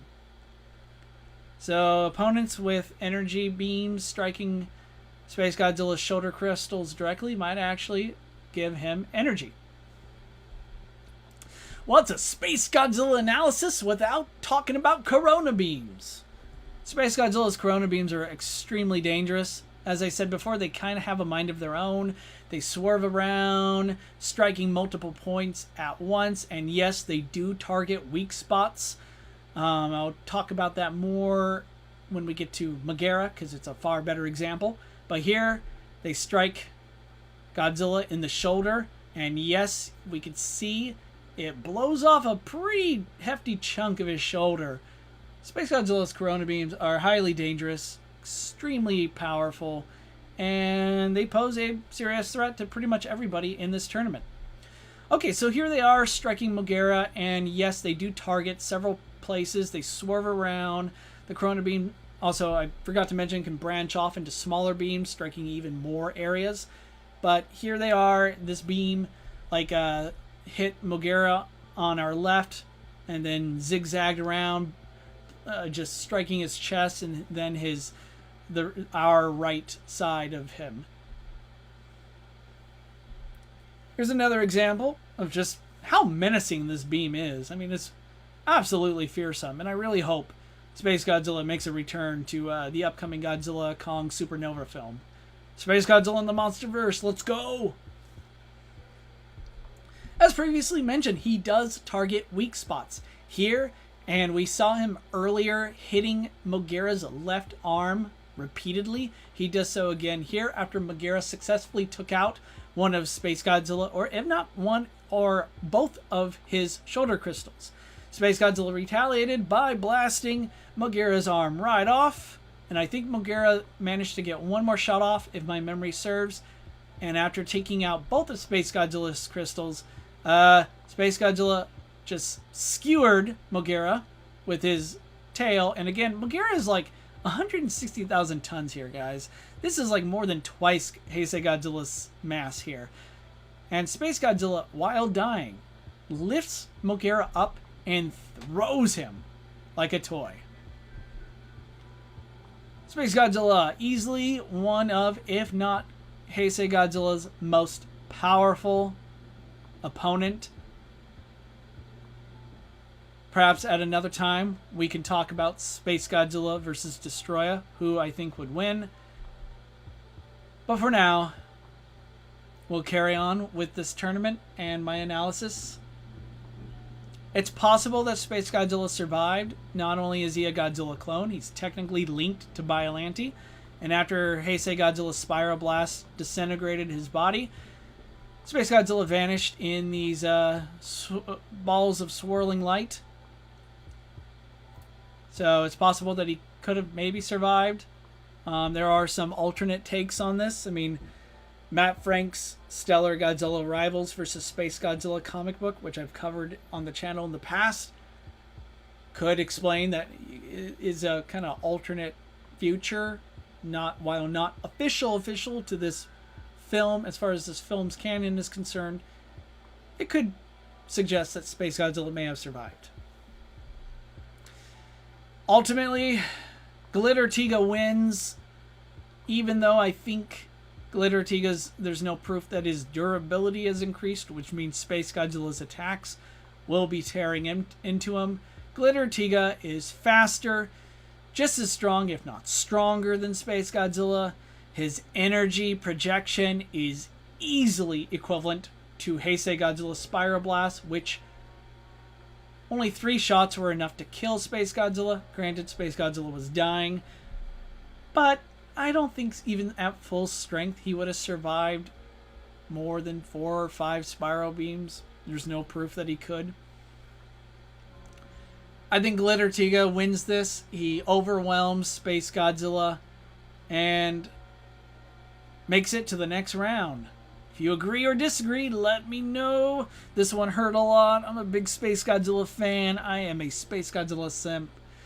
Now, I will talk about this because it's been brought up before, but I will say again, I understand Space Godzilla's origins. G-cells drifted into a black hole and then emerged out of a white hole. G-cells then were exposed to supernova. They bonded with a crystallized organism, and such the most horrific monster was born.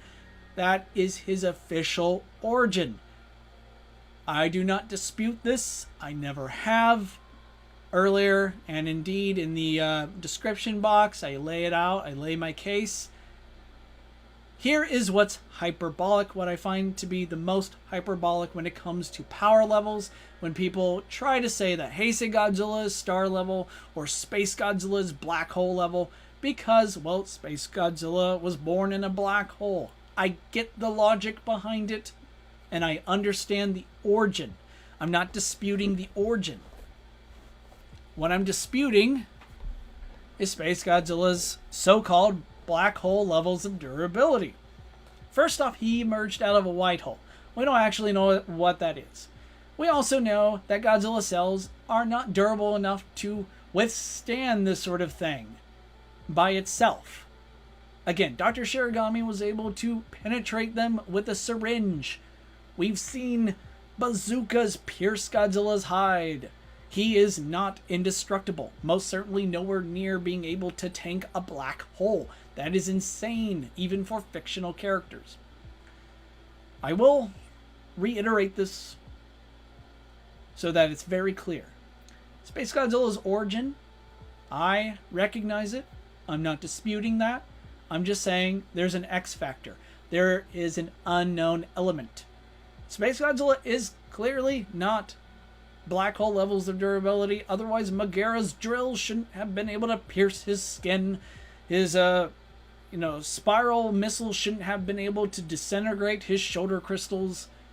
Godzilla's Spiral Blast is not black hole level because, one, they didn't blow up the entire planet, which, if your beam is more powerful than a black hole, no planet should be anywhere near in sight. So, again, Space Godzilla's origins, totally, I recognize that. I'm not disputing that. What I'm disputing is whether or not we grant him black hole levels of durability because G-cells managed to drift through a black hole. I'm just going to say this, guys. There's an X factor here. We don't have enough information, and there's no evidence that Space Godzilla is that durable. If you disagree, again, empirical evidence, prove it. What's the most powerful thing that we saw him withstand that we can quantify? We reached round 4, the final 4. Logan says, love the final 4, left in the fight, I gotta go. Thanks for hosting this. I'll watch the rest later and comment about the final results. Have a wonderful night, Tom. Logan, thank you so much for joining us, man. I appreciate you. I hope you have a good rest of your day. I'm going to take a quick moment. Viewers, you're more than free to look through the final 4. We got Glitter Tiga, Burning Godzilla, Utsuna Ikasagami, Armor Mothra. When I come back, we are going to blow through this relatively quickly because I saved the best for last. But stay tuned. I'll be right back.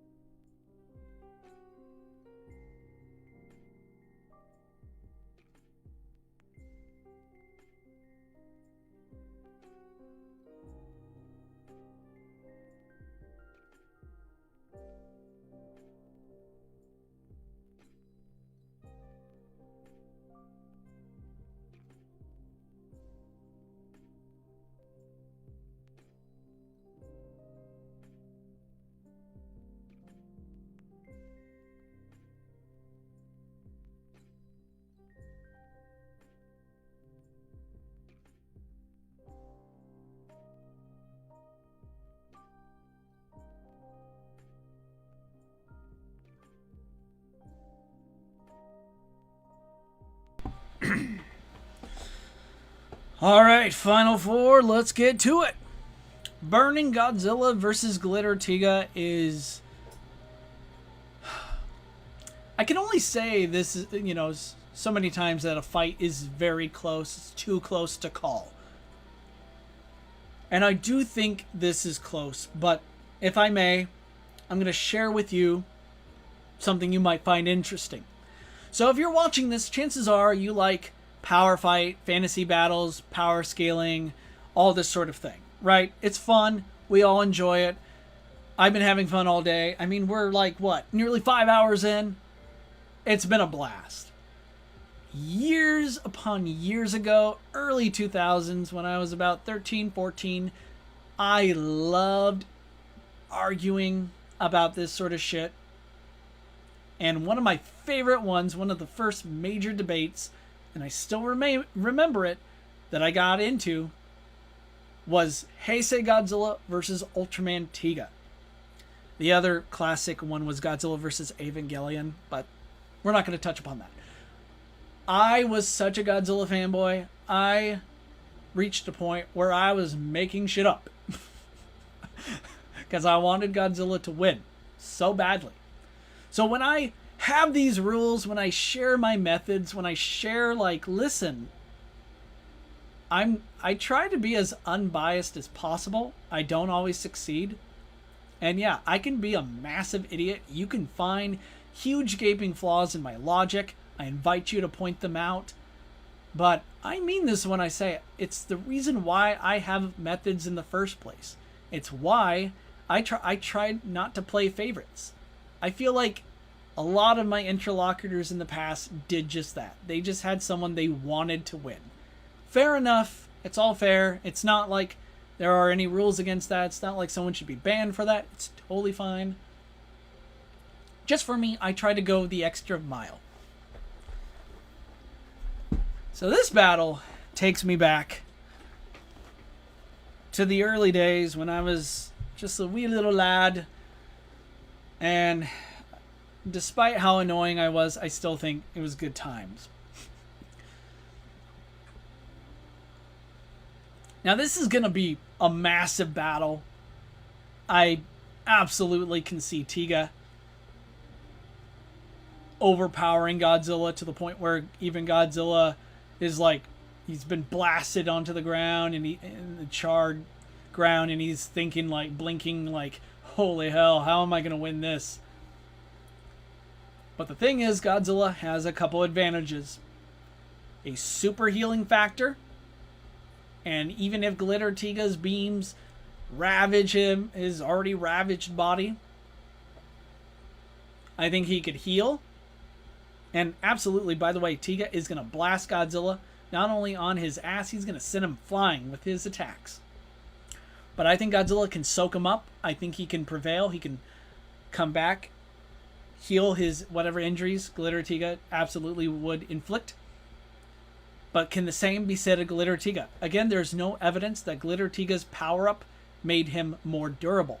I think his strength has increased because he moves faster. But even that is at best circumstantial, and I would counter with, man, I don't even think there's hard evidence that his strength has increased. His, I guess some sources, his stats state that he is way stronger. And so that would be secondary evidence. I think his grip strength is like 100,000 tons or so. Okay. I accept that because there's nothing that, no empirical proof like debunks that. There's nothing that contradicts that as far as I know. But here's the thing. Here's what's quite telling. There's no proof that his durability is any better. Which is why I think Godzilla's Spiroblasts, which, as I pointed out, the longer this Godzilla fights, the more powerful and dangerous he becomes. I think his Spyroblast eventually does wear Glitter Tiga down, and Godzilla takes the win and goes to the finals.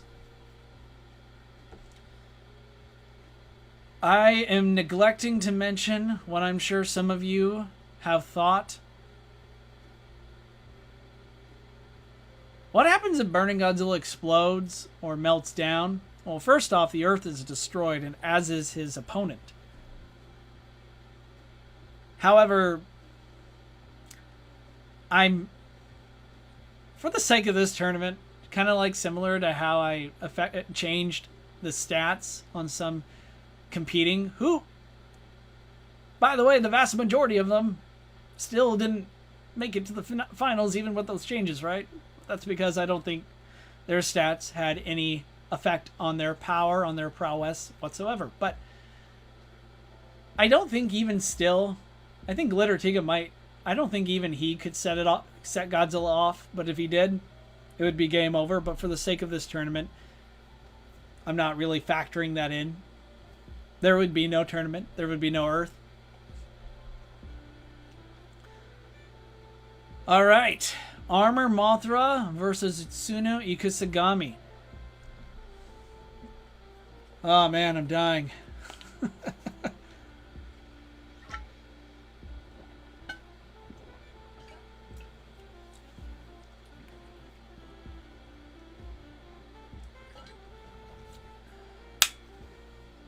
Whew.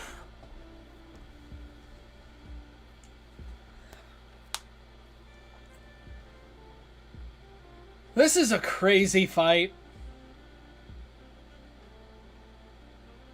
And I know, given how both participants have made it to this semifinals, I really want to give them both their due. But I'm dying here.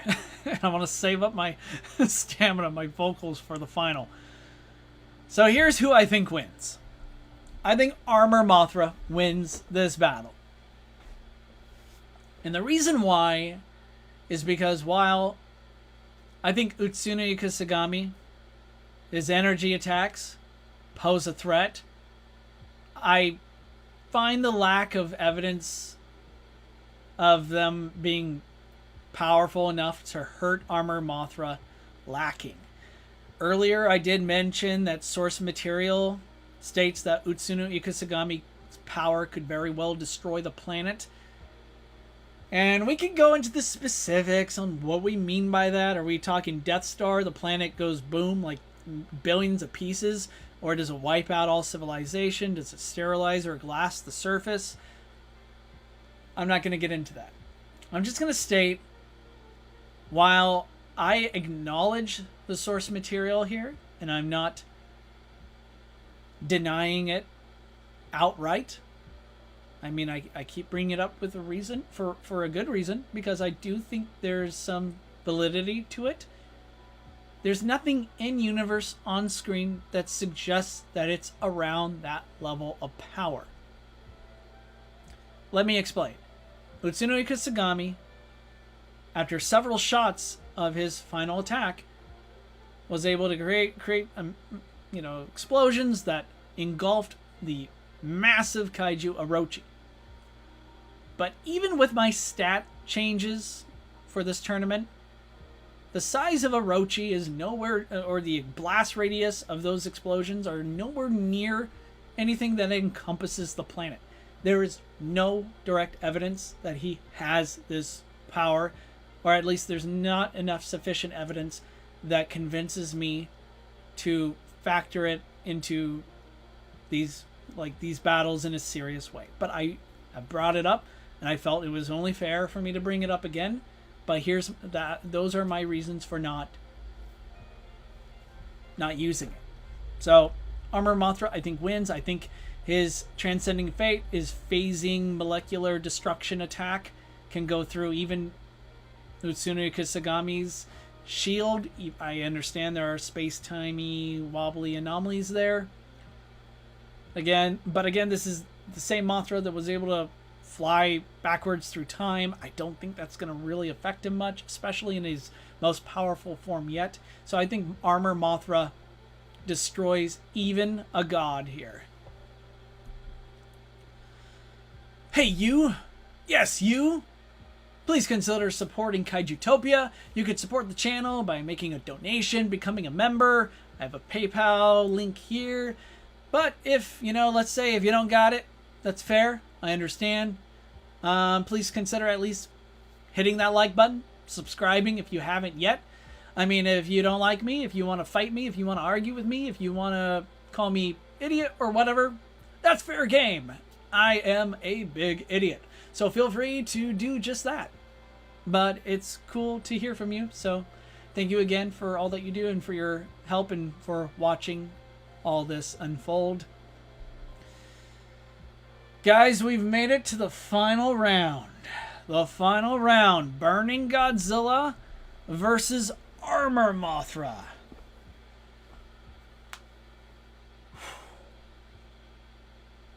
Let me reminisce here for a second. It took like 3 hours to get through the first round. And here we are nearly 5 hours in. And we made it to the final round. Oh, man. I'm dying. I'm dying.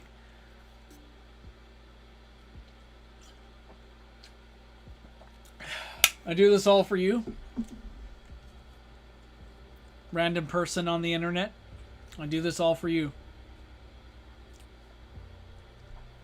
So for this final round, you may have noticed that I haven't gone into great detail with slides for either Godzilla or Mothra. I will remedy that now. So in Rebirth of Mothra 3, thanks to Mol, one of Mothra's fairy, the Elias, sacrificed her life energy to help Mothra go back in time. There, Mothra fought and slew Cretaceous King Ghidorah. But this badly damaged him, and then he pretty much went comatose. Prehistoric Mothras arrived, which I don't know where we are on the time scale here. These Mothras could be older than the ones that fought and died fighting Ghidorah. I don't know. But anyway, they arrived and cocooned Mothra. Mothra remained in this cocoon egg for millions of years, acclimating, absorbing the energy of the earth. We already saw what happened when one of the oldest trees kind of bonded with Mothra, turning him into Mothra Leo, giving him a massive power boost. Well, this is that times 100. After millions of years, Mothra returned to the present. Turns out he was there all along. I kind of like to think about whenever you watch Rebirth of Mothra and Mothra is fighting Ghidorah, like a couple miles away, buried underground, is Armor Mothra, and you just need to wake him up and he's going to clean house. But he arrives, and his transformation scene is beautiful. It's been a while since I really talked about just the filmmaking, what I love about these movies. As I mentioned previously, getting into these talks, these power scaling talks, really helped me get more into the nitty-gritty of the filmmaking process. I just love these movies, and this Rebirth of Mothra 3 I think is underrated. And this whole sequence is just beautiful. Armor Mothra proceeds to fight Grand King Ghidorah, and his horn beam, this beam here, I said horn, sorry, forehead beam, blasts through Grand King Ghidorah's barrier like it's nothing. Grand King Ghidorah's barrier previously was able to absolutely negate Rainbow Mothra's energy attacks, which when you look at them, when you really, like, I have analyzed them, I've gone over ways to quantify and make it comparable. They are up there with Godzilla's Spyro Blast. Which is why I think Godzilla's Spyro Blast may not be able to, maybe not on the first couple tries, I don't think they could overpower Grand King Ghidorah's force field. But here, Armor Mothra's beam cuts straight through and burns his entire backside, as demonstrated by the volume of smoke erupting out of his back here.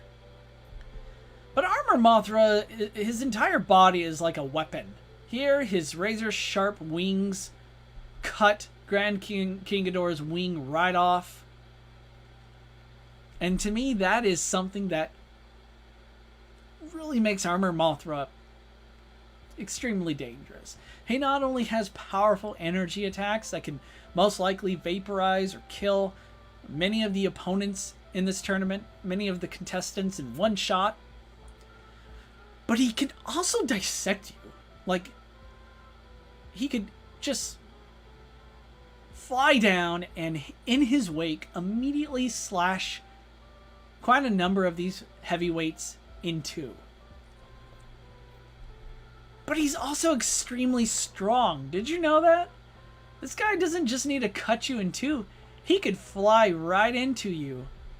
And it doesn't matter if you're, like, bigger than him. This is a shot of Armor Mothra completely overpowering Grand King Ghidorah. In midair, they collided. Grand King Ghidorah was flying at him. And the two clashed.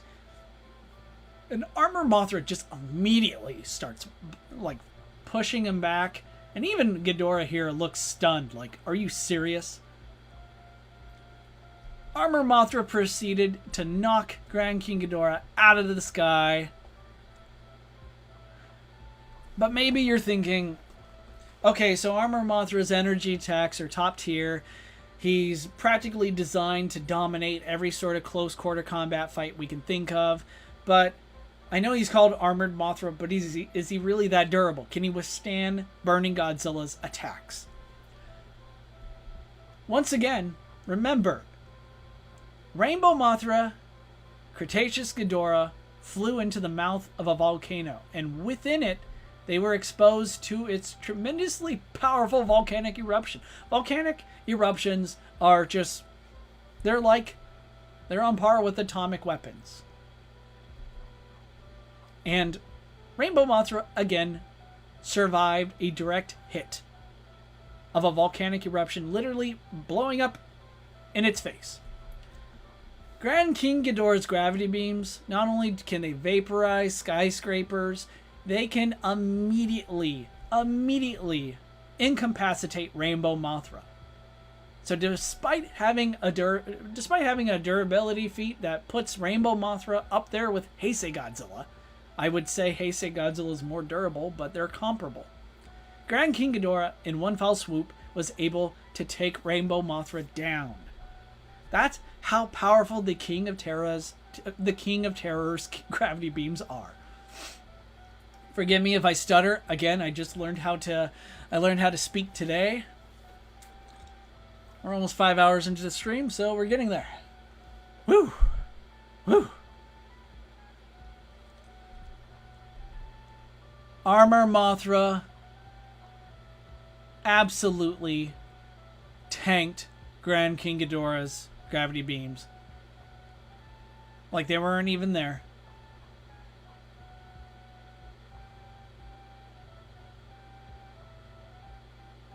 Armor Mothra tanked beams that are powerful enough to incapacitate Heisei Godzilla tier kaiju.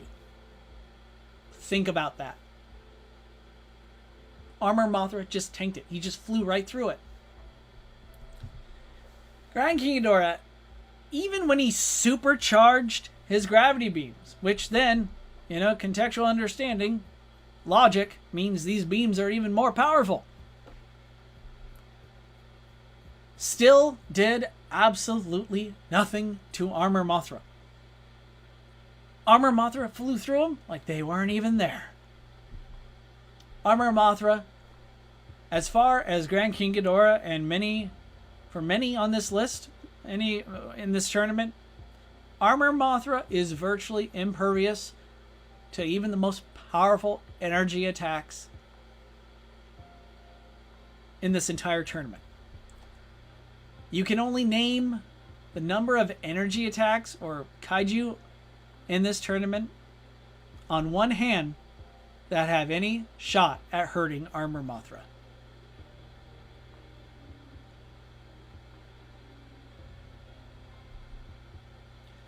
Finally, we get to Armor Mothra's finishing maneuver.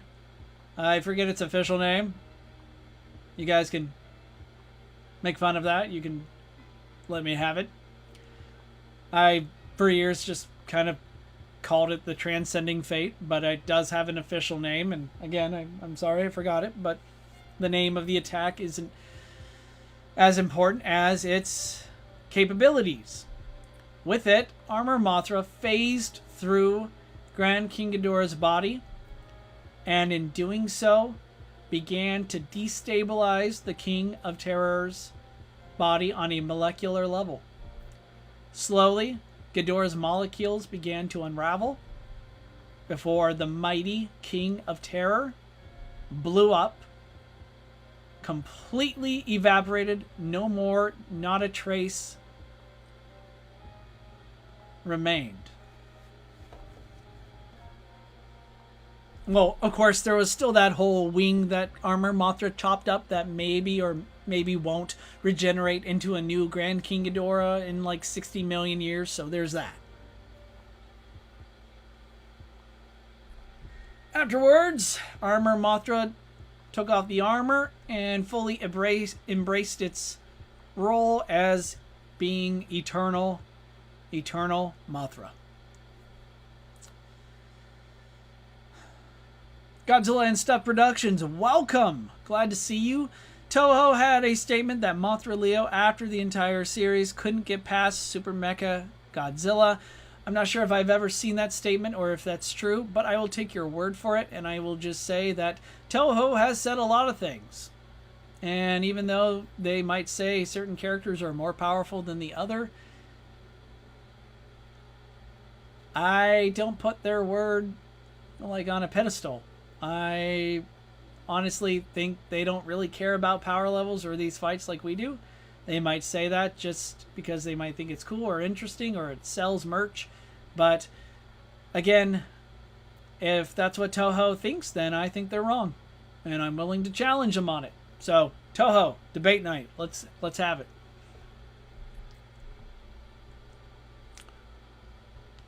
The King of the Monsters. Oh, Godzilla and Stuff Production says this comes from the Super Complete Works or some malarkey, I forget. Well, fair enough. How about for now I just grant you that, yeah, I'm sure they said that, but again, they've said a lot of things like so-and-so is more powerful than others, and honestly, man, I don't think Toho operates in the same sort of arena of constructive breakdowns as we do. I think they just don't give reasons. They'll just make statements and move on. And that is their Toho. You know, they're the creators. They have that. They're in that position, that luxury. So I grant that to them.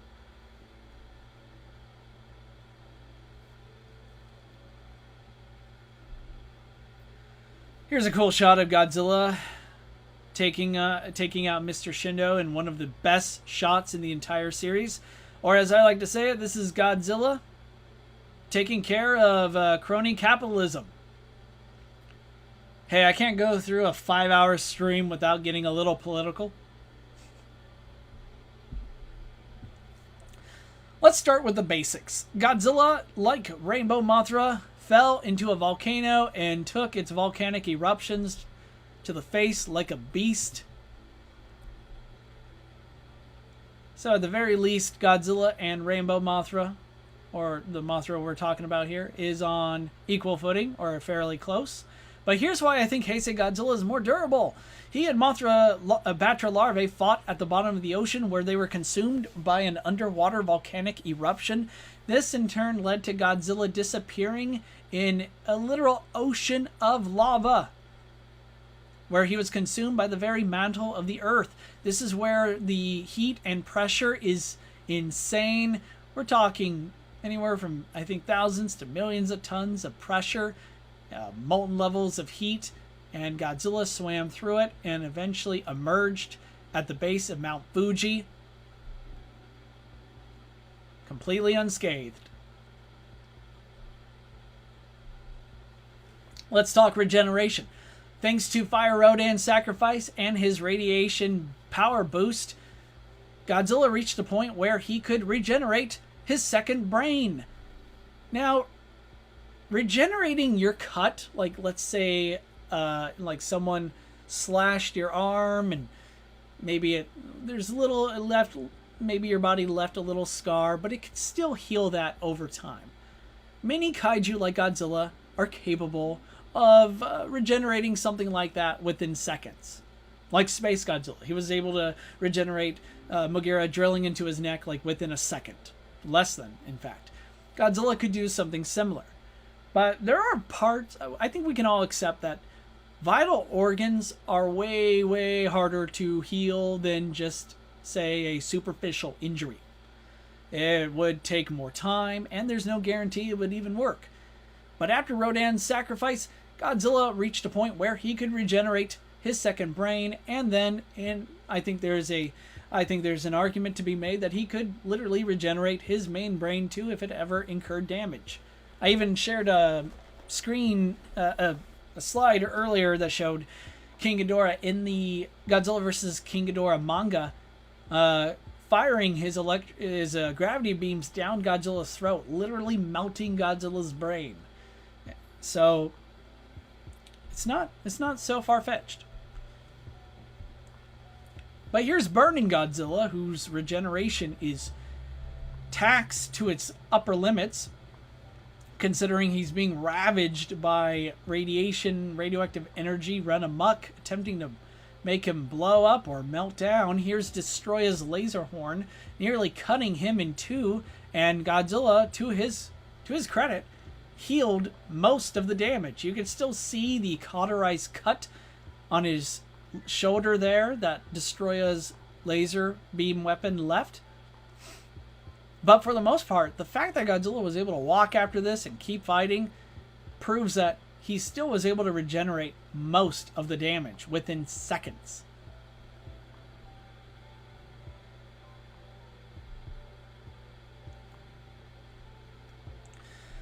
Godzilla and Stuff Productions points out that Godzilla tanked his atomic breath times 10,000 bare minimum. I think, correct me if I'm wrong, you might be referring to the Super X2 Fire Mirror, correct? If I'm right, let me know if it's something else. You could also be referring to Mechagodzilla's plasma grenade. So, let's talk about that now because it's relevant. So yeah, one of the characters mentioned that the Super X2 Fire Mirror can absorb Godzilla's heat beam and fire it back at him 1,000-fold. I don't think... This is where I piss people off, and I do so proudly, because I have an argument and I'm willing to back it up. This is one of those statements that strike me as hyperbolic, because there's virtually no evidence that it literally is 1,000 times stronger than Godzilla's heat beam. Godzilla's heat beam, on average, is able to melt synthetic diamond. It's hotter than lava. Some sources point at it to being hundreds of thousands of degrees Celsius, which I think is legit. So in order for that to be true, you might think that the Super X2 can fire a beam thousands of times more powerful than Godzilla's beam, which means you might think it's basically like a nuclear bomb going off. And again, that's just not what it shows us. Now, this is where we might part ways. This is where, you're going to believe what you want. I'm going to believe what I want. Whatever. That's fair. I'm not trying to change your mind. I'm just trying to help you understand where I'm coming from. In order for me to accept that, I'd have to see the Super X2 Fire Mirror catch Godzilla's beam, fire it back, and literally do something that is thousands of times more powerful than whatever we've seen Godzilla's beam do. And I'm not convinced it did that. Godzilla himself did react to it. He did eventually try to retreat underwater and come back. And eventually, again, here's the thing, guys. Here's why I think the Fire Mirror thing... the Fire Mirror being 1,000 times stronger is hyperbolic. The synthetic diamond was melting. Godzilla's beam melted the synthetic diamond. We have an in-universe contradiction on our hands. So if Godzilla's beam is hot enough to melt synthetic diamond, which has a melting point of around 1,800, maybe 2,100 degrees Celsius, someone can look it up. Correct me if I'm wrong. The Fire Mirror, if it truly is thousands of times more powerful than Godzilla's heat beam, it should have immediately literally evaporated, melted the fire mirror. It did not do that. Either way you cut it, the Super X2 fire mirror is not thousands of times more powerful than Godzilla's heat beam. I do think it's a couple times, several times in fact. In fact, I think it's sped up the entire fire mirror being melted down process. I think it actually is a design flaw. I don't think its engineers imagined that Godzilla would perhaps be able to live long enough to keep blasting the fire mirror with his heat beam. I think they even underestimated Godzilla's power. But yeah, those are my thoughts. Let's see what you think. Yes, the Super X2 fire mirror was the first instance of this. It was actually stated 10,000-fold in the movie. Godzilla's atomic breath is stated to be 500,000 degrees. Yeah, I talked about the 500,000 degrees, or okay, 100,000 in the hundreds of thousands degree range. I grant that, but this isn't yet another moment where technically what's stated in a guidebook or on Toho Kingdom, that's where I got that information from. Perhaps you did too. And I'm affiliated with Toho Kingdom, so I'm not knocking them. I've done work for them. They're amazing. They do their homework. This source they're getting this information from is legitimate.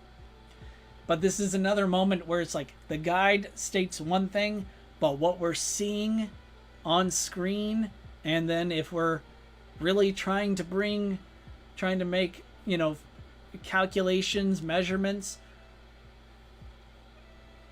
we're going to either have to negate one, ignore one thing, like, all right, the source book is wrong on this, or we just chalk it up to this is a movie. Let's just move on for our own sanity.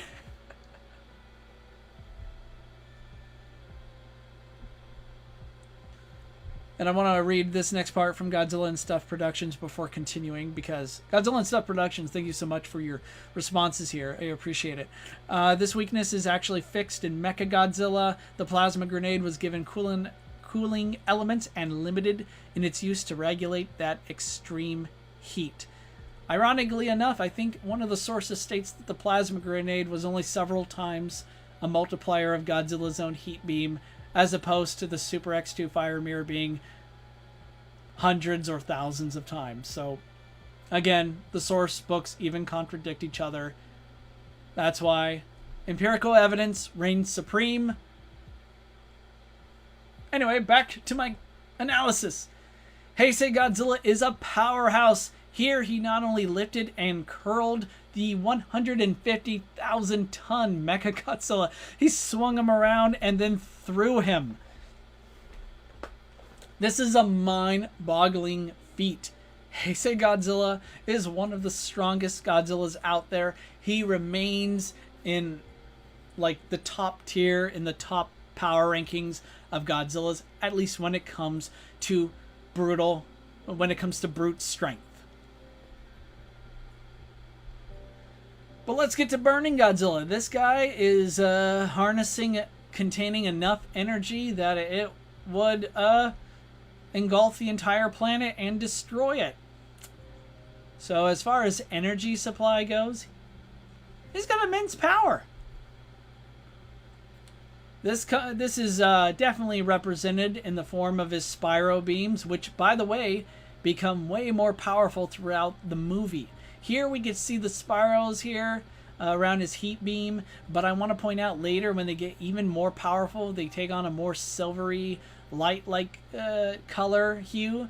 Here they're more like orange, yellowish spirals. Still devastating nonetheless. Here they are taking out pretty much an entire skyline in one fell swoop. Godzilla was eventually temporarily halted by the Super X3, which resorted, instead of using cadmium missiles or fire mirrors, actually used cadmium. Okay, I tripped up there. Not only cadmium, but freezing light beams. I don't know. It's a movie. But these beams, I believe I've read, are in the negative, like around I'm trying to remember. I think they're like -6 degrees or around a -100 degrees. Not absolute zero, not like Kiryu's absolute zero canning cold, but pretty cold stuff. And eventually burning Godzilla went from burning to meltdown.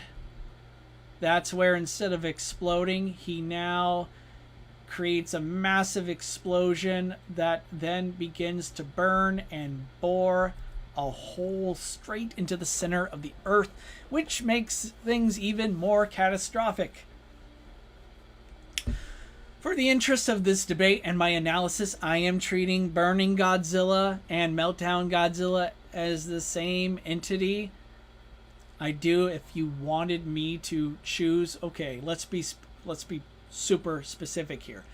Meltdown Godzilla is way more dangerous and more powerful than he was when he was Burning Godzilla. So even though I'm calling this Godzilla Burning Godzilla in this tournament, it's Meltdown Godzilla. I'm according him like his Meltdown tier level feats, accomplishments, and such. I don't think we need to, I think that's we're kind of getting into the semantics territory. I mean, I've been getting there. We've been in the semantic realm for a while now. That's kind of what power scaling, power debates are, right? Power analysis, it's all semantics, right? Right? No, it's not. No, it's not.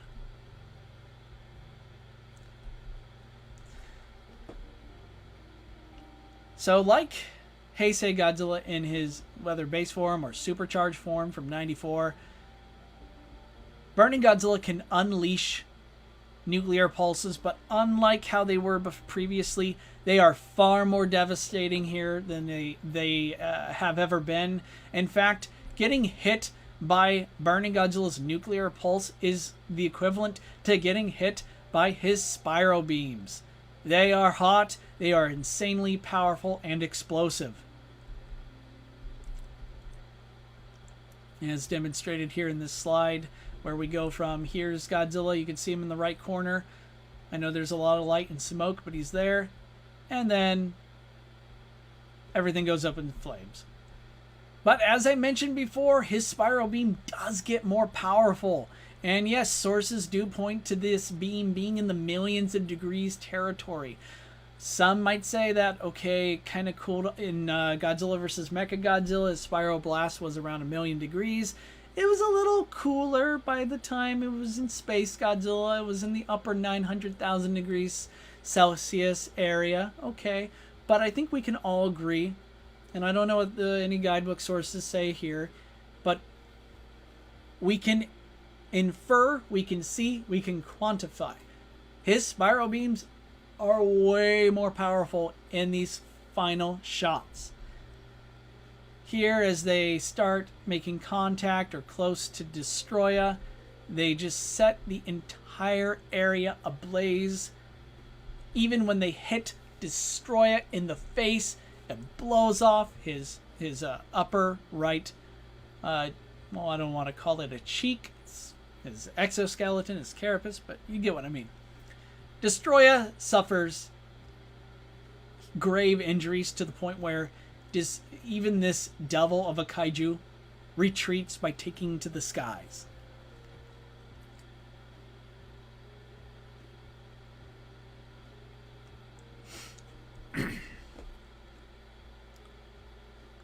Oh, Godzilla and Stuff Productions, I love you, man. Your responses are classic and also, I think, worthy of more discussion. So I apologize in advance if I don't respond to everything you say, word by word. If I missed anything, but you want me to talk about it, feel free to later after this live stream ends, leave a comment or anything, or any future subsequent videos. I am going to release edited, more, toned down versions of each of these fights I've been going over. So feel free to, let me know. You do mention that Toho claimed that Meltdown Heat Ray was literally infinite in power and heat, LOL. Yeah, they do. They say a lot of things, don't they? It's literally named the Infinity Heat Ray. Not gonna defend that one.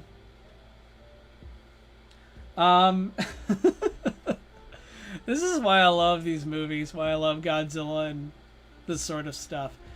Again, if you're at the point where you want Godzilla to win every battle, every fantasy fight against Superman or Goku or whatever, and you want to be like, well, he does have an infinity power heat beam, therefore he wins.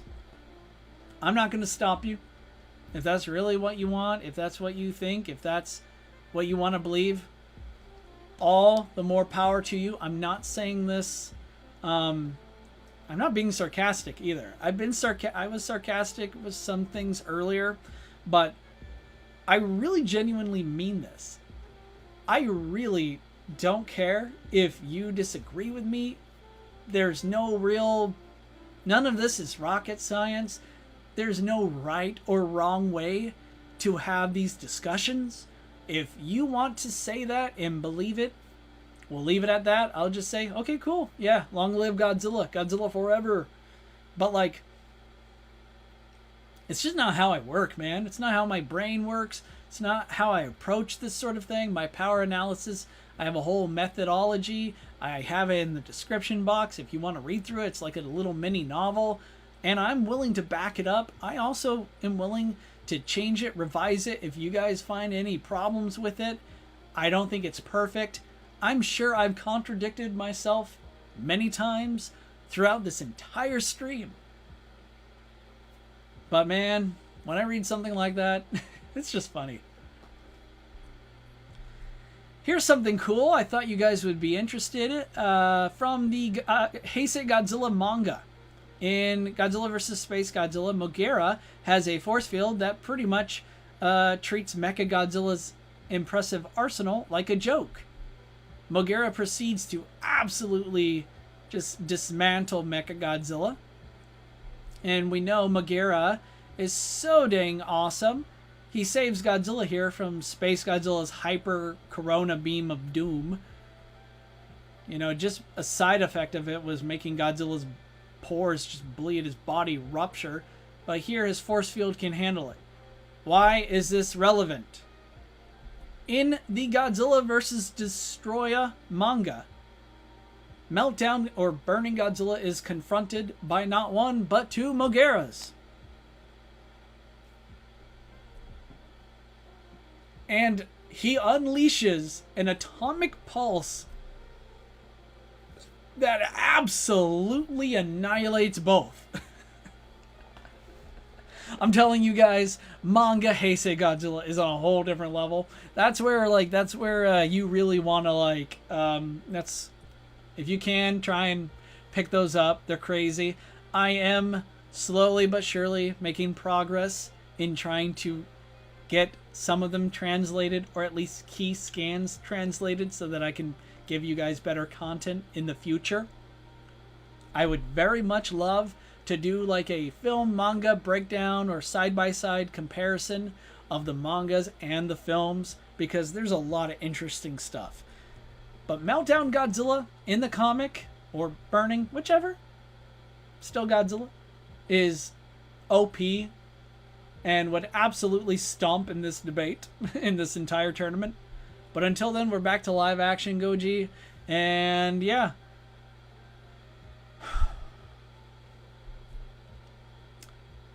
Before I give my verdict, I want everyone to take a look. Again, this is the final round. Burning Godzilla versus Armor Mothra. I am going to take a moment. I'm going to try and acclimate, because I'm tired. I can make it, though. I can make it. But we are getting near to the end, where I will have to leave, especially within the next 30 minutes. There's still more stuff I want to get to post-tournament, so I hope you all can stick around. But for a second, I want to hear from you. Burning Godzilla versus Armor Mothra. Who do you think wins? There's no right or wrong answer. If you're motivated by trying to convince me, empirical feats, on-screen evidence, things we can quantify, calculate, measure. The guides are important, but they're just that, guides. They're there to help guide our understanding, but not be the judge, jury, and executioner. I hope that makes sense. I hope you understand where I'm coming from. So let me know who you think wins, why. I want to hear from you guys right now.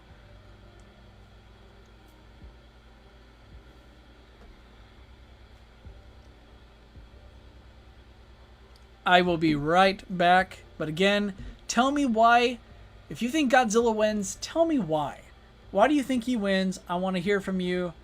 If you guys are in the chat right now, I'll read your chats out loud.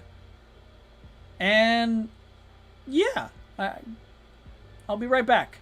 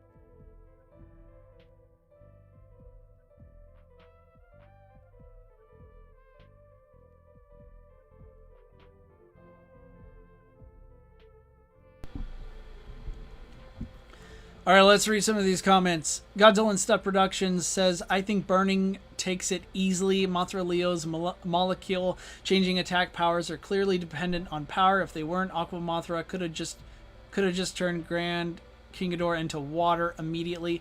It's funny you mentioned that. Aqua Mothra most certainly does have, kind of manipulation over the water, right? He was able to part the sea. So that's interesting. I don't know if Grand King Ghidorah, being an alien, evil dragon space monster, has water. Does he bleed? I think he does, but it's one of those weird alien anatomy things where I'm like, I don't know. You mentioned earlier, manga Space Godzilla lights up the universe. I'm being dead ass like they show it. I know exactly what you're talking about. They actually do not show the universe lighting up. What is happening in those scans, in those comic panels?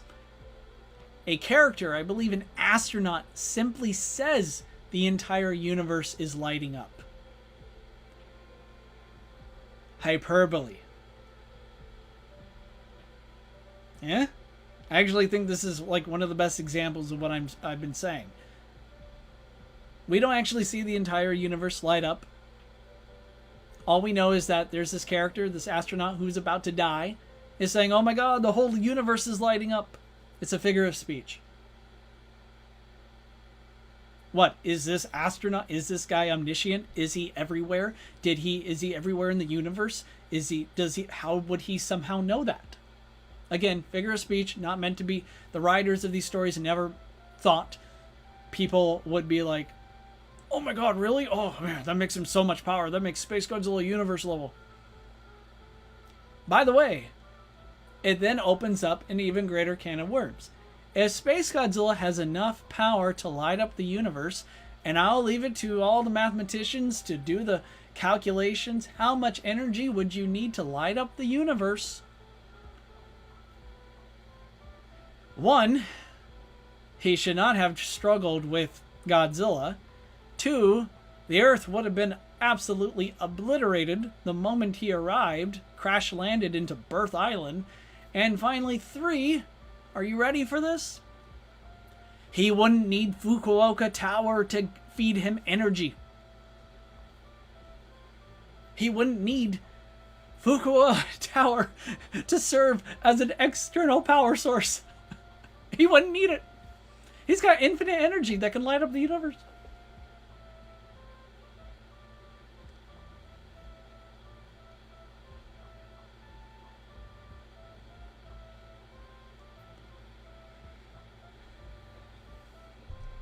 Godzilla and Stuff Productions does make a comment that I think challenges, I think serves as a good counter-argument so far. There's nothing to suggest that Armor Mothra has a level of power even remotely close to what was killing Godzilla by his own self-destruction.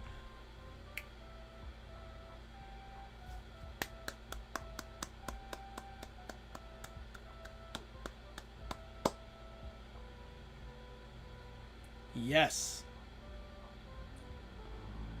Burning Godzilla contained destructive energies that was literally, not figuratively, literally going to destroy the planet. More powerful than all nuclear weapons put together. Not only a line from a legitimate source, unlike the astronaut dude from the Space Godzilla manga, who, like, really, how are you supposed to know that? There are characters that are reputable sources who do give us information that is vital to increasing our understanding, and they are in the right, as the films would empirically show us. The point of the movie is obvious. Godzilla is a ticking time bomb, and he has enough power to wipe out the planet. Not only, like, glass the surface, but literally destroy it. How's Armor Mothra supposed to compete with that? Well, it's simple. Now, we could do maybe a little mental exercise, some mental gymnastics. Mothra, let's not forget, has been hibernating for millions of years. After time traveling and beating Cretaceous King Ghidorah millions of years ago, Mothra has been slowly but surely accumulating more and more power throughout the eons.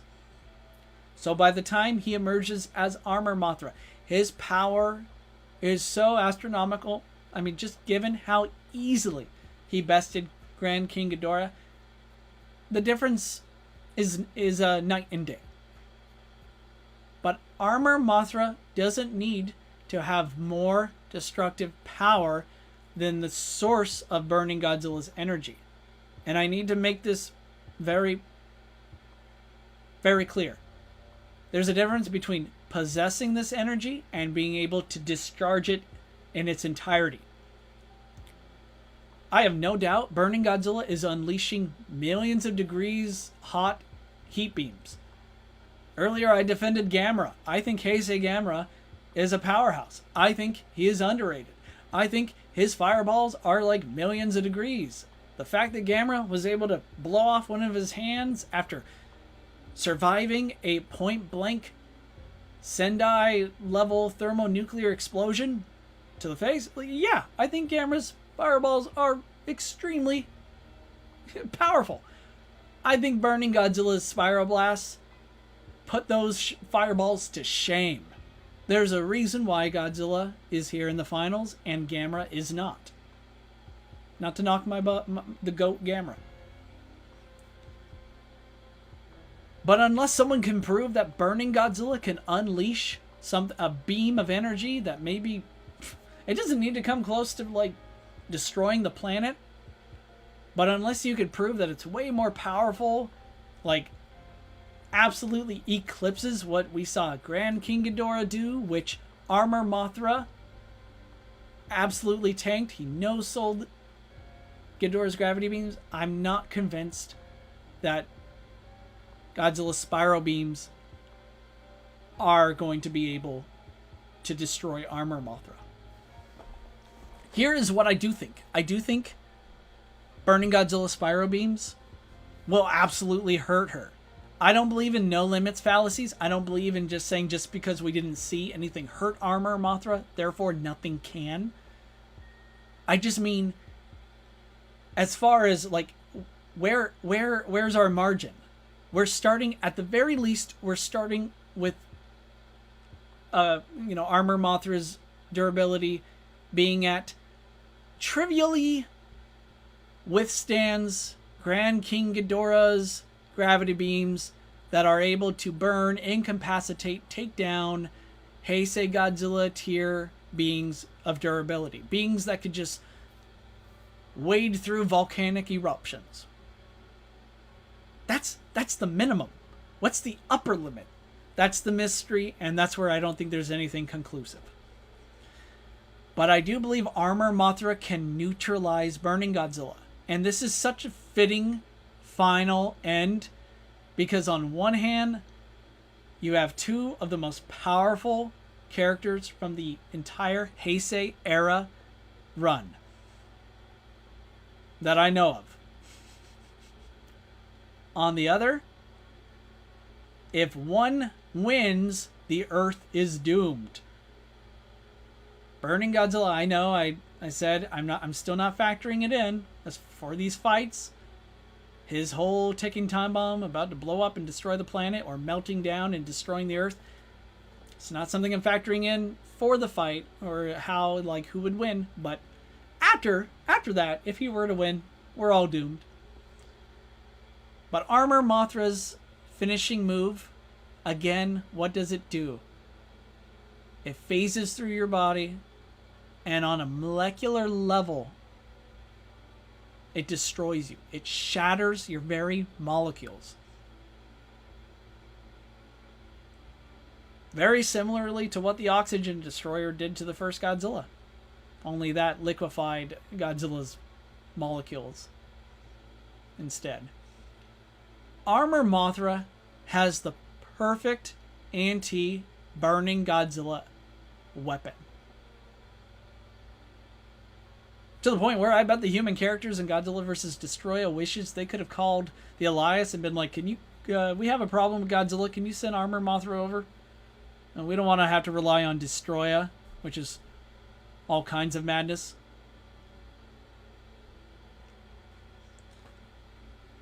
No matter how okay, I don't think there's any strong evidence that Burning Godzilla has molecular levels of resistance.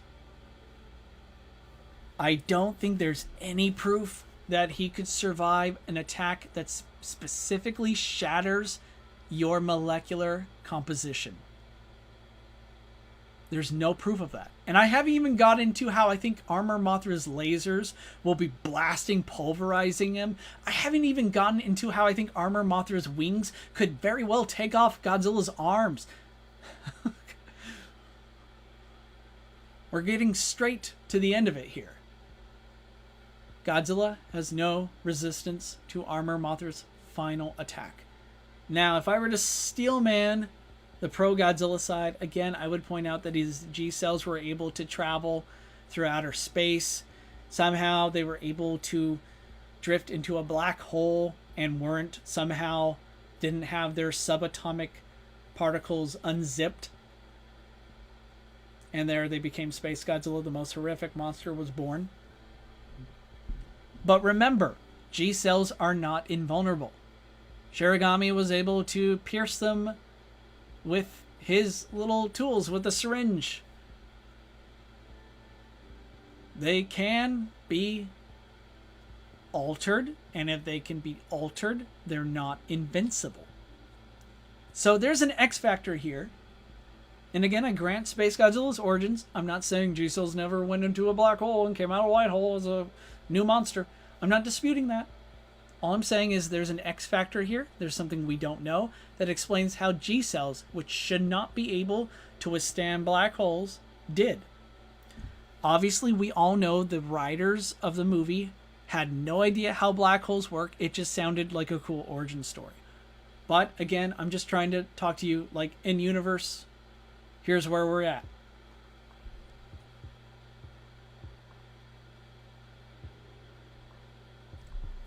And Godzilla and Stuff Productions counters with another good argument. Everybody learn from this. This is good. Doesn't the oxygen destroyer ray, that's Destroyer's beam, show that burning Godzilla was significantly resistant to molecule attacking moves? I love it. So the oxygen destroyer beam, as one of the, I forget the doctor's name, the guy who invented micro-oxygen, he says bluntly that Destroyer's purple beam of doom is the power of the oxygen destroyer. And the oxygen destroyer is a destructive, it taps into a destructive unknown energy, which is how it was able to liquefy the first Godzilla on a molecular level. So the fact that Godzilla can resist the oxygen destroyer beam, right, kind of points to that, points to him having molecular resistance, right? Here's where I challenge that, because I've thought of this through, and I would be interested to know what you guys think. If you think this is a good argument, or if not. Still got about 15 more minutes left before I gotta call it good, and I'll show you who I think wins. You may have already guessed it. But here's the thing.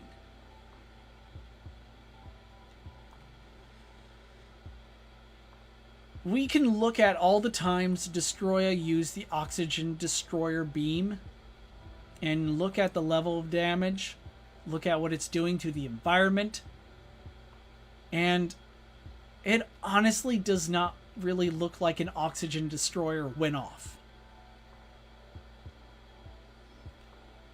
Here's my interpretation. Here's my takeaway. When it's bluntly states, when the characters state that, and the film itself is saying that Destroyer wields the power of the oxygen destroyer, I would, and I'm going to move the slide here so everyone can see exactly what I mean. I don't think they mean just his beam, although, again, he's using the beam, and that's what the characters say. So there's a good challenge to where I'm going with this. I think they're talking about purely what happens when Destroyer invades you on a molecular or a microbial level, or a cellular level, I should say. This right here is the power of the oxygen destroyer. It's exactly what it did in the first movie, Gojira. It's what it did to the first Godzilla. And this is what Destroyer is capable of. The problem is his OD beam doesn't actually do this. Even when it blasts through humans, it doesn't skeletize them. Does that mean the humans have resistance? Molecular levels of resistance? No, it killed them after all.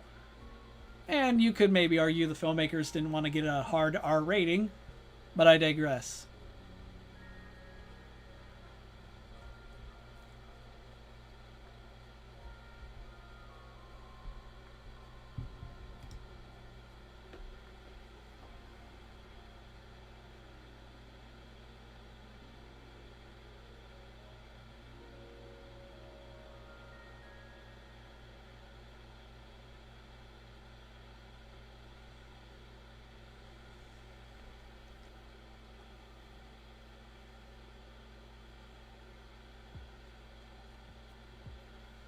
Like burning Godzilla, who was a ticking time bomb, the clock is ticking.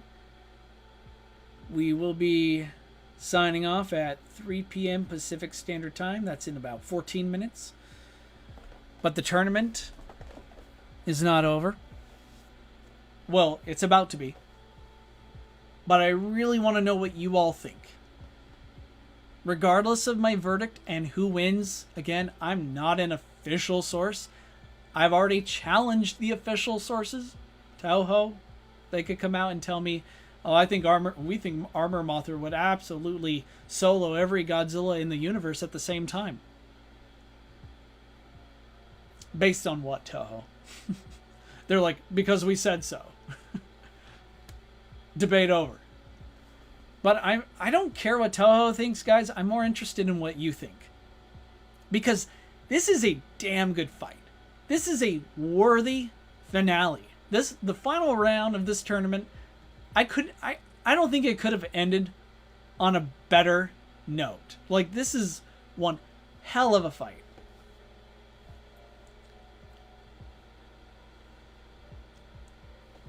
Now, Godzilla and Stuff Productions points out, Burning Godzilla takes these hits and either simply resists them or is able to competently out-regenerate the molecular destruction of the ray. And this is where we disagree. If Burning Godzilla, if there was a scene like what we saw in the aquarium where Destroya was literally skeletizing, reducing all these fish to skeleton, if we saw something like that happening to Godzilla, like he's in the open water and Destroya's there and Godzilla's surging with OD and he resists, that would have been a great feat that could have perhaps stopped Armor Mothra from having a shot at winning this. But the question is there something like that? Did something like that happen? And you do go on to mention micro-oxygen. This is what one of the Destroya, the aggregates, did to Godzilla Jr. It had a xenomorph-like second jaw puncture Jr.'s chest, and he pumped him full of micro-oxygen. But here's what you need to understand what micro-oxygen is. Micro-oxygen doesn't act like the oxygen destroyer. It's very similar. Micro-oxygen dissolves, in this case it was dissolving Jr.'s flesh and siphoning energy, extracting energy. Godzilla resisting this is pretty impressive. He already has a high energy source. His power level is pretty high. But I don't think that means micro-oxygen was attacking him on a molecular level.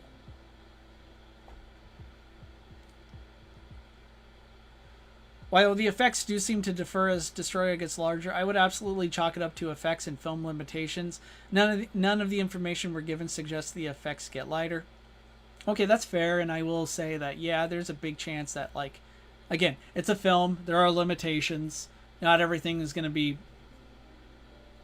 consistent, as you will. So I think that's a fair thing to say. As the target gets larger, this is simply the nature of fiction. When making a viewable fictional story, you very commonly can not actively show every small piece of damage to true scale once the power levels get higher. Again, excellent point. But then the same applies to Armor Mothra as well. I pointed out earlier that Grand King Ghidorah might actually have temporal manipulations, because in the past his younger self was in pain, and in the present he was feeling it. And of course he was distorting space whenever he was kidnapping all of Japan's children and teleporting them to his Dome of Doom. Who's to say Armor Mothra's attack wasn't having some effect over time and space, or hyperspace? Again, I think once we get to the point where we bring in the fact, or remind ourselves that these are movies and that, yeah, there are limitations, well, the same also applies to your interlocutor, to the other side.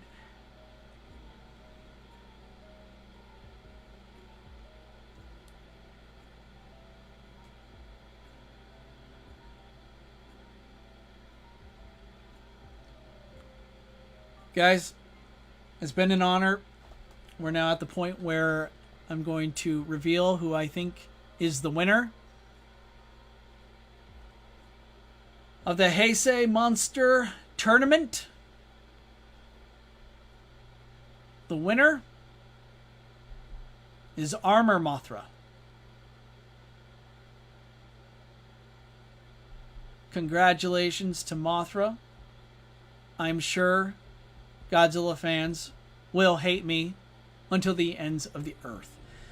But if you've been watching, whether you agree or disagree, I think it's important to at least understand, hey, here's my argument. I mean what I say. And a lot of counter arguments were presented that challenge, and I'm going to be blunt with you, man. A couple times I've gone back and forth on this. I think it is a very good argument to make that due to the destructive nature of Godzilla, burning Godzilla's biology, and the fact that he's literally unstable, he's more than just a nuclear explosion. He's all nuclear explosions. He's practically a star about to go supernova. One thing that I didn't hear or read anywhere where people have mentioned, because I've seen this matchup before and I've thought a lot about it, one thing I will say is this. I'm going to steel man the Godzilla side for a second. How do we know, even though I think this Godzilla doesn't have resistance as is needed to withstand Armor Mothra's attacks on his molecules, on his molecular composition, how do we know that as soon as Armor Mothra phases through Godzilla, through his core, through his body, how do we know she isn't instantly vaporized by the nuclear planet-wiping power that's radiating from within his core? I mean, it's like trying to fly through a nuclear explosion, right? Or a star, in a way. You're vaporized. So how can you destabilize the molecular composition of, like, let's say, a mini star, a miniature star, without burning?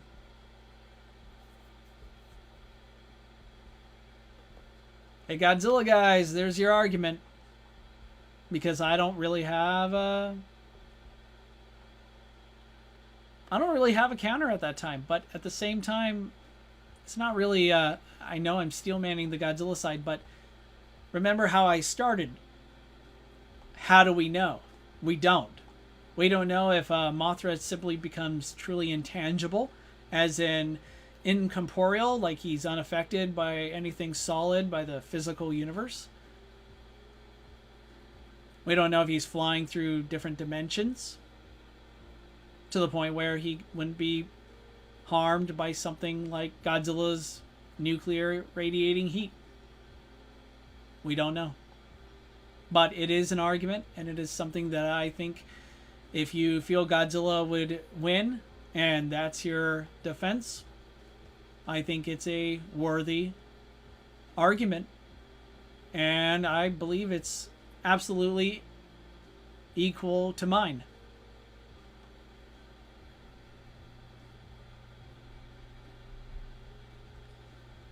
All right, so we're going to wrap things up in the next several minutes, so I'm going to go through quick. Here are some fights that I thought were too close to call, in case you're just joining us and you missed out. Godzilla fought Goza. Goza 2 comes from Ultraman Dyna. I thought Godzilla would win this fight, but honestly, it's very close. Ultraman Great versus Grand King Ghidorah was very close. Great, despite the, very, you could tell the VFX have aged not really too well, but still pretty cool. His attacks are pretty dangerous. So I think Great could actually pull off a win or two against Grand Ghidorah here. Destroya versus Super Mecha Godzilla. I had Destroya win. But I do think there's a chance Super Mecha Godzilla could prevail. Maybe not kill Destroya permanently, but I could see SMG pulling off a few wins. Burning Godzilla versus Grand King Ghidorah was, as I stated, I thought that was a very close fight. And of course the fact that I thought it was very close, but then Burning Godzilla went up against a being who treated Grand King Ghidorah like a joke, that did have something that was kind of a sign that I was going to vote Armor Mothra. Gamera versus Death Ghidorah was fun because, honestly, Gamera lucked out. He's taking on a foe who is, in many respects, above his pay grade. But then again, Death Ghidorah, when he's in the movie, is a lot weaker than he was in ancient times. At full power, Desghidorah would, in my opinion, go on to make it to the finals. I could see full power Desghidorah challenging the likes of Burning Godzilla and or Armor Mothra. Considering in ancient times, Desghidorah took on an entire army of Mothras, one that was just like Mothra Leo, and killed them all, except one. He was also setting off volcanoes all over the globe and causing mass extinction events. King Ghidorah versus Deathfacer was close, because on one hand, I really wish I would have given Ghidorah more time, but I kind of ran out of it for prep for this entire stream, so I'm sorry about that. But I do think Deathfacer wins this, but it wouldn't be one-sided. This is another close one that I almost changed my mind on. Glitter Tiga is so dang powerful, and it kind of helps. Tiga kind of had an advantage going into this tournament, unlike most of the other Heisei Era contenders in here, his opponents. Ultraman Tiga is still alive and well. He's still active in recent modern Ultraman projects. Still, I maintain what I said. I do think Burning Godzilla's attacks are, would put a wrench in Glitter Tiga's advancement here. And even though Godzilla would, for the most part, be a glorified punching bag, I do think Glitter Tiga would absolutely make him hurt. I do think Glitter Tiga would lose. Armor Mothra versus Itsunu Ikusagami was also particularly close. But again, I think Armor Mothra's feats are, at the end of the day, more impressive. Destroya versus Super Gudis had a very funny ending. And by that I mean Super Gudis is pretty powerful. He's a highly infectious alien virus made sentient. But I just thought, yeah, using your attack to bring Destroya into your body is a big mistake. However, what goes around comes around. Even though I think Destroya could destroy Super Gudis from the inside, there's always a chance Super Gudis could have infected Destroya. Just like what happened throughout Ultraman Great. The entire series revolves around life forms, organisms being infected by Gudis' virus spores and becoming giant mutated monstrosities. Something similar could very well happen here, and in fact it could very well lead to some super evil hybrid of the two. Arguably my favorite match of the entire tournament, Gitanozoa versus Itsuno Ikusagami. It's rough. I feel like if I had to redo it, I might have picked Gitanozoa to win. But you know what? I think like in the end he does come out. I think Itsuno winning made a bit. I thought there was better argumentation on that side, but even still, even if Gitanozoa were to win, he would have gone up against Burning Godzilla or Armor Mothra or Glitter Tiga, and he would have lost those. So, of course, the fight that was the closest is the final one. Are there any fights that I missed or ones that you wish happened? Let me know in the comments, guys. I have a few in mind. Godzilla vs. Gamera. Super Mecha Godzilla vs. Mogera. Ultraman Tiga vs. Ultraman Great. Iris vs. Legion. Glitter Tiga vs. Itsunu Ikusagami. Gitanozoa vs. Super Gudis. Godzilla vs. Iris or Godzilla vs. Legion. And of course, this was brought up earlier. Destroya versus Space Godzilla. Sean, I see you. I see you, man. I don't know if you're actually in the chat still. I'm just saying, this one's for you. Or Space Godzilla versus Grand King Ghidorah. These are all fights that I wish randomly were generated because I was looking forward to breaking them down, but it didn't happen. So if you want to see any of these, if you want me to break these down in a future video, sound off, let me know. Tell me, Tom, I want I want to know, who do you think wins Heisei Godzilla versus Heisei Gamera? Who do you think wins Destroya versus Space Godzilla? Let me know, guys. Before I head out, here are some upcoming projects to look forward to. Live streams, we got Heisei Power Ranking. I just did the Heisei Godzilla Power Tournament. But just because Armor Mothra won doesn't mean I think Armor Mothra is the most powerful on this in the entire Heisei run. I got a lot of surprises for that one. I might do a Godzilla Power Ranking again. I did that a couple years ago. It was a stream that was about as long as this one. 6 hours. Mothra be by thy name. Oh my god. Zilla. That power ranking was long. I might do another one because there have been so many new Godzillas and stronger ones at that. Ghidorah Power Ranking has always been on my mind. I might want to do that. More VFX streams. I want to do a stream of ranking the Monsterverse. I have a cool concept in mind of Godzilla and Gamera switching enemies. Who would win if they did that? Also, a Godzilla versus Cthulhu. Who wins, ultimately? Under stop motions, we have Gamera, Herald, and Mothra. That's what I'm currently working on, but it's such a huge project.